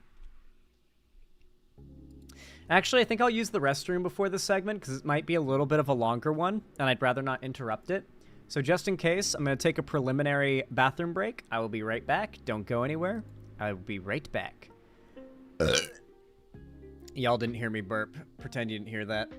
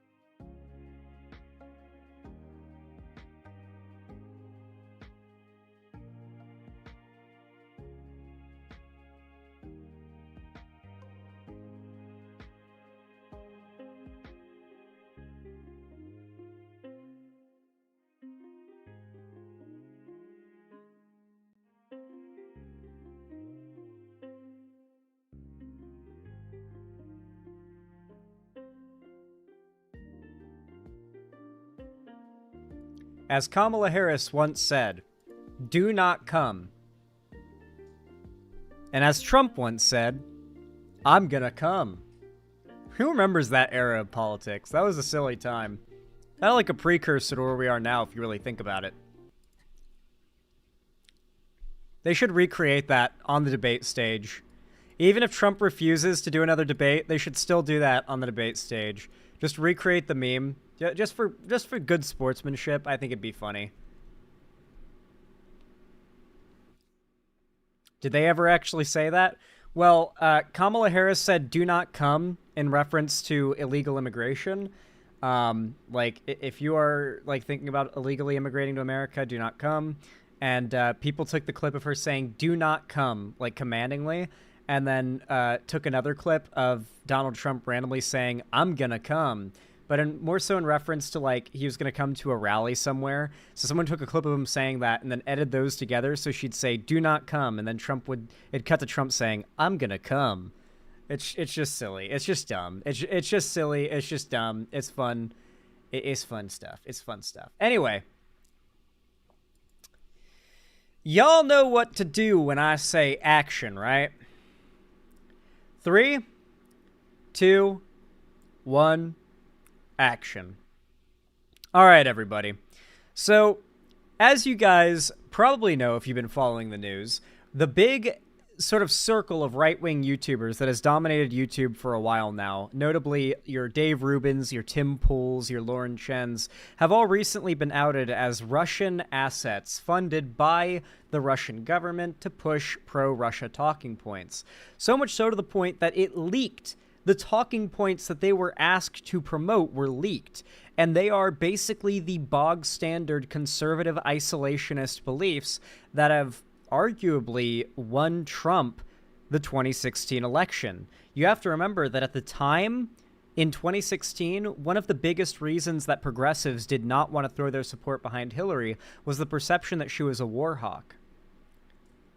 We now know a ton of the shit that was said about her wasn't true. Don't get me wrong, she's not perfect. Hillary Clinton has a spotty record, to say the least, but compared to Trump, she's a saint. But Russia very effectively, as we found, pushed misinformation via bot farms, hacker groups, etc. And on top of that, now we know, has been paying dissonant voices that have large platforms to wage an information war on America. Now, there's a lot to all of this, and I'm happy to say that one of my favorite YouTubers, just period, like I love this guy's content, Pillar of Garbage, just recently uploaded a video on all of this called Beyond the Grifterverse. I actually reacted to his Into the Grifterverse video a little while ago. By the way, I'm going to drop a link to this video in chat because you should all go subscribe and watch Pillar of Garbage if you're not already. Go boost that fucking channel, damn it. I'm really happy to see that he's growing quickly lately, too. I've been looking at his social blade. He's growing fast. I like to see it. And so, yeah, go check out the channel. Go subscribe. Go leave a like. Go comment. Not even just because I want you guys to boost the channel because we're going to react to it, but also because, like, you're doing yourself a favor. Anyway, to prove that, we're going to check out this video. It's called Beyond the Grifterverse. It's Pillar of Garbage's breakdown of the situation. I don't know if we'll watch all of it because I obviously want you guys to go watch the rest on the original channel, but we're going to watch a good bit of it, and I have a lot to say about this situation, especially when it comes to the Russian PSYOP situation and how it's not only a right-wing thing. There are countless people, progressives, who, whether paid or not, whether they realize it or not, are essentially acting as useful idiots for the Russian government. And we'll be getting into that a little bit too, so let's hop into the video. Beyond the Grifterverse by Pillar of Garbage. Love this channel.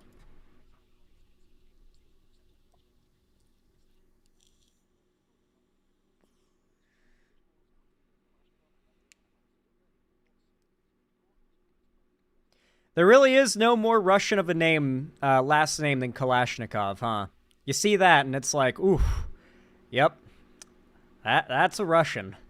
Oh, no sound. Oh, my bad. Oh, my bad. I'll rewind and you'll know what I'm talking about. As I write this video, it's the 5th of September 2024. Yesterday, on the 4th of September, a sealed indictment pertaining to a case against two individuals, Konstantin Kalashnikov and Elena Afanasieva, in New York's Southern District Court was released by the US Department of Justice. The indictment alleges these individuals were the middlemen between RT, that is, Russia's state-funded news organization, formerly Russia Today, and a company employing right-wing content creators in the US, and that through this company, nearly $10 million of Kremlin funds were spent to pay these figures, some of whom... It's so wild that it's the Justice Department that found this, by the way, and not like... It could have been something easy to sweep under the rug if it was some independent organization that found this. Oh, it's loud? Okay, I'll turn... Oh, you know what? It's probably the volume boost. My bad.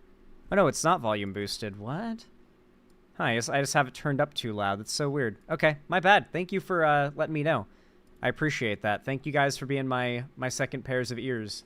My multiple second pairs of ears.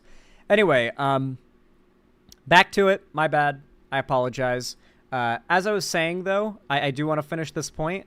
Something that I think it's important to point out here is that these people are going to come up with a long laundry list of excuses, and their fans are going to eat it all up, okay?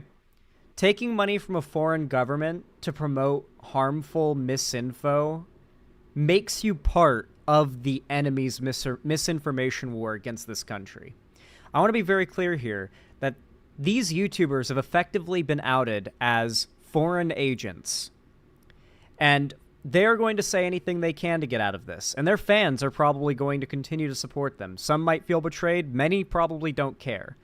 And I want you to know at this point that we have escalated beyond bad people pushing bad ideas, but they're using their constitutional freedom of speech to do so, to these folks are literally enemies of our country. Not in the figurative sense that their ideas and their beliefs would hurt our country. They would, don't get me wrong. But I would say that normally is like an exaggeration or a way of emphasizing how much I mean the point that these folks are harmful to the country. This is... I don't know how it's not treason. I don't know. Like, this is betraying America, to say the least.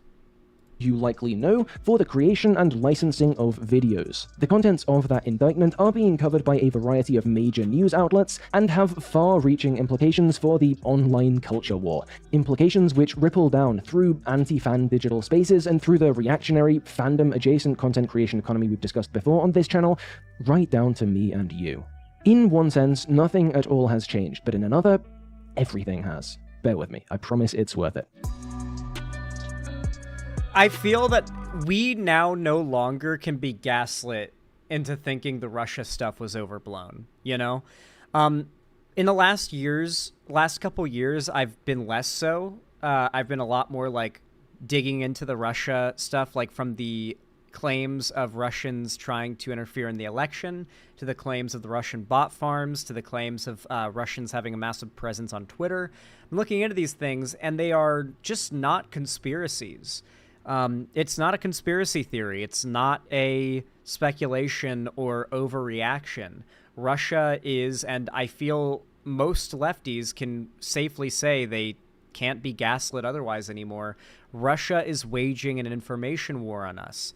The biggest conservative figures are, at best, big targets for Russia to focus funding and talking points on, if they aren't already repeating what Russia wants them to.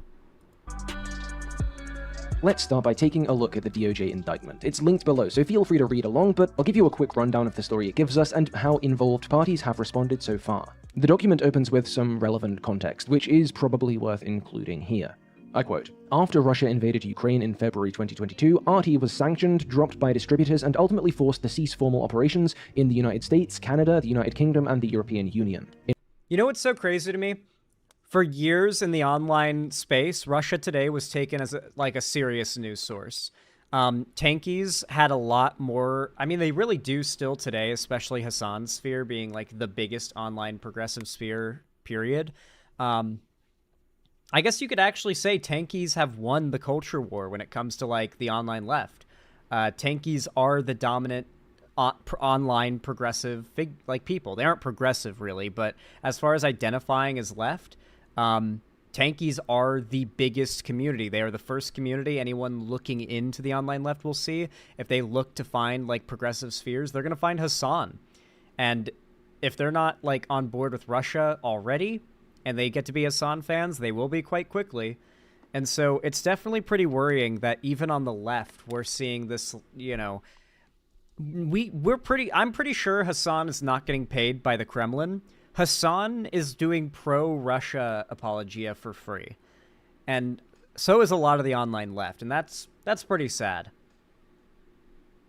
In response, RT created, in the words of its editor-in-chief, an entire empire of covert projects, designed to shape public opinion in Western audiences. As we'll go on to see, that shaping of public opinion is sometimes specific and targeted, but RT's broad goals in the West are perhaps best summed up by the words of an RT journalist to an academic researcher the indictment quotes a few pages later. I asked my editor what is RT's line for this, and he said, anything that causes chaos is RT's line. That context aside, the body of this indictment... Yep. Remember, guys, the right online runs entirely off of hate and rage clicks. They have to constantly keep their audiences angry, scared, and locked in on the next news story that's gonna like lead to civil war or civil unrest or the fall of the West. Everything is the end of the world, and you have to pay attention. You have to watch. You have to support your favorite right-wing pundit. And it's a very effective motivator. It's why the right is so prevalent online. In fact, tomorrow I'll probably be doing a segment on the fact that the alt-right rabbit hole is 100% back algorithmically on YouTube.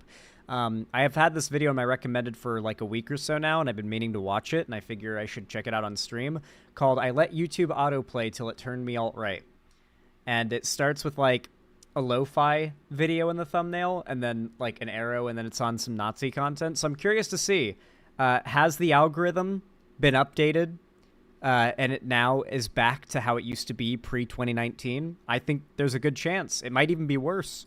Is the story of one of those covert projects. A Tennessee-based online content creation company it refers to as US Company 1, but which we can identify by matching up some website copy the document provides later as Tenet Media. At the end of 2022, following a period of direct work for RT, Tenet's two founders were approached to work with a fictitious Paris-based investor by the name of Eduard Grigorian, a figure whose name was repeatedly misspelled by his would-be representatives, and whose name Google search returns no results for. Hold on to that fact for later, by the way. It's clear from private communications, though, that the company's two founders knew Grigorian wasn't the real deal. Between themselves, they referred to their backers as, quote, the Russians, the same term they'd used in prior correspondence to refer to RT. There's also the fact that... So yeah, to be very clear here, those content creators that are going to cope and say they had no idea, in fact, some of them, including Tim Pool, are claiming they're the real victims because they were being unknowingly funded by Russia. They're going to come up with a lot of cope, but even behind the scenes, they were referring to their funders as, and I quote, the Russians. Like, behind the scenes, they're talking about it like they're fully cognizant of the fact they're taking dirty money. One founder, while awaiting a response for an invoice sent to the ostensibly Paris-based Grigorian, Google searched from the time Russians. in Moscow. Despite this, Tenet never disclosed to its viewers that the content was sponsored by RT, and Tenet's founders never registered with the Attorney General as agents of a foreign principal, which is, you know, illegal. But who are those founders? Well, since US Company 1 is Tenet Media, we can fairly easily find out that Founder 1 and Founder 2 are Lauren Chen, the Turning Point USA, PragerU, and Blaze TV affiliate we've discussed previously on this channel, and... She's a Nazi, by the way. She's a Nazi, horrifically misogynistic, homophobic, transphobic. She's fully in favor of repealing I think it's the 19th Amendment. She doesn't want women to have the right to vote. I think she said she doesn't want black people to have the right to vote. Obviously, this is because, A, she has a racist audience she has to appease, B, women and people of color tend to vote Democrat, and so the Republicans have, well, really far-right people who vote Republican have been on this, like, we need to revoke minorities' right to vote, just because they tend to vote Democrat, but it's not a race thing or anything like that. It's just to keep Democrats from winning and destroying the country is their justification. It's a weird line of logic for why we should just remove voting rights, but she genuinely is just awful, you know? And her husband, Liam Donovan. And while it's not straightforwardly apparent who everyone mentioned in the document is, it is clear that the collaborators Chen and Donovan eventually hired and paid with that Russian money included Tim Pool, Lauren Southern, her Blaze TV co-star Dave Rubin, and her old Turning Point buddy Benny Johnson, among others. The indictment reveals that Chen was making tens of thousands of dollars per month coordinating Tenet, and that some of these contributors were getting paid hundreds of thousands of dollars per video. All in all, the indictment states nearly $10 million trickled from the Russian state into RT through shell corporations and into the hands of Tenet and their contributors. Tenet's YouTube channel officially launched in the autumn of 2023, and in the year since has amassed over 300,000 subscribers and over 16 million views. This shit looked astroturfed from the start, too. You ever just stumble across some right-wing content online that blows up overnight, and it's like, dog, this is astroturfed. A pretty good example of an astroturfed conservative figure is Ben Shapiro's sister. If you don't remember, Ben Shapiro's sister just suddenly appeared as a content creator making conservative content out of nowhere. You couldn't escape ads that Shapiro had paid for her videos to like come up before everything. And for a long time, all of her videos were ratioed to hell because people would get ads for her stuff and they would hate what she has to say and then go and leave a dislike and go like hate comment. But they just kept getting spammed and spammed and spammed and spammed until enough of a conservative audience had been shown the content that she actually had somewhat of an audience. Brett Cooper's the same, by the way. A lot of the people associated with the Daily Wire are astroturfed into relevance online. Just massive amounts of money paid to run ads that are just their entire videos playing. Zan, why is Pillar of Garbage speaking through a cheese grater? Is the audio on the stream fucked or something, chat? Have you guys not been telling me that the stream audio has been screwed this whole time? Telling me that the stream audio has been screwed this whole time? Telling me that the stream audio is... Okay, it's repeating itself. Hold on, let's see. I feel most lefties can get an information funding wants them to. It's below, so feel free to read along, but I'll give you a quick rundown of the story it gives us and how involved parties have responded so far. The document opens with some relevant context, which is probably worth including here. So I guess feel free to read along, but I'll give you... Ready.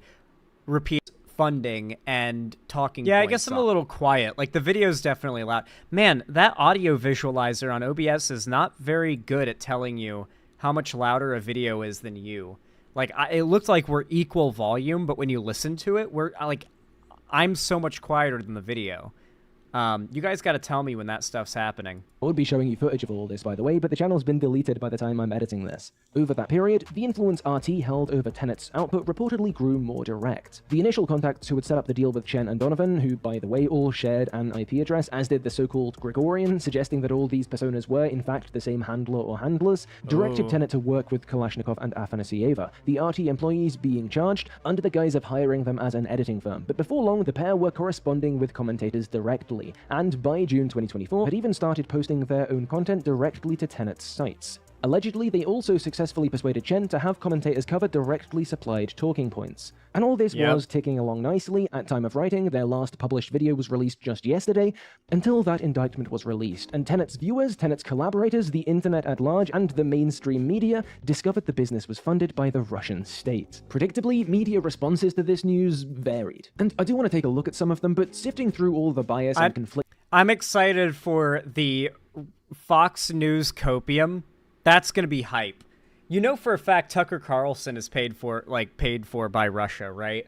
Like the way he did that one video where he walks around the Russian grocery store talking about how much better grocery shopping in Russia is than America, and he's like mind blown by those like coin things you can stick into the thing to release a cart, as if that's not a thing that exists here in America.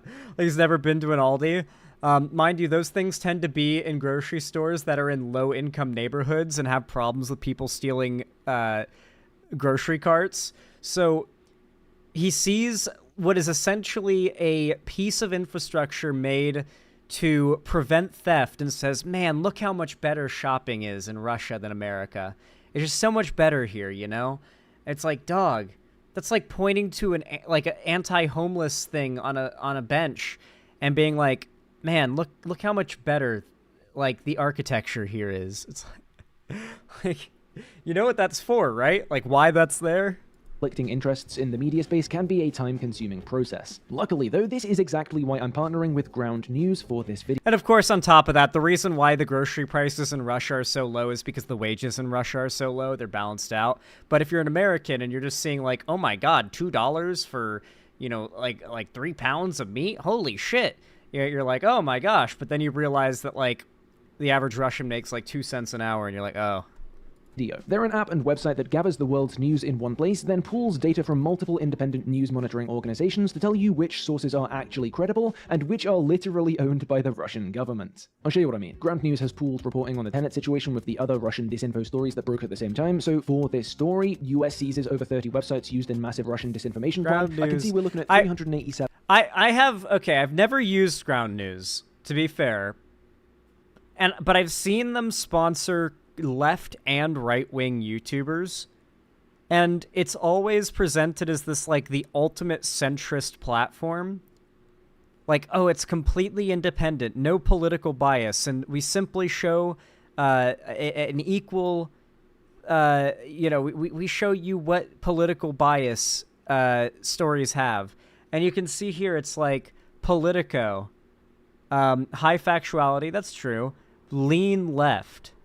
This isn't a site, I don't feel like this is a site for people to, like, have a center-leaning perspective on things. It feels like a way to filter out the other side and have an even more concise echo chamber, you know what I mean? Because what stops conservatives from just scrolling through, ignoring the factuality part of things, and then just clicking on like whatever says right-leaning or lean right, or for a progressive to just click on whatever says lean left, you know? I get why it's appealing. I don't know. I have mixed feelings on this Ground News site. I use it if you want. I have mixed feelings on the idea of it, you know what I mean? 7 total sources. Maybe I'm crazy. 38% of which tend to lean left, 43 center, and 19 right, with 65% of all these rated as high factuality. So everyone agrees this is a big story, but the right sides don't tend to be placing as much importance on it. Wonder why? We can also get more granular with the analysis, see how the story's being framed differently by those more partisan players. It is a sponsored User, segment, for instance, I know, yeah. identified as left-leaning with a mixed factuality, frames the story as a transfer directly from the Russians to these multiple influences, whereas American Wire News, right-leaning but also with a mixed factuality, has these influencers, quote, accidentally caught up in the story, implies they're barely involved at all. Quite the difference. There's also the blind spot feed, which shows stories that are disproportionately covered by media sources on one side of the political spectrum. For example, if you lean right, you probably missed this story, that the Harris campaign raised $47 million in the 24 hours after the debates. It's a great tool to help eliminate, you know, blind spots. I used Ground News while working on this video, and I'm certainly going to use it in my research process going forward. Oh, and this map's a feature on their app, by the way. So why not go to ground.news/POG and subscribe through my link or scan my QR code for 40% off the unlimited. Yeah, if anyone uses Ground News, tell me if it's a good platform, because, like, I can see why it would be neat, but at the same time, it's like, it's a subscription service, and the service itself, like, it just feels like it makes it easier to get lost in an echo chamber. Maybe I'm wrong. Access Vantage plan. Back to the Tenet story, though. We'll get into the fallout and what this all means shortly, but just before we do, it's probably worth addressing the elephant inside the elephant inside the elephant in the room. Russian nesting Russia doll. Bad? The less politically engaged among you might wonder why the Russian connection here even matters. Man, I hadn't even considered that. There's a fair amount of, like, normies that watch this conservative content that are probably so tapped out of politics if it's not coming from these big conservative figures. And it's not that they are conservative, it's that when they follow politics, they only watch the biggest creators, and the biggest creators are conservative because they you know, rage click so hard. They clickbait all the time. And so I do feel that a lot of normies don't even know why this is a big deal. I hadn't even considered that. Like, it's a lot easier to, like, hand wave this if a decent amount of your audience and target audience doesn't even know that Russia is, like, it's a big deal that Russia is trying to fuck with our information here in America, like the narrative and what's being said, the conversation. Why is this being treated as a smoking gun? Some of the more politically engaged among you might wonder why I'm... That's a good line. Why is this being treated as a smoking gun? Not why is this such a big deal, in my opinion, simply stating why is this being treated as a smoking gun? Simply stating that it is being treated as such, and that it's being treated as a smoking gun, like a definitive piece of evidence for a bad thing. I like that wording, because no one can, like, respond to that and say, oh, that's just your opinion. It's like, no, I'm just talking about why all the media is pretty unanimous in the fact that this is a big deal.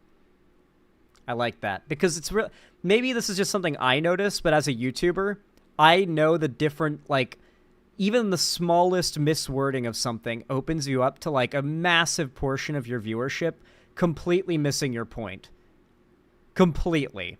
And if you can meticulously craft everything you say, you won't get everybody. But most of the people who might misunderstand you probably won't. And or try to misrepresent you probably won't be able to either. And I feel he did really well with that line. I don't know, I like that. Why is it being treated like a smoking gun? Going with the Russia bad framing here. Isn't that just some jingoistic Cold War relic? Aren't we past that? If America bad, wouldn't that make Russia good?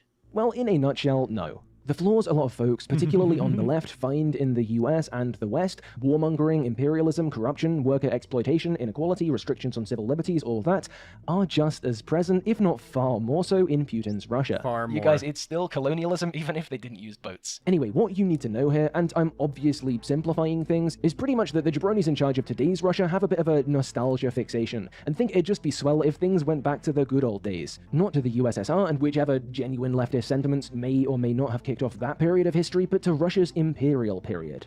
The only problem there is all the Eastern European, Caucasian, and Central Asian countries and citizens that kind of like not being under the Russian yoke, some of whom have made allies in the West for precisely that reason. Naturally then, the weaker the US, NATO, and the EU are, the more feasible Russia's clawing back of influence on land becomes. Yes, and a big part of this is it is Russia's prerogative for left and right in America there to be a general lean against any participation in war, whether it be funding war, participating directly in the war, even being allies in any way, shape, or form with a country actively in a war. Hell, we know because of what lefties say about Ukraine and Russia that it doesn't matter if your country is being invaded by an imperialist power. If America is backing you, the narrative is that you're bad, you're in the wrong, you should lose that support because America is always in the wrong, right? That's the narrative from the left, and the narrative from the right is that America shouldn't be involved in any foreign anything because we've got veterans homeless on the streets. Why are we funding Ukraine, right? How many times have you heard conservatives say that?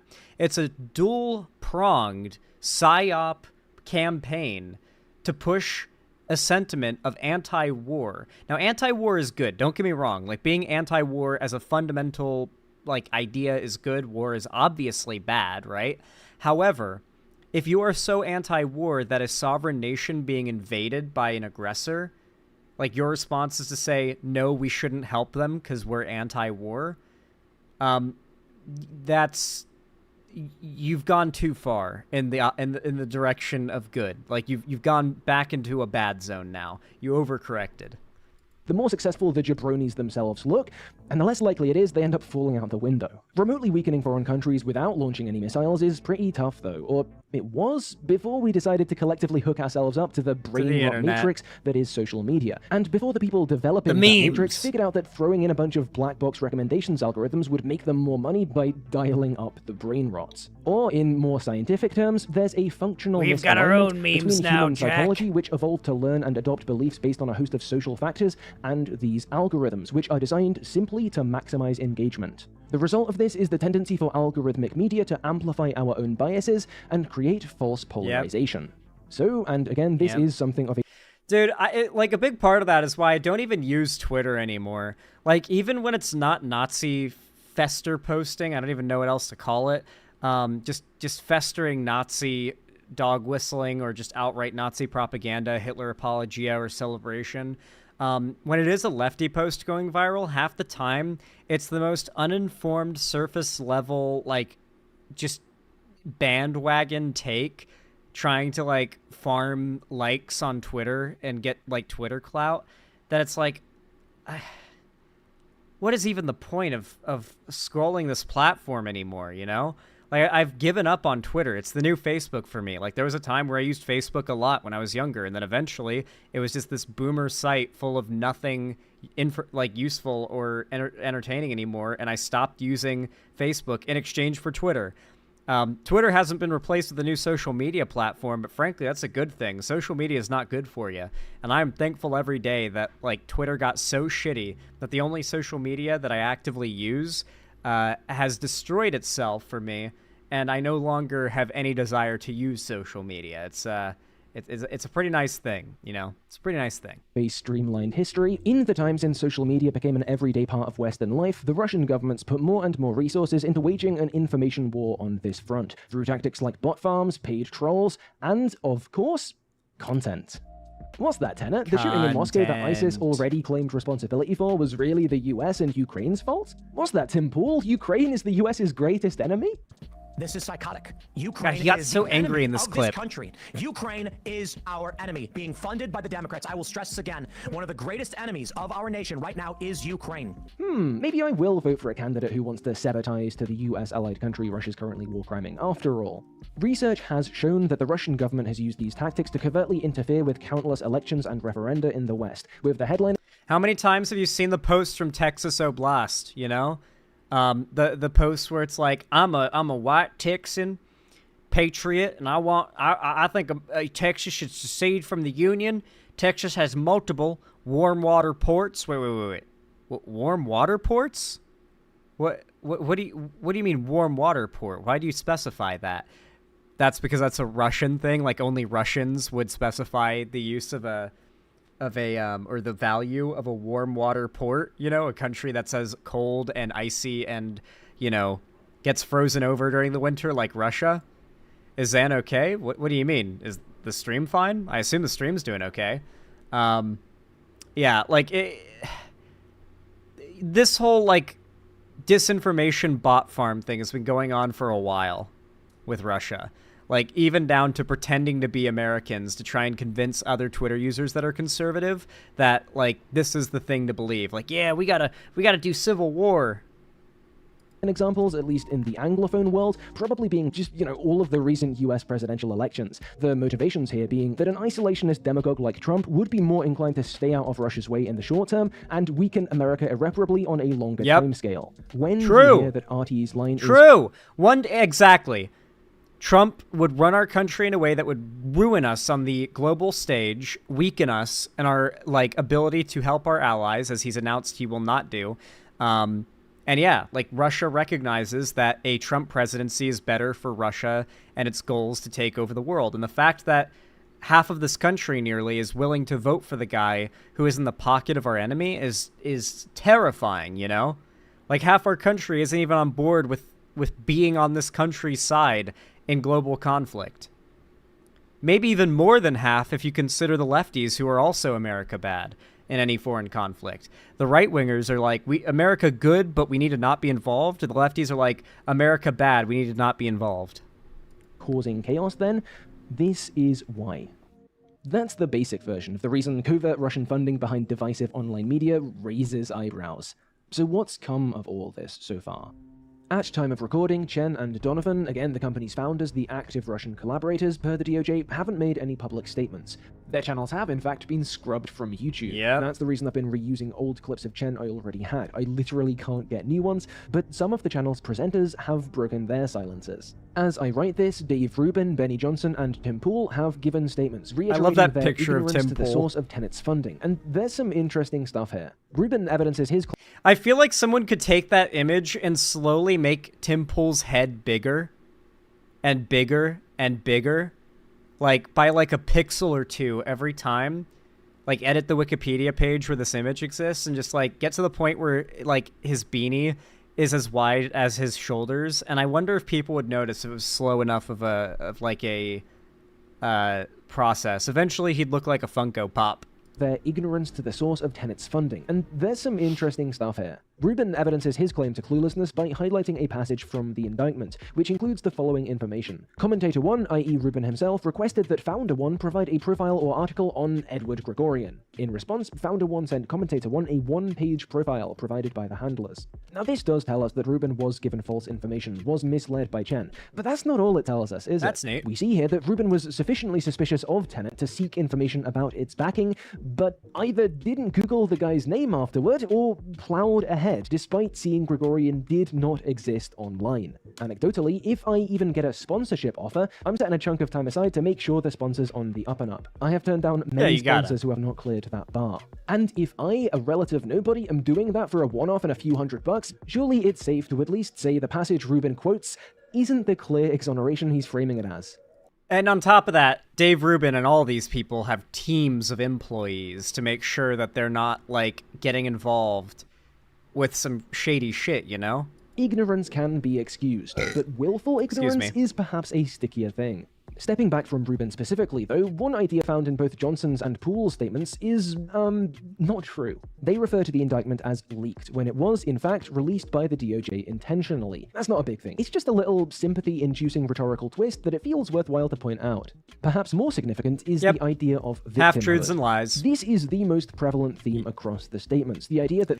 I've seen this. They're all trying to play the victim narrative, that they're actually the victims of receiving Russian dirty money to try and harm our country. No introspection about how their, like, ideas were so bad that Russia was like, we need to pay these guys to keep repeating this shit. Like, this is so useful to us, an enemy nation of America. Meanwhile, like, Tim seems angry about how Ukraine is America's enemy, but Russia, no, we're victims. We're victims, actually. That's the real problem. They, the hired commentators, are the victims here. Again, that's how a lot of the media is reporting it too. And I won't argue that here, far be it from me to incur the wrath of Benny Johnson's crack legal squad, but I will observe that there is a tension between this line and another the statements are pushing. Poole states that his content in question, the Culture War podcast, was only licensed by Tenet Media and existed well before any license agreement with Tenet. He points out that the only change with the agreement was that the location of the live broadcast moved to Tenet's YouTube channel. Johnson himself observes that he was an independent contractor for Tenet, and that the deal he signed was standard for him. Clarifying this does make sense. It's doubtless important to these figures to clarify that, unlike some of the commentators mentioned in the indictment, they didn't make videos to RT's specification, but if they did maintain creative and editorial control, if all that changed was where the content was hosted, and if they were paid tens or hundreds of thousands of dollars for that transfer, well, what does victimhood mean here exactly? And if they are the victims, where exactly does that put the viewers? Well, the reason why they're the victims is because it became public, and now they have scrutiny over being funded by Russia. That's why they're victims. The millions who consumed their content on Tenet without being informed of its backing. The countless others who saw Tenet content via the commentators' own channels. I think those are questions worth considering. But I'm also aware that it's not the most important part of this. The most important thing here isn't who the victims are, or even what they're victims of. The thing the press should be reporting on, the key to all of this, isn't what RT did, it's what they didn't have to do.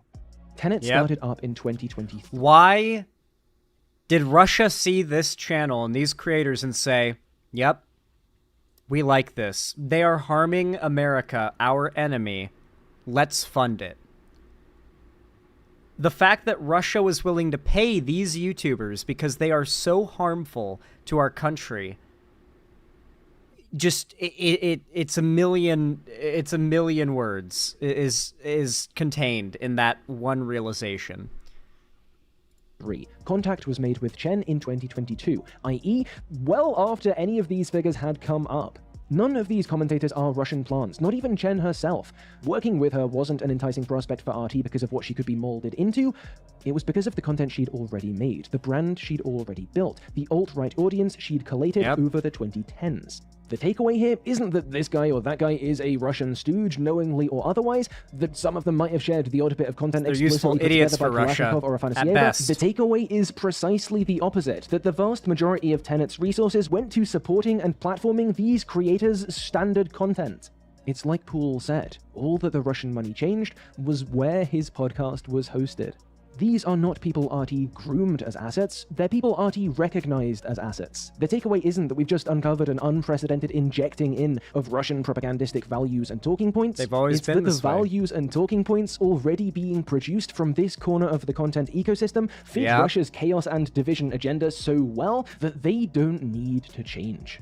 To be sure, as we've discussed before on this channel, those values haven't necessarily been developed and spread naturally. Many of these creators and channels have been given significant leg ups from existing media institutions, but these institutions are domestic. They belong to the American right wing. In the grand scheme of things, RT being involved here isn't really that noteworthy. Russia gonna Russia. What is noteworthy, surely, is that the networks and voices people like myself have been raising as potential threats to the fabric of Western democracy are seen in the same terms by the people actively seeking to do that damage, and that they see the best route to take here as simply letting them cook. RT didn't need to push in any substantial way for editorial powers with Tenet's content, because their interests were already aligned with those of Tenet's creators, and of many of those creators' viewers, friends, and colleagues. Alt-righters want Trump in office, Russia wants Trump in office. Yeah, so like, what's really important to remember is that conservatives have just always been, this whole right-wing culture war side of the internet has always been anti-America. Being anti-diversity was always being anti-America. Being anti-democrat, like opposing any form of globalism, was always anti-America. Being against immigration was always anti-America. Everything that they stand for so diligently, whether it be because of their ideological leanings or because they just want to make a quick buck off of a very wealthy and you know, what's the word for it? What's the word for like when someone readily donates money? Charitable? I guess you could say charitable, but not in the way that charitable usually means. Very charitable audiences to make money off of. But on top of that, their ideas have always been harmful to this country. I don't even know if they know that. I mean, behind the scenes, it really does seem like these, especially Lauren Chen, knew that like they're taking money to push ideas that hurt the country. But it's so wild to me that we now have not just confirmation that Russia is fully invested financially in destroying America through a information war, but on top of that, that Russia aligns with the American right. Because even Russia recognizes the danger the American right poses to the American people and to our democracy. They have a shared, like, conservatives' shared enemy with Russia is American democracy at the end of the day. Christian nationalists want the US to have a race kerfuffle, Russia wants the US to have a race kerfuffle. And even aside from that admitted agenda of chaos and social sabotage, there is just a broad ideological overlap here. So much modern Russian propaganda focuses on the danger Western elites and their gender ideologies pose to traditional values, claims moral high ground by virtue of their resistance to this subversion. And doesn't that remind you of anyone else? As I write this video, it's the 5th of September 2024. The other relevant thing that happened yesterday, on the 4th of September, was a Twitter campaign, spearheaded by figures in or around the Star Wars fandom, including Kyle Katarn and the Rewriting Ripley podcast, aiming to demonetize hate from YouTube. Rewriting Ripley's initial tweet included an example montage, which I'll play you a snippet from here. There's been a rampage of vitriol that we have faced since the show was even announced, when it was still just a concept and no one had. Yeah, so what they're talking about right now is the real-life effects that, the real-life effects that these grifters have. It would be really easy to just kind of hand-wave this stuff if the worst thing happening from these people's existence was just them making lots of money off of spreading hate. Like, that would suck, but it would at the end of the day be... the harm caused would be relatively untangible. However, these folks, whether they mean to or not, almost always end up riling up a massive horde of people to send real-life harassment to the real people behind the projects they complain about. Notably, the actress who plays Abby in The Last of Us 2 has been receiving death threats and harassment ever since The Last of Us Part 2 and what happens at the start of that leaked. The actress who plays Galadriel in The Rings of Power has been getting harassment on social media and in real life for a very long time since the show was since she was announced to be on the show, though that she takes it pretty well, so it like doesn't really, it's not as bad as many people get it. Obviously right now they're talking about an actress, I believe in The Acolyte, which is that new Star Wars show that the right was complaining about nonstop. Apparently it got canceled, which surprised me because it seemed to be doing pretty well, but it got canceled, and so the Chuds are really happy about that. They really ran the victory lap. And it even empowered the people that were harassing the crew and actors on the show, the crew and cast. And so the big, really, really, like, problematic aspect of all of this is that real people are getting death threats and harassment because of these guys' hate mongering. It's not just a grift, it's also rallying to hurt people, whether they realize it or not, whether they mean it or not. Their audiences are very impressionable and emotional and ideologically driven, and they feel that the only way to stop the fall of Western civilization is to tell that woke actress to commit suicide. Even seen it. This is what the Acolyte exists for. It's not here for story. It's not here to build the lore. For crying out loud, look at the cast right here. This cast was made... A really good example of how they, well, this is a really good example of him calling, like, here's the list of people to harass, but also another good example of how they encourage their audiences to attack these actors, these real-life people, is when they make the videos claiming blank showrunners or blank actors attack fans. How often do you see that? Like, there'll be an actor in a show getting a ton of harassment and death threats, and they'll respond to that, and these chuds will cover it saying they've attacked the fans, encouraging more people to go and do that. Maybe people who wouldn't have done it otherwise, because now they've been convinced that this actor hates the fan base, and maybe their line for whether or not that actor deserves it has been crossed now, in their mind. For having as little white males as possible in this cast. Lucasfilm, the retarded Avengers assemble over there, backing each other up. Racist do stick together.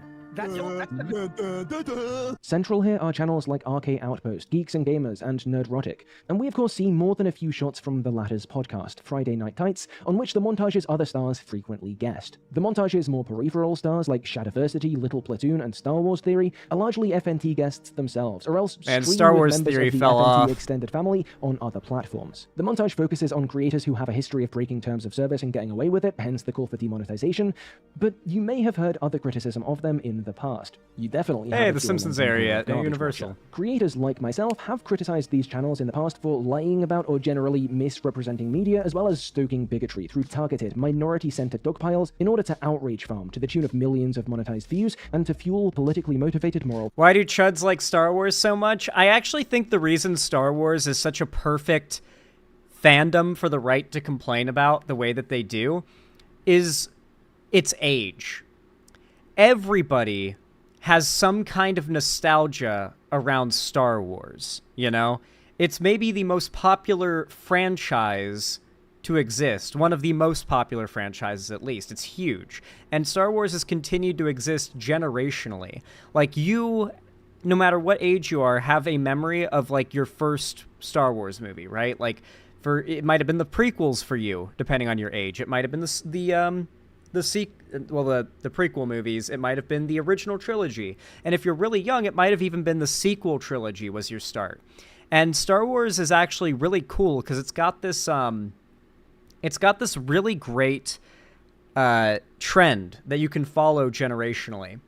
When the first Star Wars came out, like, everybody loved it. It blew up, right? It very quickly got huge. Then the second Star Wars came out, and it was very popular, very beloved. People loved it. Then the third, The Return of the Jedi, came out.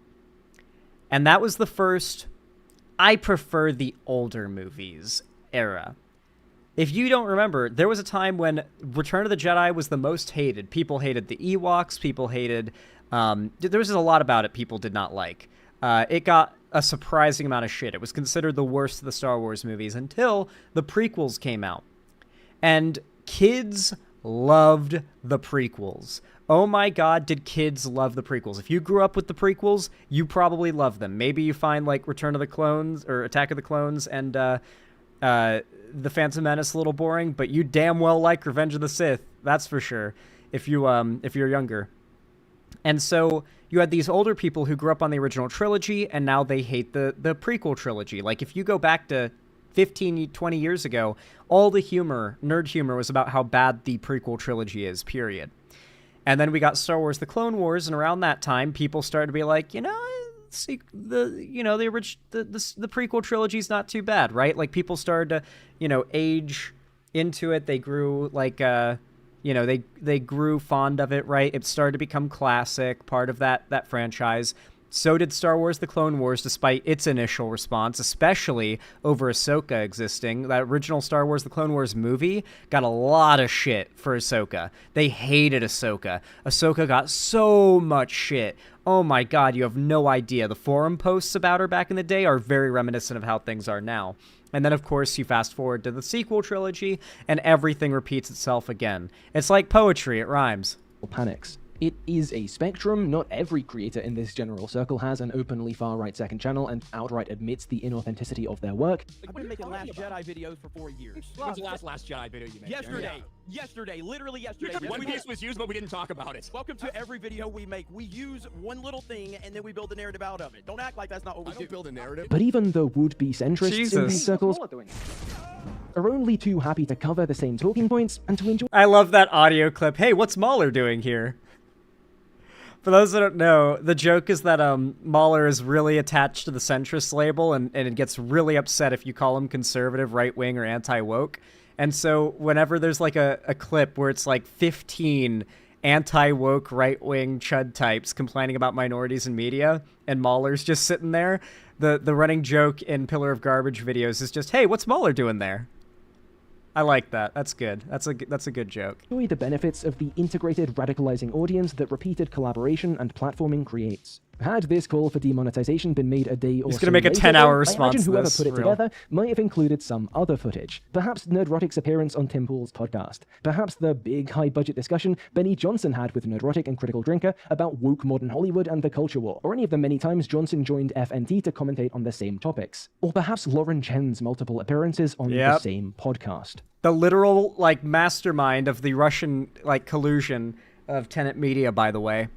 Literally, she fully was aware. That's why her name was in the investigation papers and stuff, the reports. Yeah, she is a regular figure that appears in this stuff. So they are literally buddying up with Russian assets. These random, anti-woke fandom people. I wonder how they're coping over this. The video you're watching now is my third installment in a loose series I've put together this year, aiming to properly contextualize the alt-right and alt-right adjacent voices in this corner of the online content And they're great fucking videos, both too. the grifters who knowingly create in bad faith and the usefully myopic accomplices who allow these fringe ideas to be laundered and disseminated on a wider scale, within a network encompassing both grassroots forms of collaboration and the role played by media companies and moneyed backers. A few months ago, in Across the Grifterverse, I placed Chen in that web, highlighting her prior industry connections and her platforming of white nationalists, but the reason she was on my radar to begin with wasn't to do with Richard Spencer or Charlie Kirk. It was to do with the X-Men. The commentary she'd given about modern LGBT nonsense taking over the definitely not progressive X-Men franchise ahead of the release of Marvel's X-Men 97. Man, they really jumped the gun with 97. So X-Men 97 is another one of those things where they very quickly jumped to calling it woke. It's going to fail, go broke, go broke, go woke, go broke. And then it was very successful. And so that's, not too proud. They didn't look too good there. They're not too proud of that one. Had been picked up by The Blaze, for whom she was a contributor at the time, and had added a not insignificant amount of fuel to the "they're making the X-Men woke" panic that swept nerd spaces over February and March. The evidence for that, by the way, is already being swept under the rug. Blaze have wasted no time at all in scrubbing their archives clean of the numerous pieces she contributed to on their site. Feels like something we probably shouldn't let them get away with minimizing, right? But let's not miss the forest for the trees. Lauren Chen, while in direct Russian employ, was appearing on Friday Night Tights and contributing to the fandom wokeness panics that creators in this space spin into content. The point of the video you're watching now is to show you that those two stories from the 4th of September, the fandom call for YouTube to take responsibility and address the bigoted, bullying, radicalizing, TOS-breaking grifter networks and negativity mills on the media discussion side of the internet, and the DOJ released information pointing to Kremlin campaigns hiring American commentators to sow social discord. By the way, the current CEO of YouTube is a conservative, and the last one, Susan Wojcicki, has been confirmed to have been before she died, by the way. She died of breast cancer. She was personal friends with Ben Shapiro. So much so to the point where she had Ben Shapiro had her personal phone number, and I've said this before, but if you didn't know, you should know.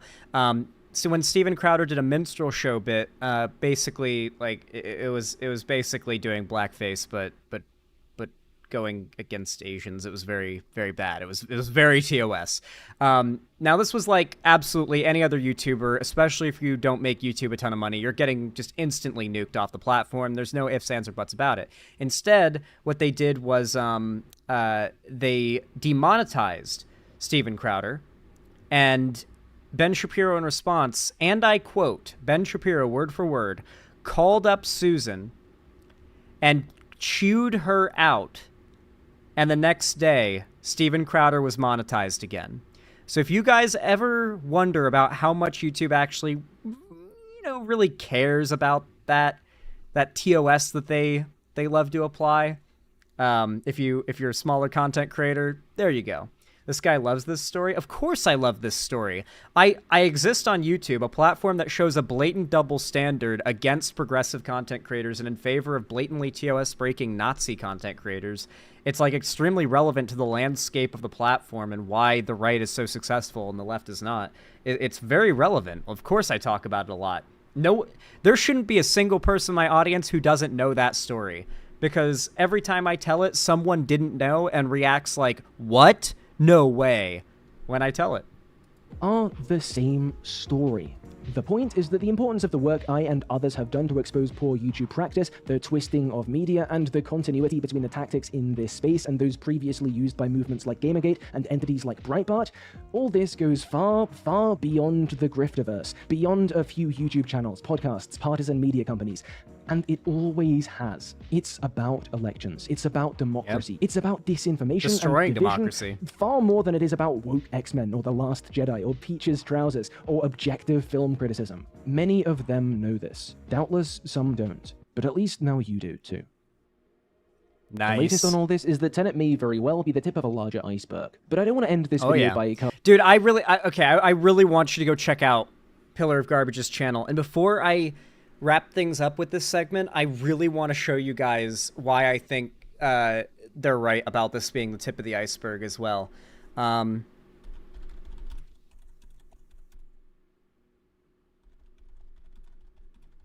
me see if I can find that clip. It was actually on my channel, and someone linked a clip to my channel on Reddit, trying to find it as well, and my channel is the only place that has this clip hosted for some reason.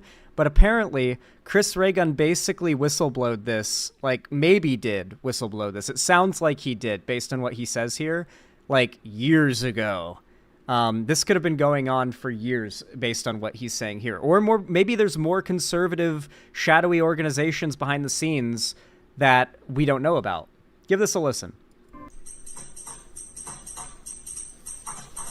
Now, this is the story all about how, several years back, I got an email from some shady people with a lot of power who said, you can make a ton of money towing the conservative party line, and we'll make sure that happens for you.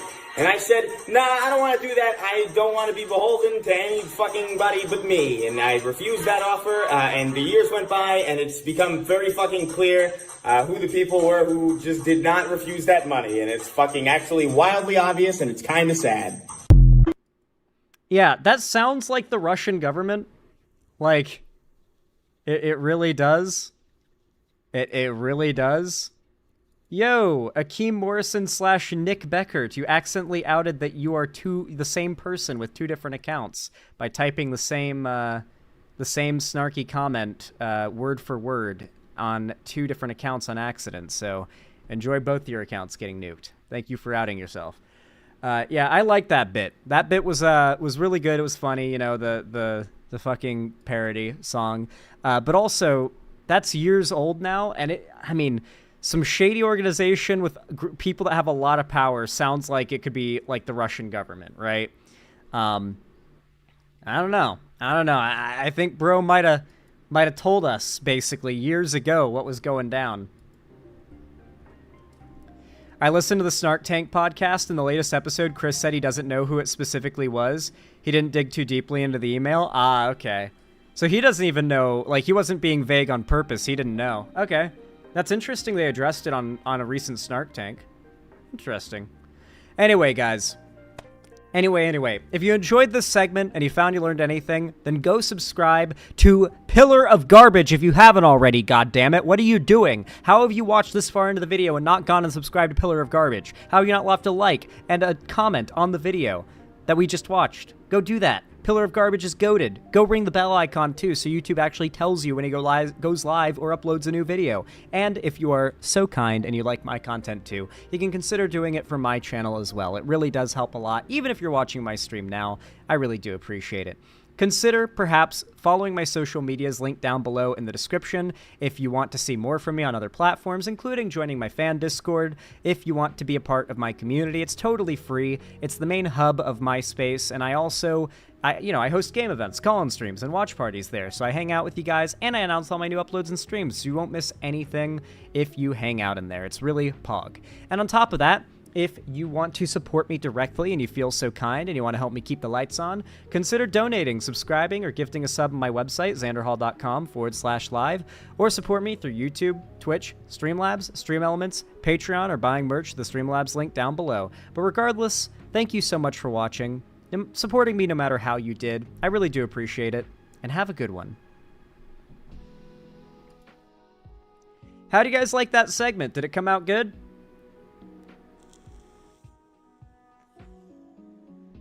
That's true, Winters. It could have been like the Heritage Foundation. You're not wrong. Good Seggy? Hell yeah, guys. That's really all the segments I have to cover today. I think it's time for us to start winding down with some hardcore Minecraft, huh? Stick around, though. It's going to be a fun time. We're going to be vibing and chilling, hanging out. I'm going to be talking to chat. First, I'm going to use the restroom, so excuse me for just a moment. I will be right back. And, yeah, don't go anywhere. We're not done just yet. We're gonna be playing some video games.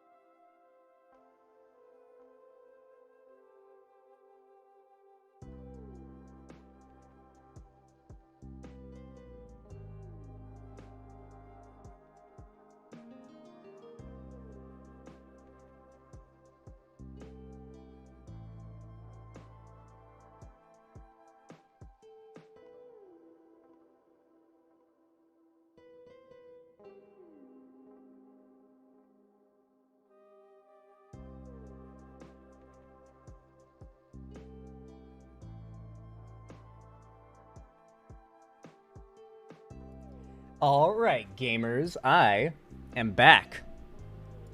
I hope you're all doing well. I hope you're all enjoying the stream so far. I can tell you that I most certainly am. Having a great time. You guys have been so generous so far, by the way. Thank you so much for the donos and subs. If you haven't already and you can afford it, it's always appreciated, as always. Thank you to everyone who's done that already. And if you haven't already, then consider it. I do appreciate it a lot. It helps a ton. Alright, I'm booting up Lay Minecraft. I love being vindicated with how certain YouTubers have been paid by shady organizations to keep spouting their repugnant views, and knowing Russia did it only makes me wonder who else is either paying or making YouTube push their videos in the algorithm to push their agenda. Well, for one, those organizations might just be paying to run ads, so that's a big part of it, but also, I don't think there's really like a conspiracy going on so much as it is that YouTube recognizes the immense amount of money they make off of the anger clickbait from conservatives, and why would they do anything to shut that down? Like, they always want to keep it around to a degree. They just don't want it to get so much attention that it starts hurting the site more than it's helping it.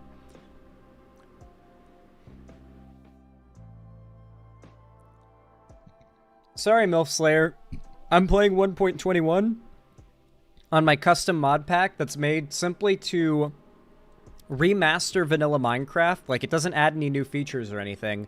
It just visually remasters the game to make it, like, fucking awesome. You'll see in a moment what I mean. No create, Umu.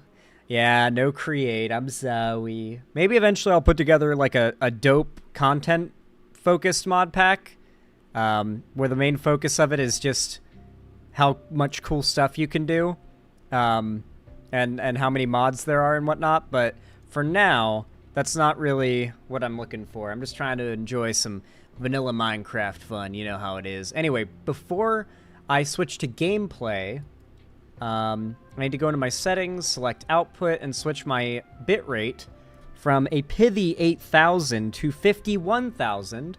This is our first real stress test of my own new internet infrastructure they set up, by the way. And up that bitrate so the gameplay looks good. Sorry if the stream dies. It shouldn't, though. Okay. Yeah, stream quality should have just jumped for you, and if it didn't, refresh. And it should.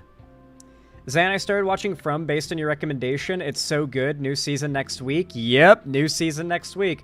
I'm glad you checked it out. Definitely make sure you come to the watch parties for it, by the way, because, like, we're watch partying season 3.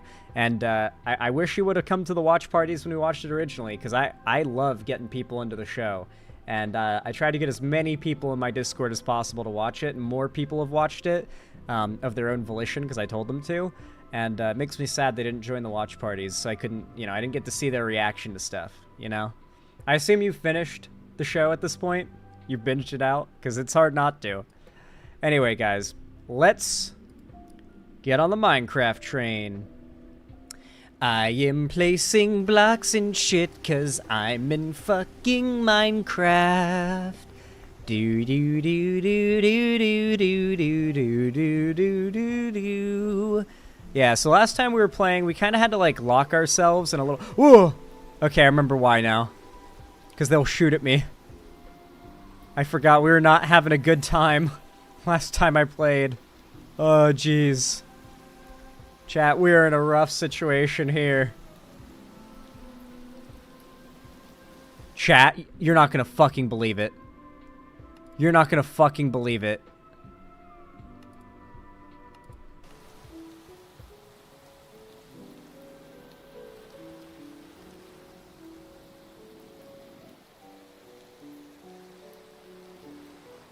There's no fucking way that song starts playing right as I'm humming the fucking parody. Let's wait for it to start from the beginning.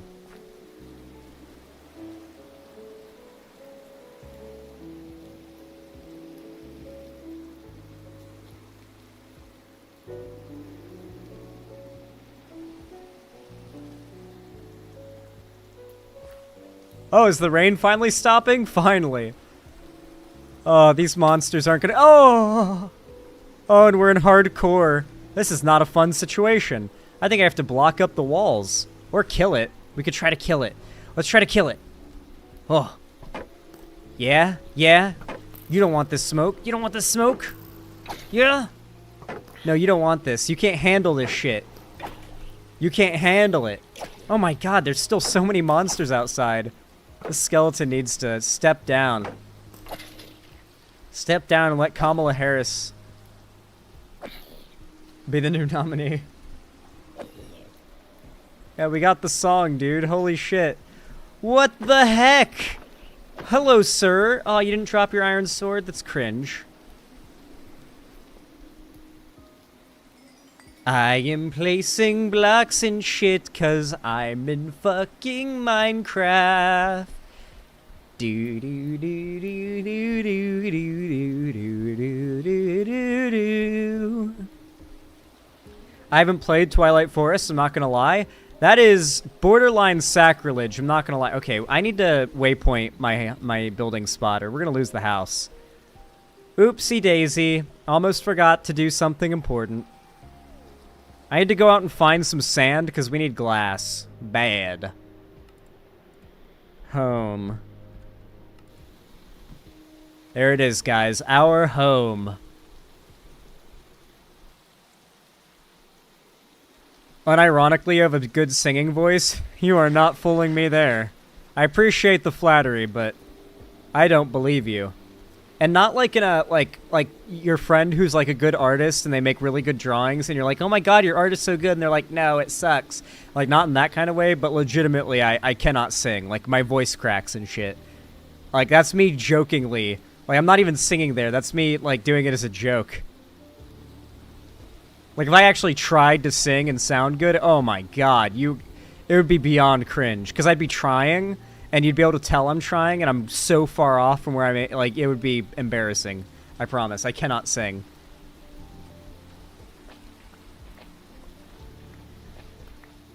Gotta do those warm-ups. I promise you guys, I can't sing. It doesn't matter how much I warm up my vocal cords, or voice train, or whatever.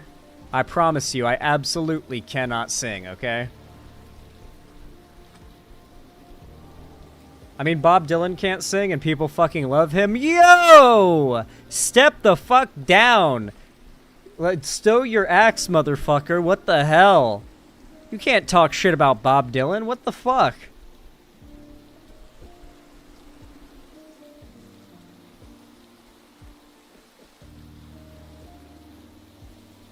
They should bite your balls off.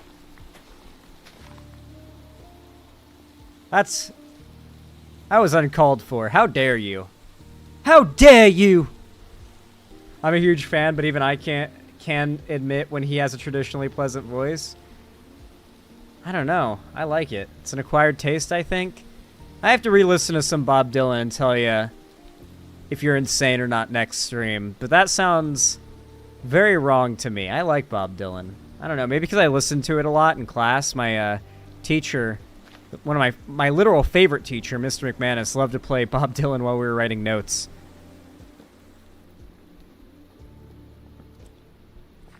Zan, can I hear you? Can I hear Zan sing instead of knuckle crackling? Knuckle crackling? Am I cracking my knuckles and not realizing it, or is there like a crackling noise to the stream that you guys are talking about? There's rain falling, by the way, so it could be that, but some people have been complaining about audio issues. Has the audio been weird this stream? I don't know what would cause that, but if it is, I need to know. You guys have to tell me, because I don't...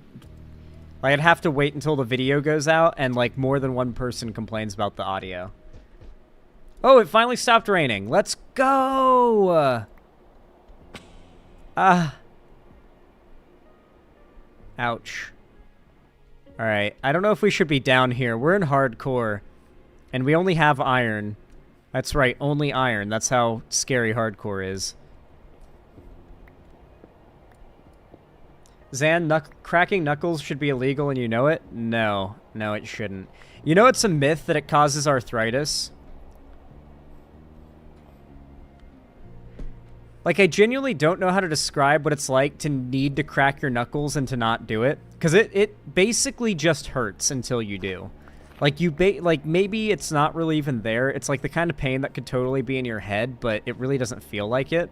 But, like, your knuckles and your fingers will basically start to ache until you crack them. And then when you crack them, it's like the most just fantastic sensation of relief and like, release and loosening. And it feels great.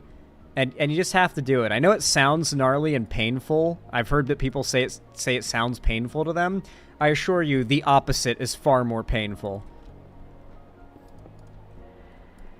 Like, not cracking your knuckles when you need to feels horrible. Zan, can you sing Ram Ranch? I genuinely don't know the lyrics, if I were to be honest with you guys.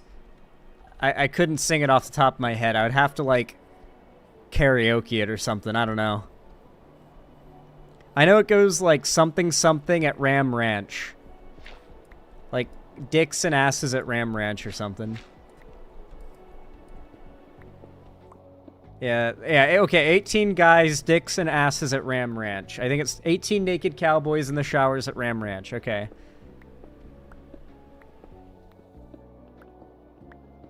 I don't know the entire Minecraft Jack Black parody, but if I did, yes, I would be singing it pretty much the entire time I'm playing, if I'm being real with you guys.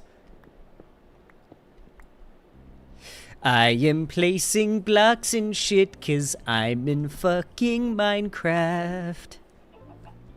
I hope that song's in the movie. I'm gonna cry if it's not. I'm literally going to fucking cry if it's not in the movie.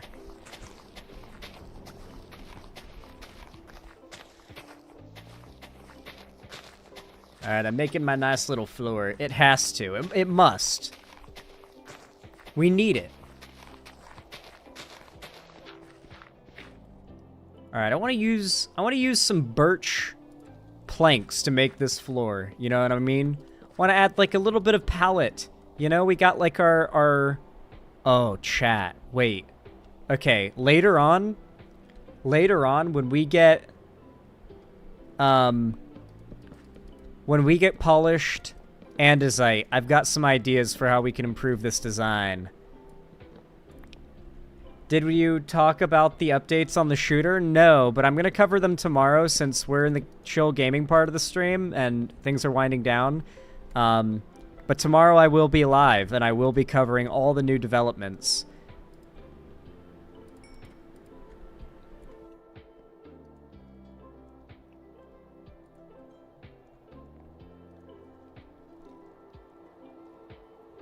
He was a white guy, former Trump supporter who was angry with him? Oh, that's peak. Yep. We're right. He's white. He's white? He's white. Ah, wait, let's go.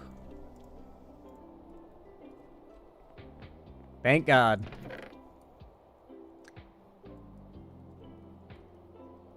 Alright, we finally got ourselves some storage. We're not actively starving to death, nor are we being shot to death. That goes pretty crazy. I love that. Oh, you know what? I almost forgot. We need a normal furnace. Because you can't smelt sand into glass in a blast furnace or a smoker. So I'm going to need to take some of this coal, throw it in here, and start smelting up some glass. So we're not going to have a fun night tonight either. It's going to be a lot like last night, where I have to hide in a hole. And in fact, I need to go get some birch wood now for the roof. Somehow I completely forgot about the assassination attempt today. Yeah, it was the first topic of the stream. That's understandable. That's understandable. First topic of the stream. It makes sense. You might forget, you know. A little while ago we talked about it. Okay, there is one content mod on here technically, and that's the tree capitator and the map mod. You could consider the tree capitator like the cutting down the tree by just breaking one block with your axe, although it takes the durability of every hit. It makes it faster, and you could argue it's kind of cheaty, but I don't know. I think it's fine. I played Minecraft for 15 plus years at this point, nearly 20. I feel I can justify using a mod to more quickly break down trees. You know, no one's playing Minecraft for the sheer excitement of collecting wood, right? It'd be cheaty if it used no extra durability. Yeah, no, it takes away your durability as if you had just cut down the tree. It just does it faster. I think it might take away a little extra durability, actually, because you're trading a little extra durability for the speed that you break down the tree. Yeah, it even does the annoying oak trees majestic default and big-ass jungle trees, but you need an axe with enough durability to do it, though. If the durability of the axe is not enough to break every piece of wood, then it'll just break and leave, like, the rest of the tree there. Okay, you know how we should do this? Actually, stairs is how we should do this primarily. Ah, yes. This isn't a super original build design, but it's not meant to be. It's just meant to get the job done, you know what I'm saying? Just meant to get the job done. No thank you with that bullshit. I don't like this tall grass making me misplace blocks. Yeah, it gets the annoying oak trees, the worst thing in Minecraft. Those giant-ass trees that just touch the sky, as a wise man once said. If anyone gets that reference, then You're an OG, and I respect you. Isn't it nuts how Notch fell off so hard he isn't even invited to future MC events? Yeah, he went too Nazi. He went too Nazi. You never go full Nazi. Alright, let's make some pains, because monsters are going to start spawning, and when skeletons try to shoot me through the windows, I'm going to lose it. I need some windows. I need them to not be able to shoot me. Okay, we are way safer now. We're not fully safe, but we're way safer now. I'm going to stow some of this. Actually, I need those slabs. I got a plan for them. And we need some more stairs, some stippity steps. Oh yeah, I forgot. The sky looks really beautiful in my mod pack. What do you guys think of my mod pack? If you haven't seen it before, I'm most interested in your opinion. I have changed it a bit. You'll notice that my character has, like, neat little animations. So that's pretty cool. So do mobs, if you haven't noticed. So yeah, I'm slowly but surely getting this thing really well polished. It's looking good. What mods am I using for the sky? Multiple mods and resource packs working together and tweaked to not, like, break each other. The thing is, I'm making this mod pack publicly available to just download and play yourselves really easily through CurseForge. So there's no need for me to, like, give you a mod list. You'll be able to get even all of my setting configurations as part of the download, so you won't have any concern or need to have any concern about whether your game looks and runs like mine. It will. It will be exactly like my game. So yeah, be excited for that. Just be patient. It's gonna take a day or two before I'm quite ready. Oh, dude, I just realized we've got, like, no light in here outside of what the furnace is putting out. I need to make some actual legit torches and light this place the fuck up. Actually, let's light it up on the top corners just to keep the lighting out of the way of the decor. What does a mod pack do in Minecraft exactly? A mod pack is, well, I should answer your question not really, though, first. A mod is something made by a player, kind of like a DLC, downloadable additional content, made by players that's freely available. A mod pack is a massive... It's as if, basically, I just downloaded a bunch of mods, and now the game with all those mods packed together is called a mod pack. So instead of playing with just one mod, you're playing with a big curated list of mods designed to make a new experience. Or in this case, just a refined experience of the base game, but in most cases, if you're playing a mod pack, it's a ton of extra content. It's like a complete overhaul of the game. Wait, Xanderhall is an anagram for Alexander? Not an anagram for Alexander. Wait, is it? No, it's not. Wait. Oh my god. Oh my god, it is. Holy fucking shit. How did I never notice that? How did I never fucking notice that? Xanderhall.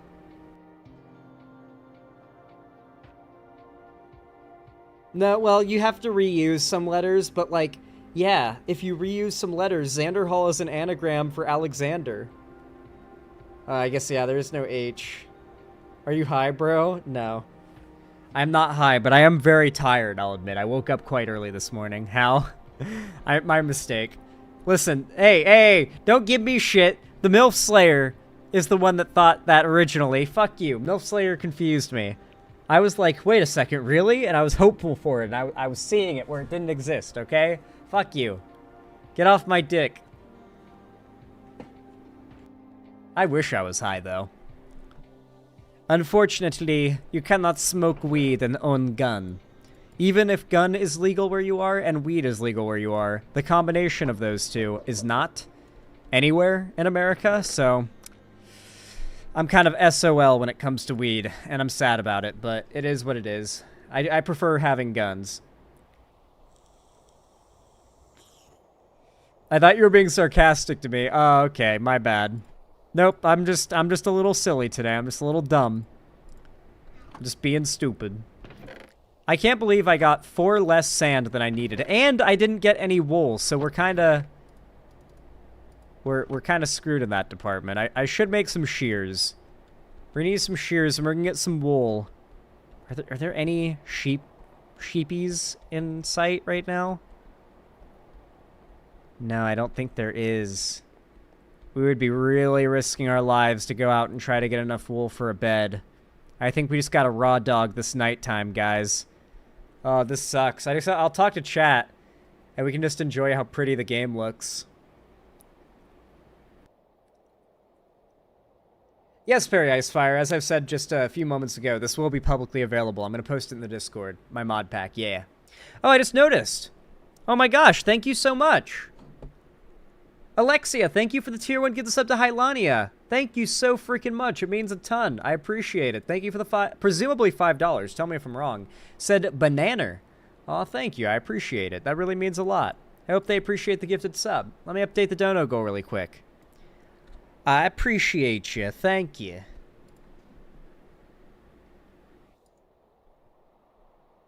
You're going to get a gun soon, but you got to complete all the training and paperwork first? That makes sense. You can kill the chicken? Yeah, but it won't give us anything that we can use to make a bed. Unfortunately, I can't make, like, a feather-stuffed bed. Even though it makes no sense that you can't make a bed of feathers in Minecraft.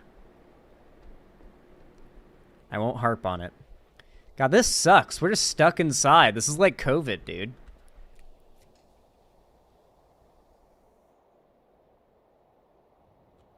By the way, Chad, I'm curious. What's everyone drinking tonight? I obviously had Monster earlier, but right now I'm drinking some water.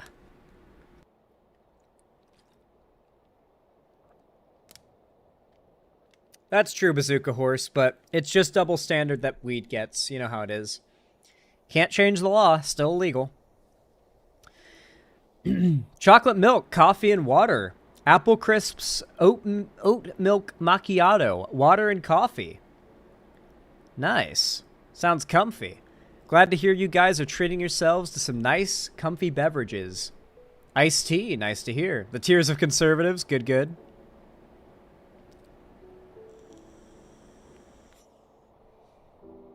Gonna drink some water, but for breakfast I had some really good chocolate milk with some toast. Ooh. Just water for you, Majestic Default? Makes sense. It's all good. You're drinking the default beverage, water.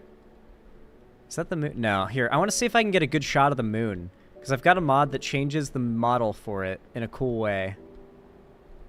I think you can kind of see it there. Based on its phase, you can see more of it, but that's just one face of it. The rest of it is dark right now. But the moon is like a cube in the sky. It's a 3D cube. And how many faces of the cube are lit up is based on the moon's like phase, like what phase of the cycle it's in. And then the sun is the same, but it glows so much with shaders that like you can't really see it too well. Like much like in real life, if you look at the sun, your character goes blind. Like you just can't see any detail in it. It's gonna be safe soon for us to go out and get some wool. We really need some wool, and then we need to start a mine. A mine! And gather some more sand. I need like a stack. I've got an idea. You wish you had these memories that everyone else has with Minecraft because you never got into it when you were a kid. It just wasn't like the thing you grew up with, but I get why you might be like, oh, I wish I had that kind of connection, you know? Oh, I did have enough glass. I didn't even know. Yeah, I get what you mean there. There are some things where I feel like I'm sad that I didn't get to have that, like, common fandom for a popular thing. There are definitely some things that are like that for me, for sure. So I get what you mean there. I definitely get what you mean. The children yearn for the mines. They do indeed. Oh, free coal. Oh, free fucking iron as well. Let's go. I just realized, because we're in like a mountain biome, there's going to be much better iron spawns here. And even emerald spawns, too. Our best place to find iron is going to be the surface. And we need a lot of iron, because I want to dig out. I'm going to show you guys the most effective mining strategy in all of Minecraft. You guys aren't even ready for this shit. Caving is for losers and pussies, okay? You don't have willpower if all you do is cave. Caving can be fun, don't get me wrong. Exploring caves is cool. You should do it. But if you're really trying to have an effective mine, I'm going to show you how to make an effective mine. I'm going to show you my pioneered mining strategy. Whoa! Okay, cave update. You're doing your cave update things, I see. Interesting. Let me throw a flare down there really fast. I'm pretty sure I have dynamic lights on items, but I guess not. Well, rip that, I suppose. Damn. Do I plan on enslaving villagers? Oh. Oh. Yes. Yes, I do. No shot. No shot did we find a sheep, and it gave me 1 wool. We now have 2/3 of the wool that we need. I sheared it, and I got the 1 in 3 chance of 1 wool. Zan, know why? They have rights? No, they don't. Where's the Minecraft Charter of Rights for Minecraft mobs? What are you talking about? They are not people, and I am not going to treat them like it. Caves are so much more cool now. I used to play 1.12.2, but holy crap, 1.19 caves grew on me. Yeah, I definitely used to have, like, I didn't like the big caves at first, but they've grown on me. And overall, Minecraft's terrain generation, as you can see, and a lot of other things have come together to make the game, like, a lot better these days. Yep, Sunbather, I know. You're not a member of my Discord, are you? If you were a member of my Discord, you would have saw my most recent announcement telling people to come watch my coverage of the news. But you're coming in telling me about it like I didn't know. That means you're not a member of my Discord. What's that about, Sunbather? Why aren't you in my Discord? What's going on there? What's, just a little curious, you know? Why aren't you in my, just asking, why aren't you in my Discord, you know? Is there something wrong with it? You think you're too good? You think you're better than all these fine folks in chat right now that are members of my Discord? I have a Discord. I'm on Discord break, lol. Alright, well, I got an eye on you. So do my fans. Just making it clear. I got an eye on you right now. Yeah, we do fascism, but only in Minecraft. That's true. That's true. Yes, more iron. I love this mountain iron. Let's climb to the top of this mountain and get a nice, beautiful panorama of my world. Ah, yeah. And the Distant Horizons chunks aren't even done loading yet, by the way. Like, we're eventually going to be able to see so much further off in the distance as Distant Horizons loads the distant chunks and stuff. Ah, so pretty. Oh, a goat. Do goats drop anything when killed? I've never killed one before. Let's kill one and find out. Ah, because they're a real mob, they don't. That makes sense. I feel bad I killed a goat. I do feel it's cringe that goats don't give you milk and meat, though, because they are literally animals that people all over the country, or all over the world, kill and eat to survive. Yes, Distant Horizons makes your frames better. Even though you're able to see way off distant, like, into the distance, when you have Distant Horizons, despite the improvement to your graphics, your game runs better than without it. There's no reason not to use it. It's a performance enhancement mod and a visual improvement mod. Like, there's no reason not to use it. Ooh, emeralds and iron in this cave. This is a nice little caverino. Oh, it goes down, too. Okay. Alright, let's mine what we found. We got some stalagmites and some stalactites. Or actually, no, hold on, chat. I'm going to tell you something that's going to help you remember the difference between stalagmites and stalactites forever. Tits hang. That's all you need to know. Stalactit and tits hang. Stalactits are the hanging ones, just like titties hang. That is literally the mnemonic device that I use to remember which is which and have my entire life. I'm not joking. I'm not exaggerating. Ah, damn it. My pick broke and now we gotta leave this stuff here and come back later. Ugh. Sounds pretty on brand. I will not let my audience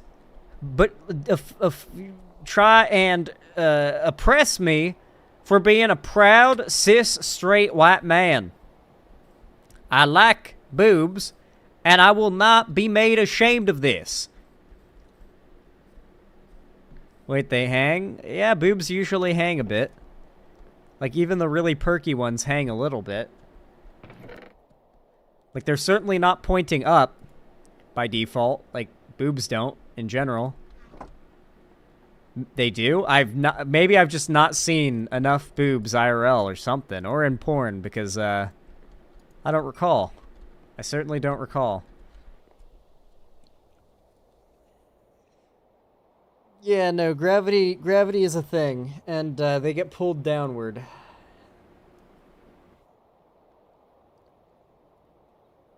Unfortunate, Sonny the Martian.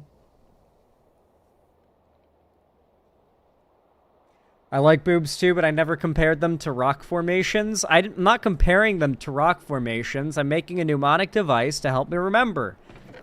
It's not that hard to understand, chat. I feel like you guys are purposefully misrepresenting my position. In bad faith. Alright, guys. We are not running out of picks now. We're fine. Before we do anything else, we need to find a Shep. Let's quickly find another Shep that I can, shear. Even if it gives us 1 wool, we're fine. But I know for a fact it's gonna give us 3 wool, even though we don't need it, because fuck me. It's gonna be like that teasing, if only this has happened sooner, huh? How are there no ships in this area? What the hell? We got some piggies, some pegs. Where are the ships? What the fuck? I'm dying from the stalactite thing. Oh, we found ships. Let's go. We're so back. We're so back. We're so back. Oh, that one only gave me 1 as well, I think. And that one gives me 3. There we go. I knew it'd be the last one we sheared. Can't wait to build a Japanese tea house with this mod pack. Nice. I mean, if you're just going to play modern Minecraft and have a world that you consistently play on, this is the mod pack to do it with. That is what I designed this for. My personal single-player world that I'm playing for the long run, I made on this mod pack and have played for a month or so now. And it's coming along really nicely. I'd honestly like to give a tour of it before I wrap up stream in half an hour probably, because I am pretty hungry and it is getting late. Oh, look how the snow looks with my mod pack, by the way. The physics mod overhauls rain and snow. So this is how snow looks with this mod pack. There's different hardnesses, I guess you could say, of how hard it snows and how hard it rains just randomly. So there's some variance in the weather. I hate that it's raining again though. That's kind of dick, I'm not gonna lie. Although, then again, I do have a bed now. Or at least I'm about to. Fuck it, let's make a blue bed. Let's get a little different with it.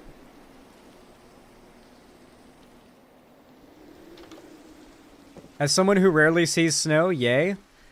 Dude, I am still waiting for significant snow here in Seattle. It snowed a couple times, but just a dusting that went away by the next day. I'm waiting for the snow to happen. And I'm so excited for when it does. Respawn point fucking set. Let's go. Dude, I gotta chill out and wait for it to get dark so I can sleep.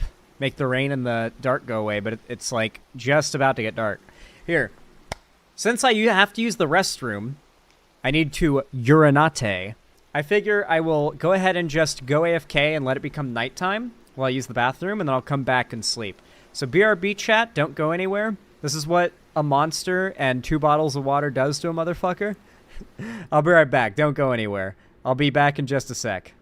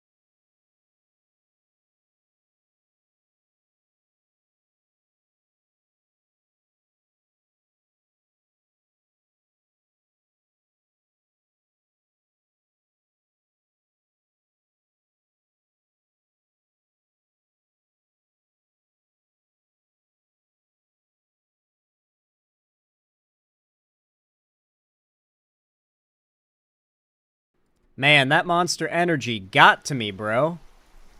Yeah, damn.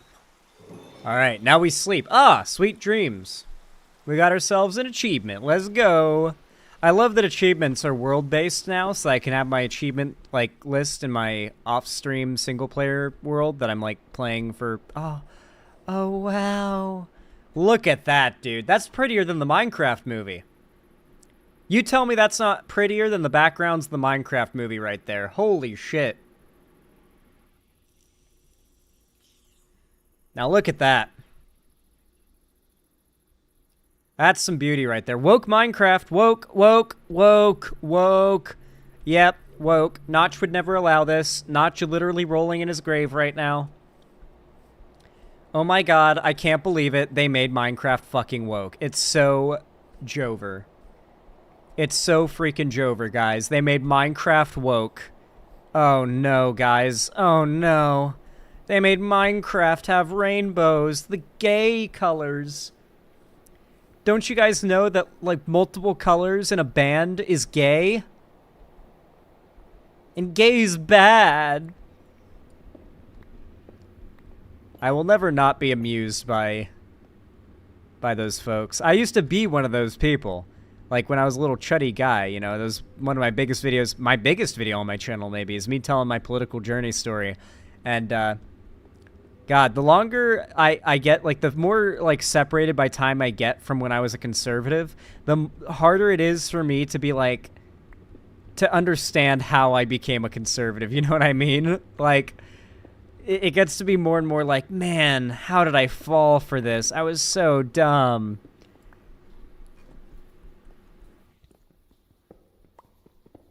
I bet $200 that if the Minecraft movie fails, Chuds are going to blame it on the black woman. Yeah, no, they already are saying it's gone woke and it's going to go broke because of that. Like, it's clearly it's probably going to do pretty well in the box office for a variety of reasons, but on top of that, like, if it does do badly, there's just a lot of negativity around it already. So calling it woke is really effective because all these young kids are looking up videos like shit-talking the Minecraft movie trailer, because it looks bad and they're angry and they want to share their anger.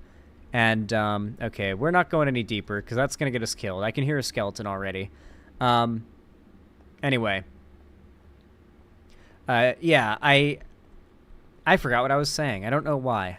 Man, maybe I do have ADHD, guys.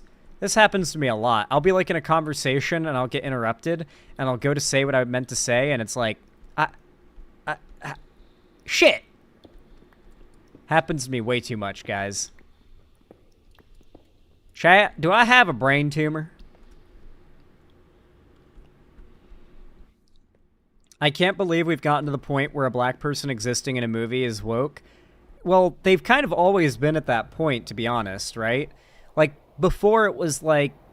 They had a lot more excuses for why being mad about black people in a movie wasn't racist, right? That like, being mad that something is woke is not mad that there is diversity. It's being mad about the motivation for the diversity being disingenuous. That was the talking point.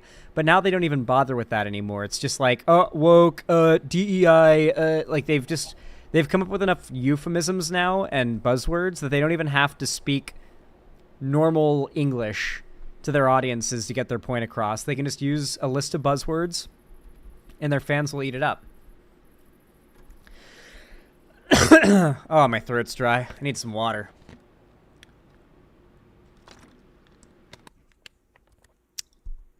I do be talking for long periods of time. Ah, yes, we found the cave again. Alright, what's in the Scoon Cave? Any monsters in the Scoon Cave?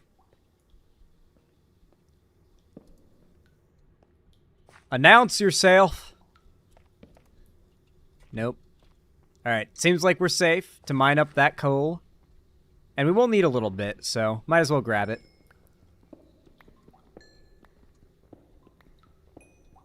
Yeehaw! Hell yeah, brother. Dude, I really hope that the Minecraft movie ends up being good despite everything, you know? Like, I agree, it looks fucking awful, but I am the type of person who is completely open to like going into a movie experience like that where I expect to be disappointed with an open mind and like let it impress me if it can, right? To not have this like bitter attachment to disliking it, and if it ends up surprising me, to actually let myself enjoy it, you know what I mean? Like, how many times have you seen someone expect something to be bad and then they end up liking parts of it and they have to cope about it?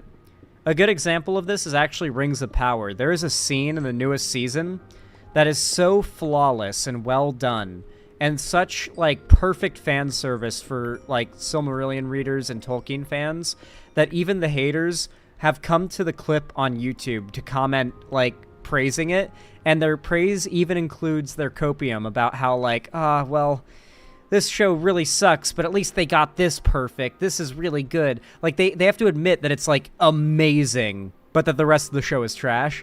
Like, the copium is just, like, dripping from it. What scene is that? The scene where Halbrand reveals his other form that we know him as. That's all I'll say.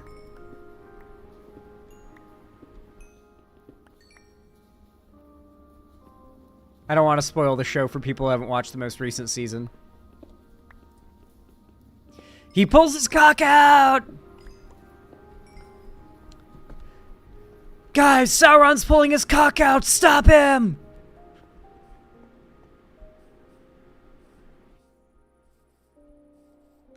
The Lord of the Cock Rings. I'm sorry. I'm so sorry, chat.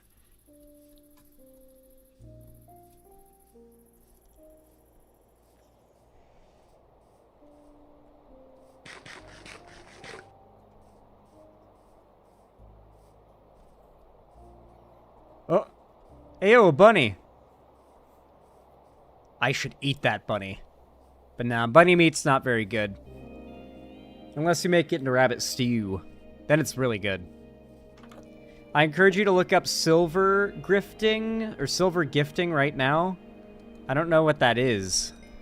I could Google it, but I am a bit busy, as you can see. By the way, if you're watching right now, and you like my content, and you want me to keep making more content and all that good stuff, consider maybe, you know, perhaps maybe kind of, you know, perhaps maybe supporting the channel, you know, financially, by donating, subscribing, or gifting a sub. It really does help a lot. I really do appreciate it, everyone who does that. Even if you're just lurking, though, it means a lot. Wow, that was fast response time. Thank you, Bango the Buck. Yeah, just like Bango the Buck did, guys. Yeah, thank you very much. Also, if you haven't already and you want to support the stream for completely free, it really does help if you just drop a like. I really do appreciate that. Thank you to everyone who hits that thumbs up button. It means a lot to me. Thank you. Yo, Bango the Buck, once again, thank you for the tier 1 sub. I really do appreciate that. Correct me if I'm wrong, and if that's like a 3-monther, let me know. Thank you for the $5. I really appreciate that. Very based in Pog. It means a lot. Says, just wanted to thank you for helping me through college. When you get the chance, here's my favorite meme ever. I'll keep that up on my thing so I can bring that up later when we're wrapping up the Minecraft bit. But thank you so much. I really appreciate that. That means a ton. I wasn't expecting for someone to donate midway through me saying that. That's pretty funny. Thank you guys for your support. Y'all have been very generous today, and I appreciate it a ton. A ton. Okay, guys. I am going to demonstrate to you guys an amazing mining technique. It is called the chunk mining technique. You have to press F3 and G, and this will bring up chunk borders, which essentially allows you to see the borders between different chunks. Wow, who could have predicted that? Anyway, what we're going to do is dig out an entire fucking chunk.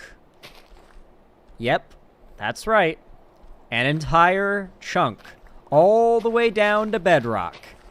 You better believe we're going to get a lot of stuff from this, but this is just the first step of the mining process. And this may sound tedious and annoying and boring, and at times it can be, especially if you're not listening to like a YouTube video or a podcast. But if you start up a new Minecraft world and you're struggling with getting started, like maybe you build your first little shack and you lose motivation and you stop playing, my first recommendation to you is to set a small goal like digging a chunk all the way down to bedrock. That is a simple task, one that is very easy to do, and to enjoy doing it because it's just kind of mindless, and you can like listen to a podcast or a video while you do it. It's kind of fun in that way. And then once you've done that, you can dig out your strip mine, and I'll show you how to dig a really good strip mine that complements this method. And you'll actually have something to do. Oh, yeah, these are llamas, and this is a traveling trader. I have a mod on, by the way, that gives custom GUI to every, like, chest, every crafting thing, every, like, interaction. So trading has its own custom layout. I think it looks pretty cool. It's, like, modified, like, vanilla aesthetic. Anyway... A lot of this, I've learned a lot of ways to make Minecraft more interesting, like straight up vanilla Minecraft.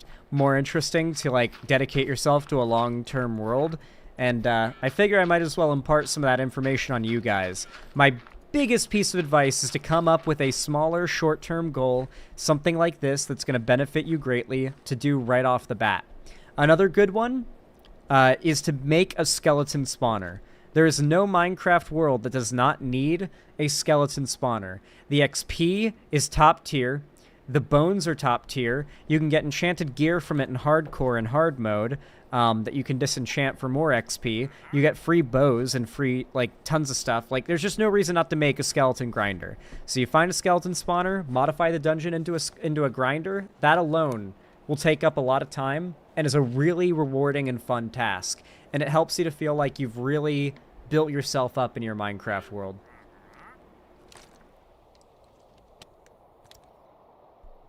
All right. It's a little bit of advice for people if they want to make Minecraft a little more interesting for themselves because they're having trouble with motivation. I know that's been sort of like a trend on YouTube lately.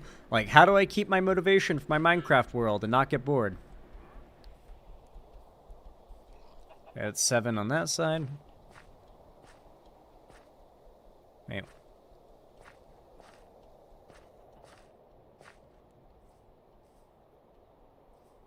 Yep, okay, that's equal. Have to make sure it's equal. Otherwise, I'll have to rebuild these. So yeah, we're going to dig out this entire chunk. I no longer need F3 and G, so I'm going to make that go away. Oh man, I should have made more iron shovels. I might actually need to make 2. For how big of an area we're about to have to dig out. Make it a slime chunk and build a slime farm after. Oh, believe me, we're gonna find a slime chunk. Ho ho.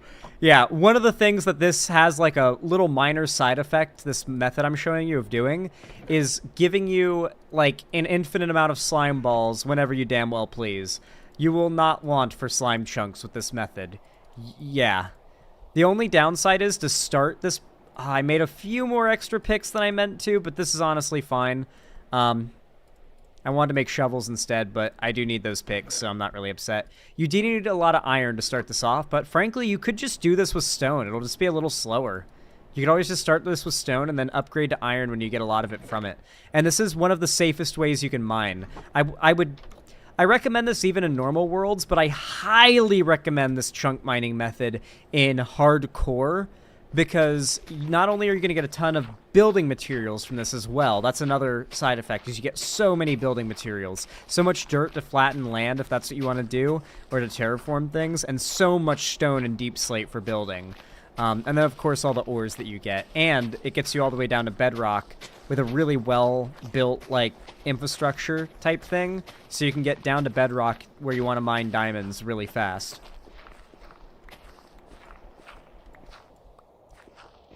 I don't know what people were expecting with the Minecraft movie. IDK, if you could do Hollywood level quality for your typical Minecraft animation, all like Captain Sparkle's music videos, the style has an upper limit for quality and will always look like a video game IMO. People say the Lego movie did, but stop motion has a basis in reality.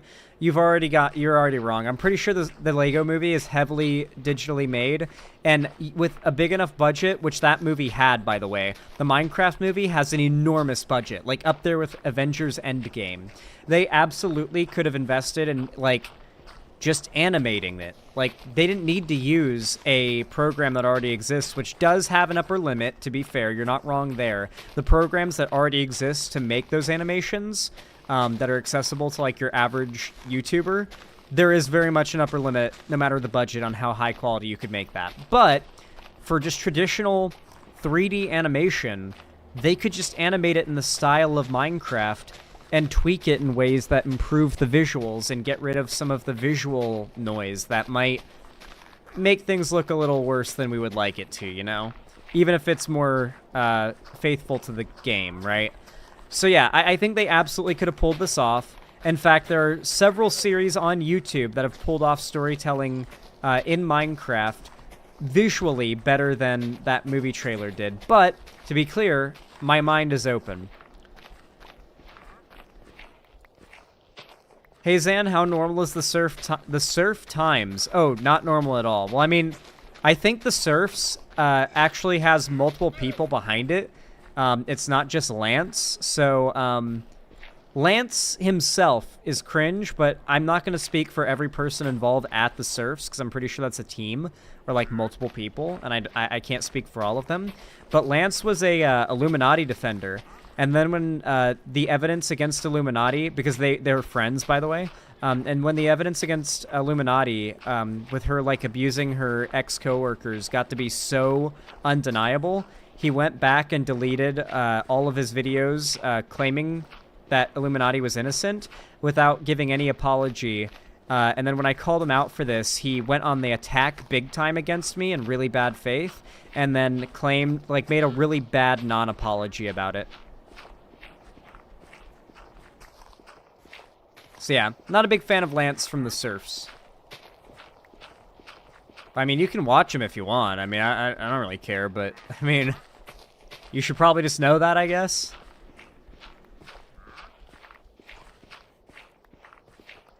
IDK, what people are expecting? Dog. Okay, I have to say, I have never been more pissed off than when I hear that "I don't know what people were expecting" line. Usually from people that don't even play Minecraft. People were expecting that just like the Mario movie, just like League of Legends, just like Fallout, just like a dozen or more other game franchises lately, that the biggest game franchise in the world might be given justice by a movie adaptation given a budget of nearly as much as Avengers Endgame and being published by a studio known for some of the biggest Oscar-winning blockbusters of all time. I think it's fair that people had a suspicion that there was a chance it could be good, especially when people like fucking Mac Dillaheny from It's Always Sunny were on the team originally, and it's gone through so many delays and everything because it seems as though there's a team behind it that actually wants to make a good product based on that evidence. There was reason to believe this could be good before, but what came out, what we've been shown, does not look good. I think it was completely reasonable to expect it could be good. I feel like that I don't know what people expected. Like Talking Point, it's very tone deaf, you know? Like, we're in a post-Mario movie, post-Fallout, post-Last of Us, there's, like, video game adaptions are good now. It was reasonable to expect that Minecraft could have a good adaptation. I'm sorry, this is personal to me. I got a little angry. I'm sorry for yelling, okay? Here, let me up my gain, by the way, because it's dark as fuck in here. That's as bright as I can really get, unfortunately. Up my exposure. That works, I guess. There we go. Well, that kind of breaks my frame rate, though. I gotta go back to the normal exposure. Oh, shit. Well, it's the best I can do in these lighting conditions, guys. I'm sorry. Haven't even watched the trailer yet, lol? You probably shouldn't. If you're gonna watch the movie, you might as well not watch the trailer and just let yourself have a completely untainted perspective on it. I do have a theory that the trailer could be deceptively edited to make the movie look worse than it actually is. And if you think that sounds crazy, consider the fact that hate drums up so much attention these days, and executives know that, and it would actually be a really effective marketing stunt if that was their goal, was to just showcase like 2 shots of the ugly mobs.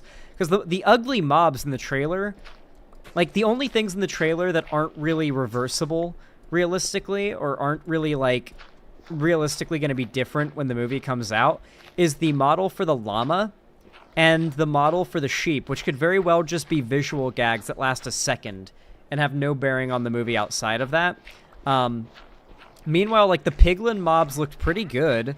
The environments don't look great, granted, but to be fair, visual effects, they just wrapped filming on the movie, like, a few months ago. It wouldn't surprise me if all those visual effects are very work in progress, including the environments and the CGI of, like, green screening them into the environments. Like, those could all have been very much still early in work in progress, and they just showed what they could, which wasn't even finished to begin with. And the final product could be way higher quality than what, like, we've seen so far.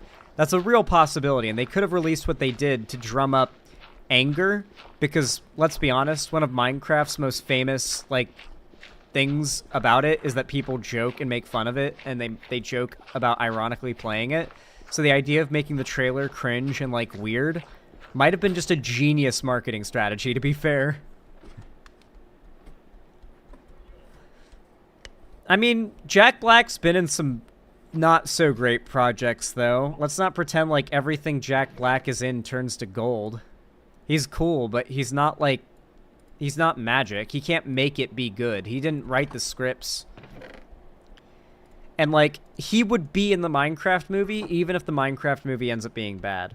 Also, it's actually worth saying, by the way, based on the leaked info we have of the Minecraft movie so far, it's actually pretty possible that it's not going to be a Jumanji situation. Well, it will be in the sense that they'll have been teleported to an alternate world and they're trying to get out, but, that's fine. That's a fine concept for Minecraft, you know? They're not inside of a game, though. Minecraft in this movie is not a game. They are in the canonical overworld of Minecraft. Like, the Minecraft canon overworld is where they are in that movie. They have been transported to another dimension, which is the dimension that Minecraft is trying to approximate with its pixelated graphics. So yeah. The Minecraft movie is going to be canon. That's kind of a big deal as well. If you're a Minecraft fan, that is. Bro went invisible because it's getting dark. What a pussy. Actually, speaking of which... Here, I'll put the torch down here. Speaking of which, I should light up my hole. Because we don't want monsters spawning down here. And we should go sleep. I also want to show you guys my... my single-player world that I've been playing off-stream. Oh my god, Xana's playing Minecraft. Is that a Minecraft movie reference? So true.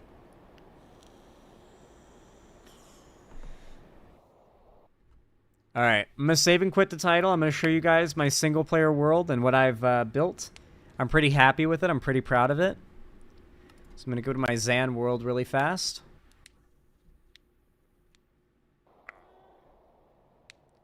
Let the chunks load in and all that good stuff. All right, before I show you my house, so I've cleared a massive area here, guys. I'm gonna press M so you can see the mini map. I have cleared a big area here, as you can see, and I built my house. Prepare to see this house. I built this from scratch. It is one of the most nice things I've ever built in Minecraft because I'm not all that good at building, but there it is. I'm actually genuinely pretty proud of this. It's still a little work in progress. I have some tweaks I want to make to it. But overall, I'd say it's actually come out looking pretty freaking good generally. Like, check this out. I did a little clever thing with the new pots to make, like, potted plants for decoration. Here's my living room where I've got the cat sitting by the fireplace, keeping warm. Pack PNG is on the wall. Got some cool things. I got a music disc here. I can play some cat. I should turn off the game music if I'm going to play a music disc. Got myself a bed. I like this little bed setup I made. I think it looks pretty cool. Got my rugs and stuff. If we go back a little bit, we've got my basement. And I'll show you guys the basement in a moment. But in here, I've got an aquarium with some fish. They're just vibing out. Just some salmon in here. And since it's the aquarium room, I decided to make the light blue with these soul lanterns. And I built the dining room in here. It looks pretty cool. Obviously, these are decorated pots with the sherds I got from archaeology. Got some paintings up, obviously. Here's the kitchen. I've got a fridge here, a little cabinet on top, my compost bin, aka the trash can, a sink, some paintings, you know, smoker, some barrels, a little table. The view's not great because I haven't fully terraformed the area that I flattened. I had to use beacons to do this, by the way. But, yeah, it's coming along pretty well. And if I come down to the basement, you can see I'm pretty proud of this basement. I think this basement came out looking real nice. I had a lot of things going on down here. I think it's looking great.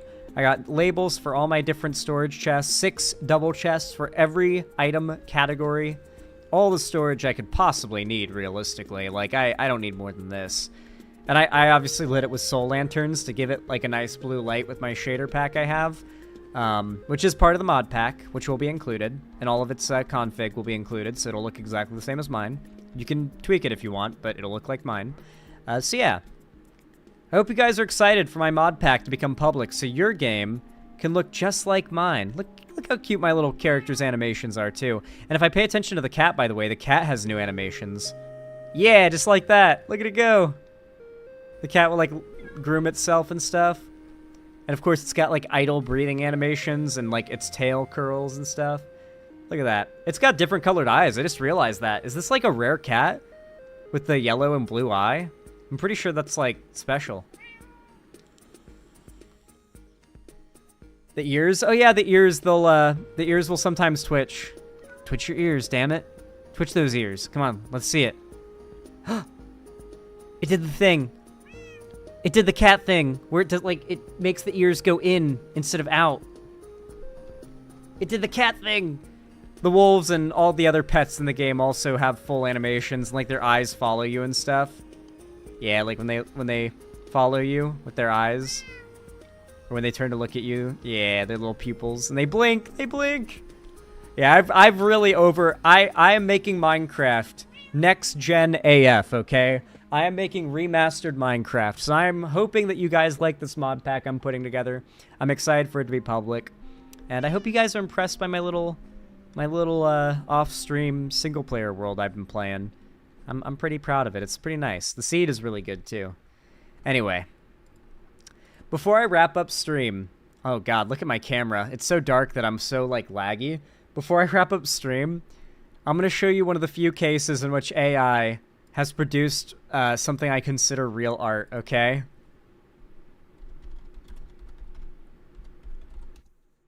Someone made a video called The Lord of the Rings, The Fellowship of the Rednecks official music video.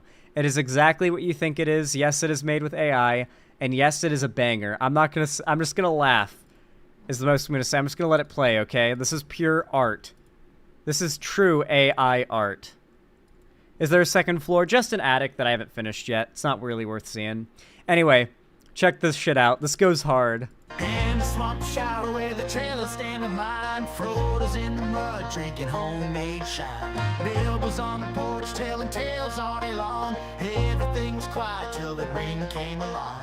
Gandalf rode up on his mule named Joe, said the ring's trouble, we gotta hit the road. With the swamp behind and the mountains ahead, we're just good old boys doing what Gandalf said. Frodo's carrying the ring and it's dragging slow, but we're marching through the mud with a steady flow.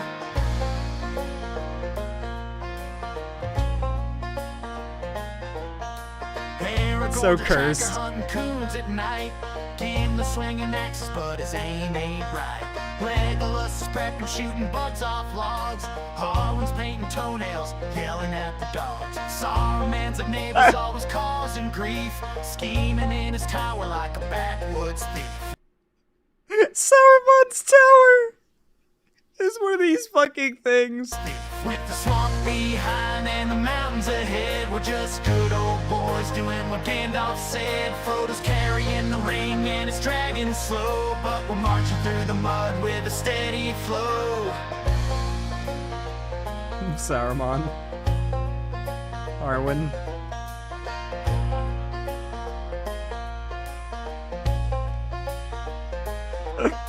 Frodo's feeling rough, that ring's getting mean. Sam's frying up catfish, keeping Frodo lean. Boromir's all tangled, lost in the dark. Galadriel's telling fortunes in the back of her yard.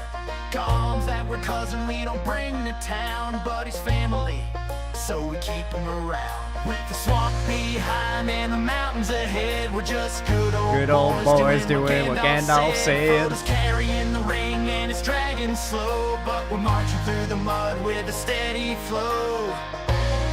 It's insane how hard this goes.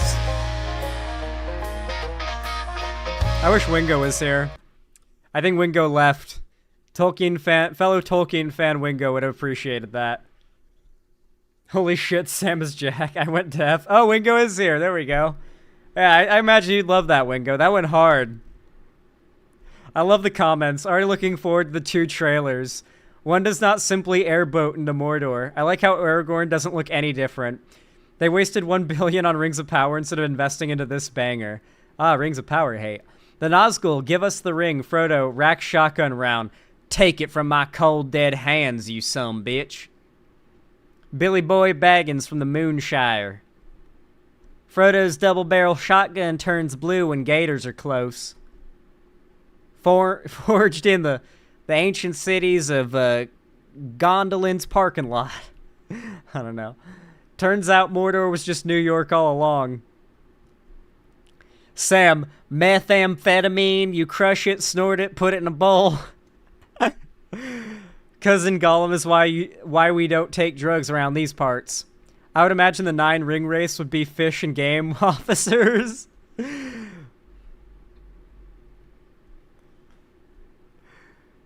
My boy, you will not trespass this property. Oh, is that you shall not pass? Redneck Arwen is something I didn't know I needed this badly. Oh, God.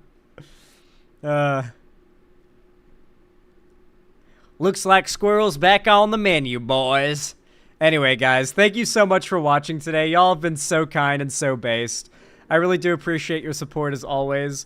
What a funny way to wrap up stream. Oh, quick, Bango the Bucks meme. We gotta check out, before I wrap up, we gotta check out Bango the Bucks meme. My bad. Let's watch this. Bananas. Rotate. Rotate. I've seen this. Can you feel it?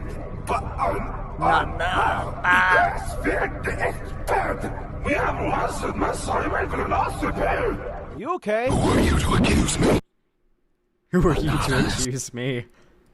Brain rot. True, brain rot, but I love it. All right, everyone.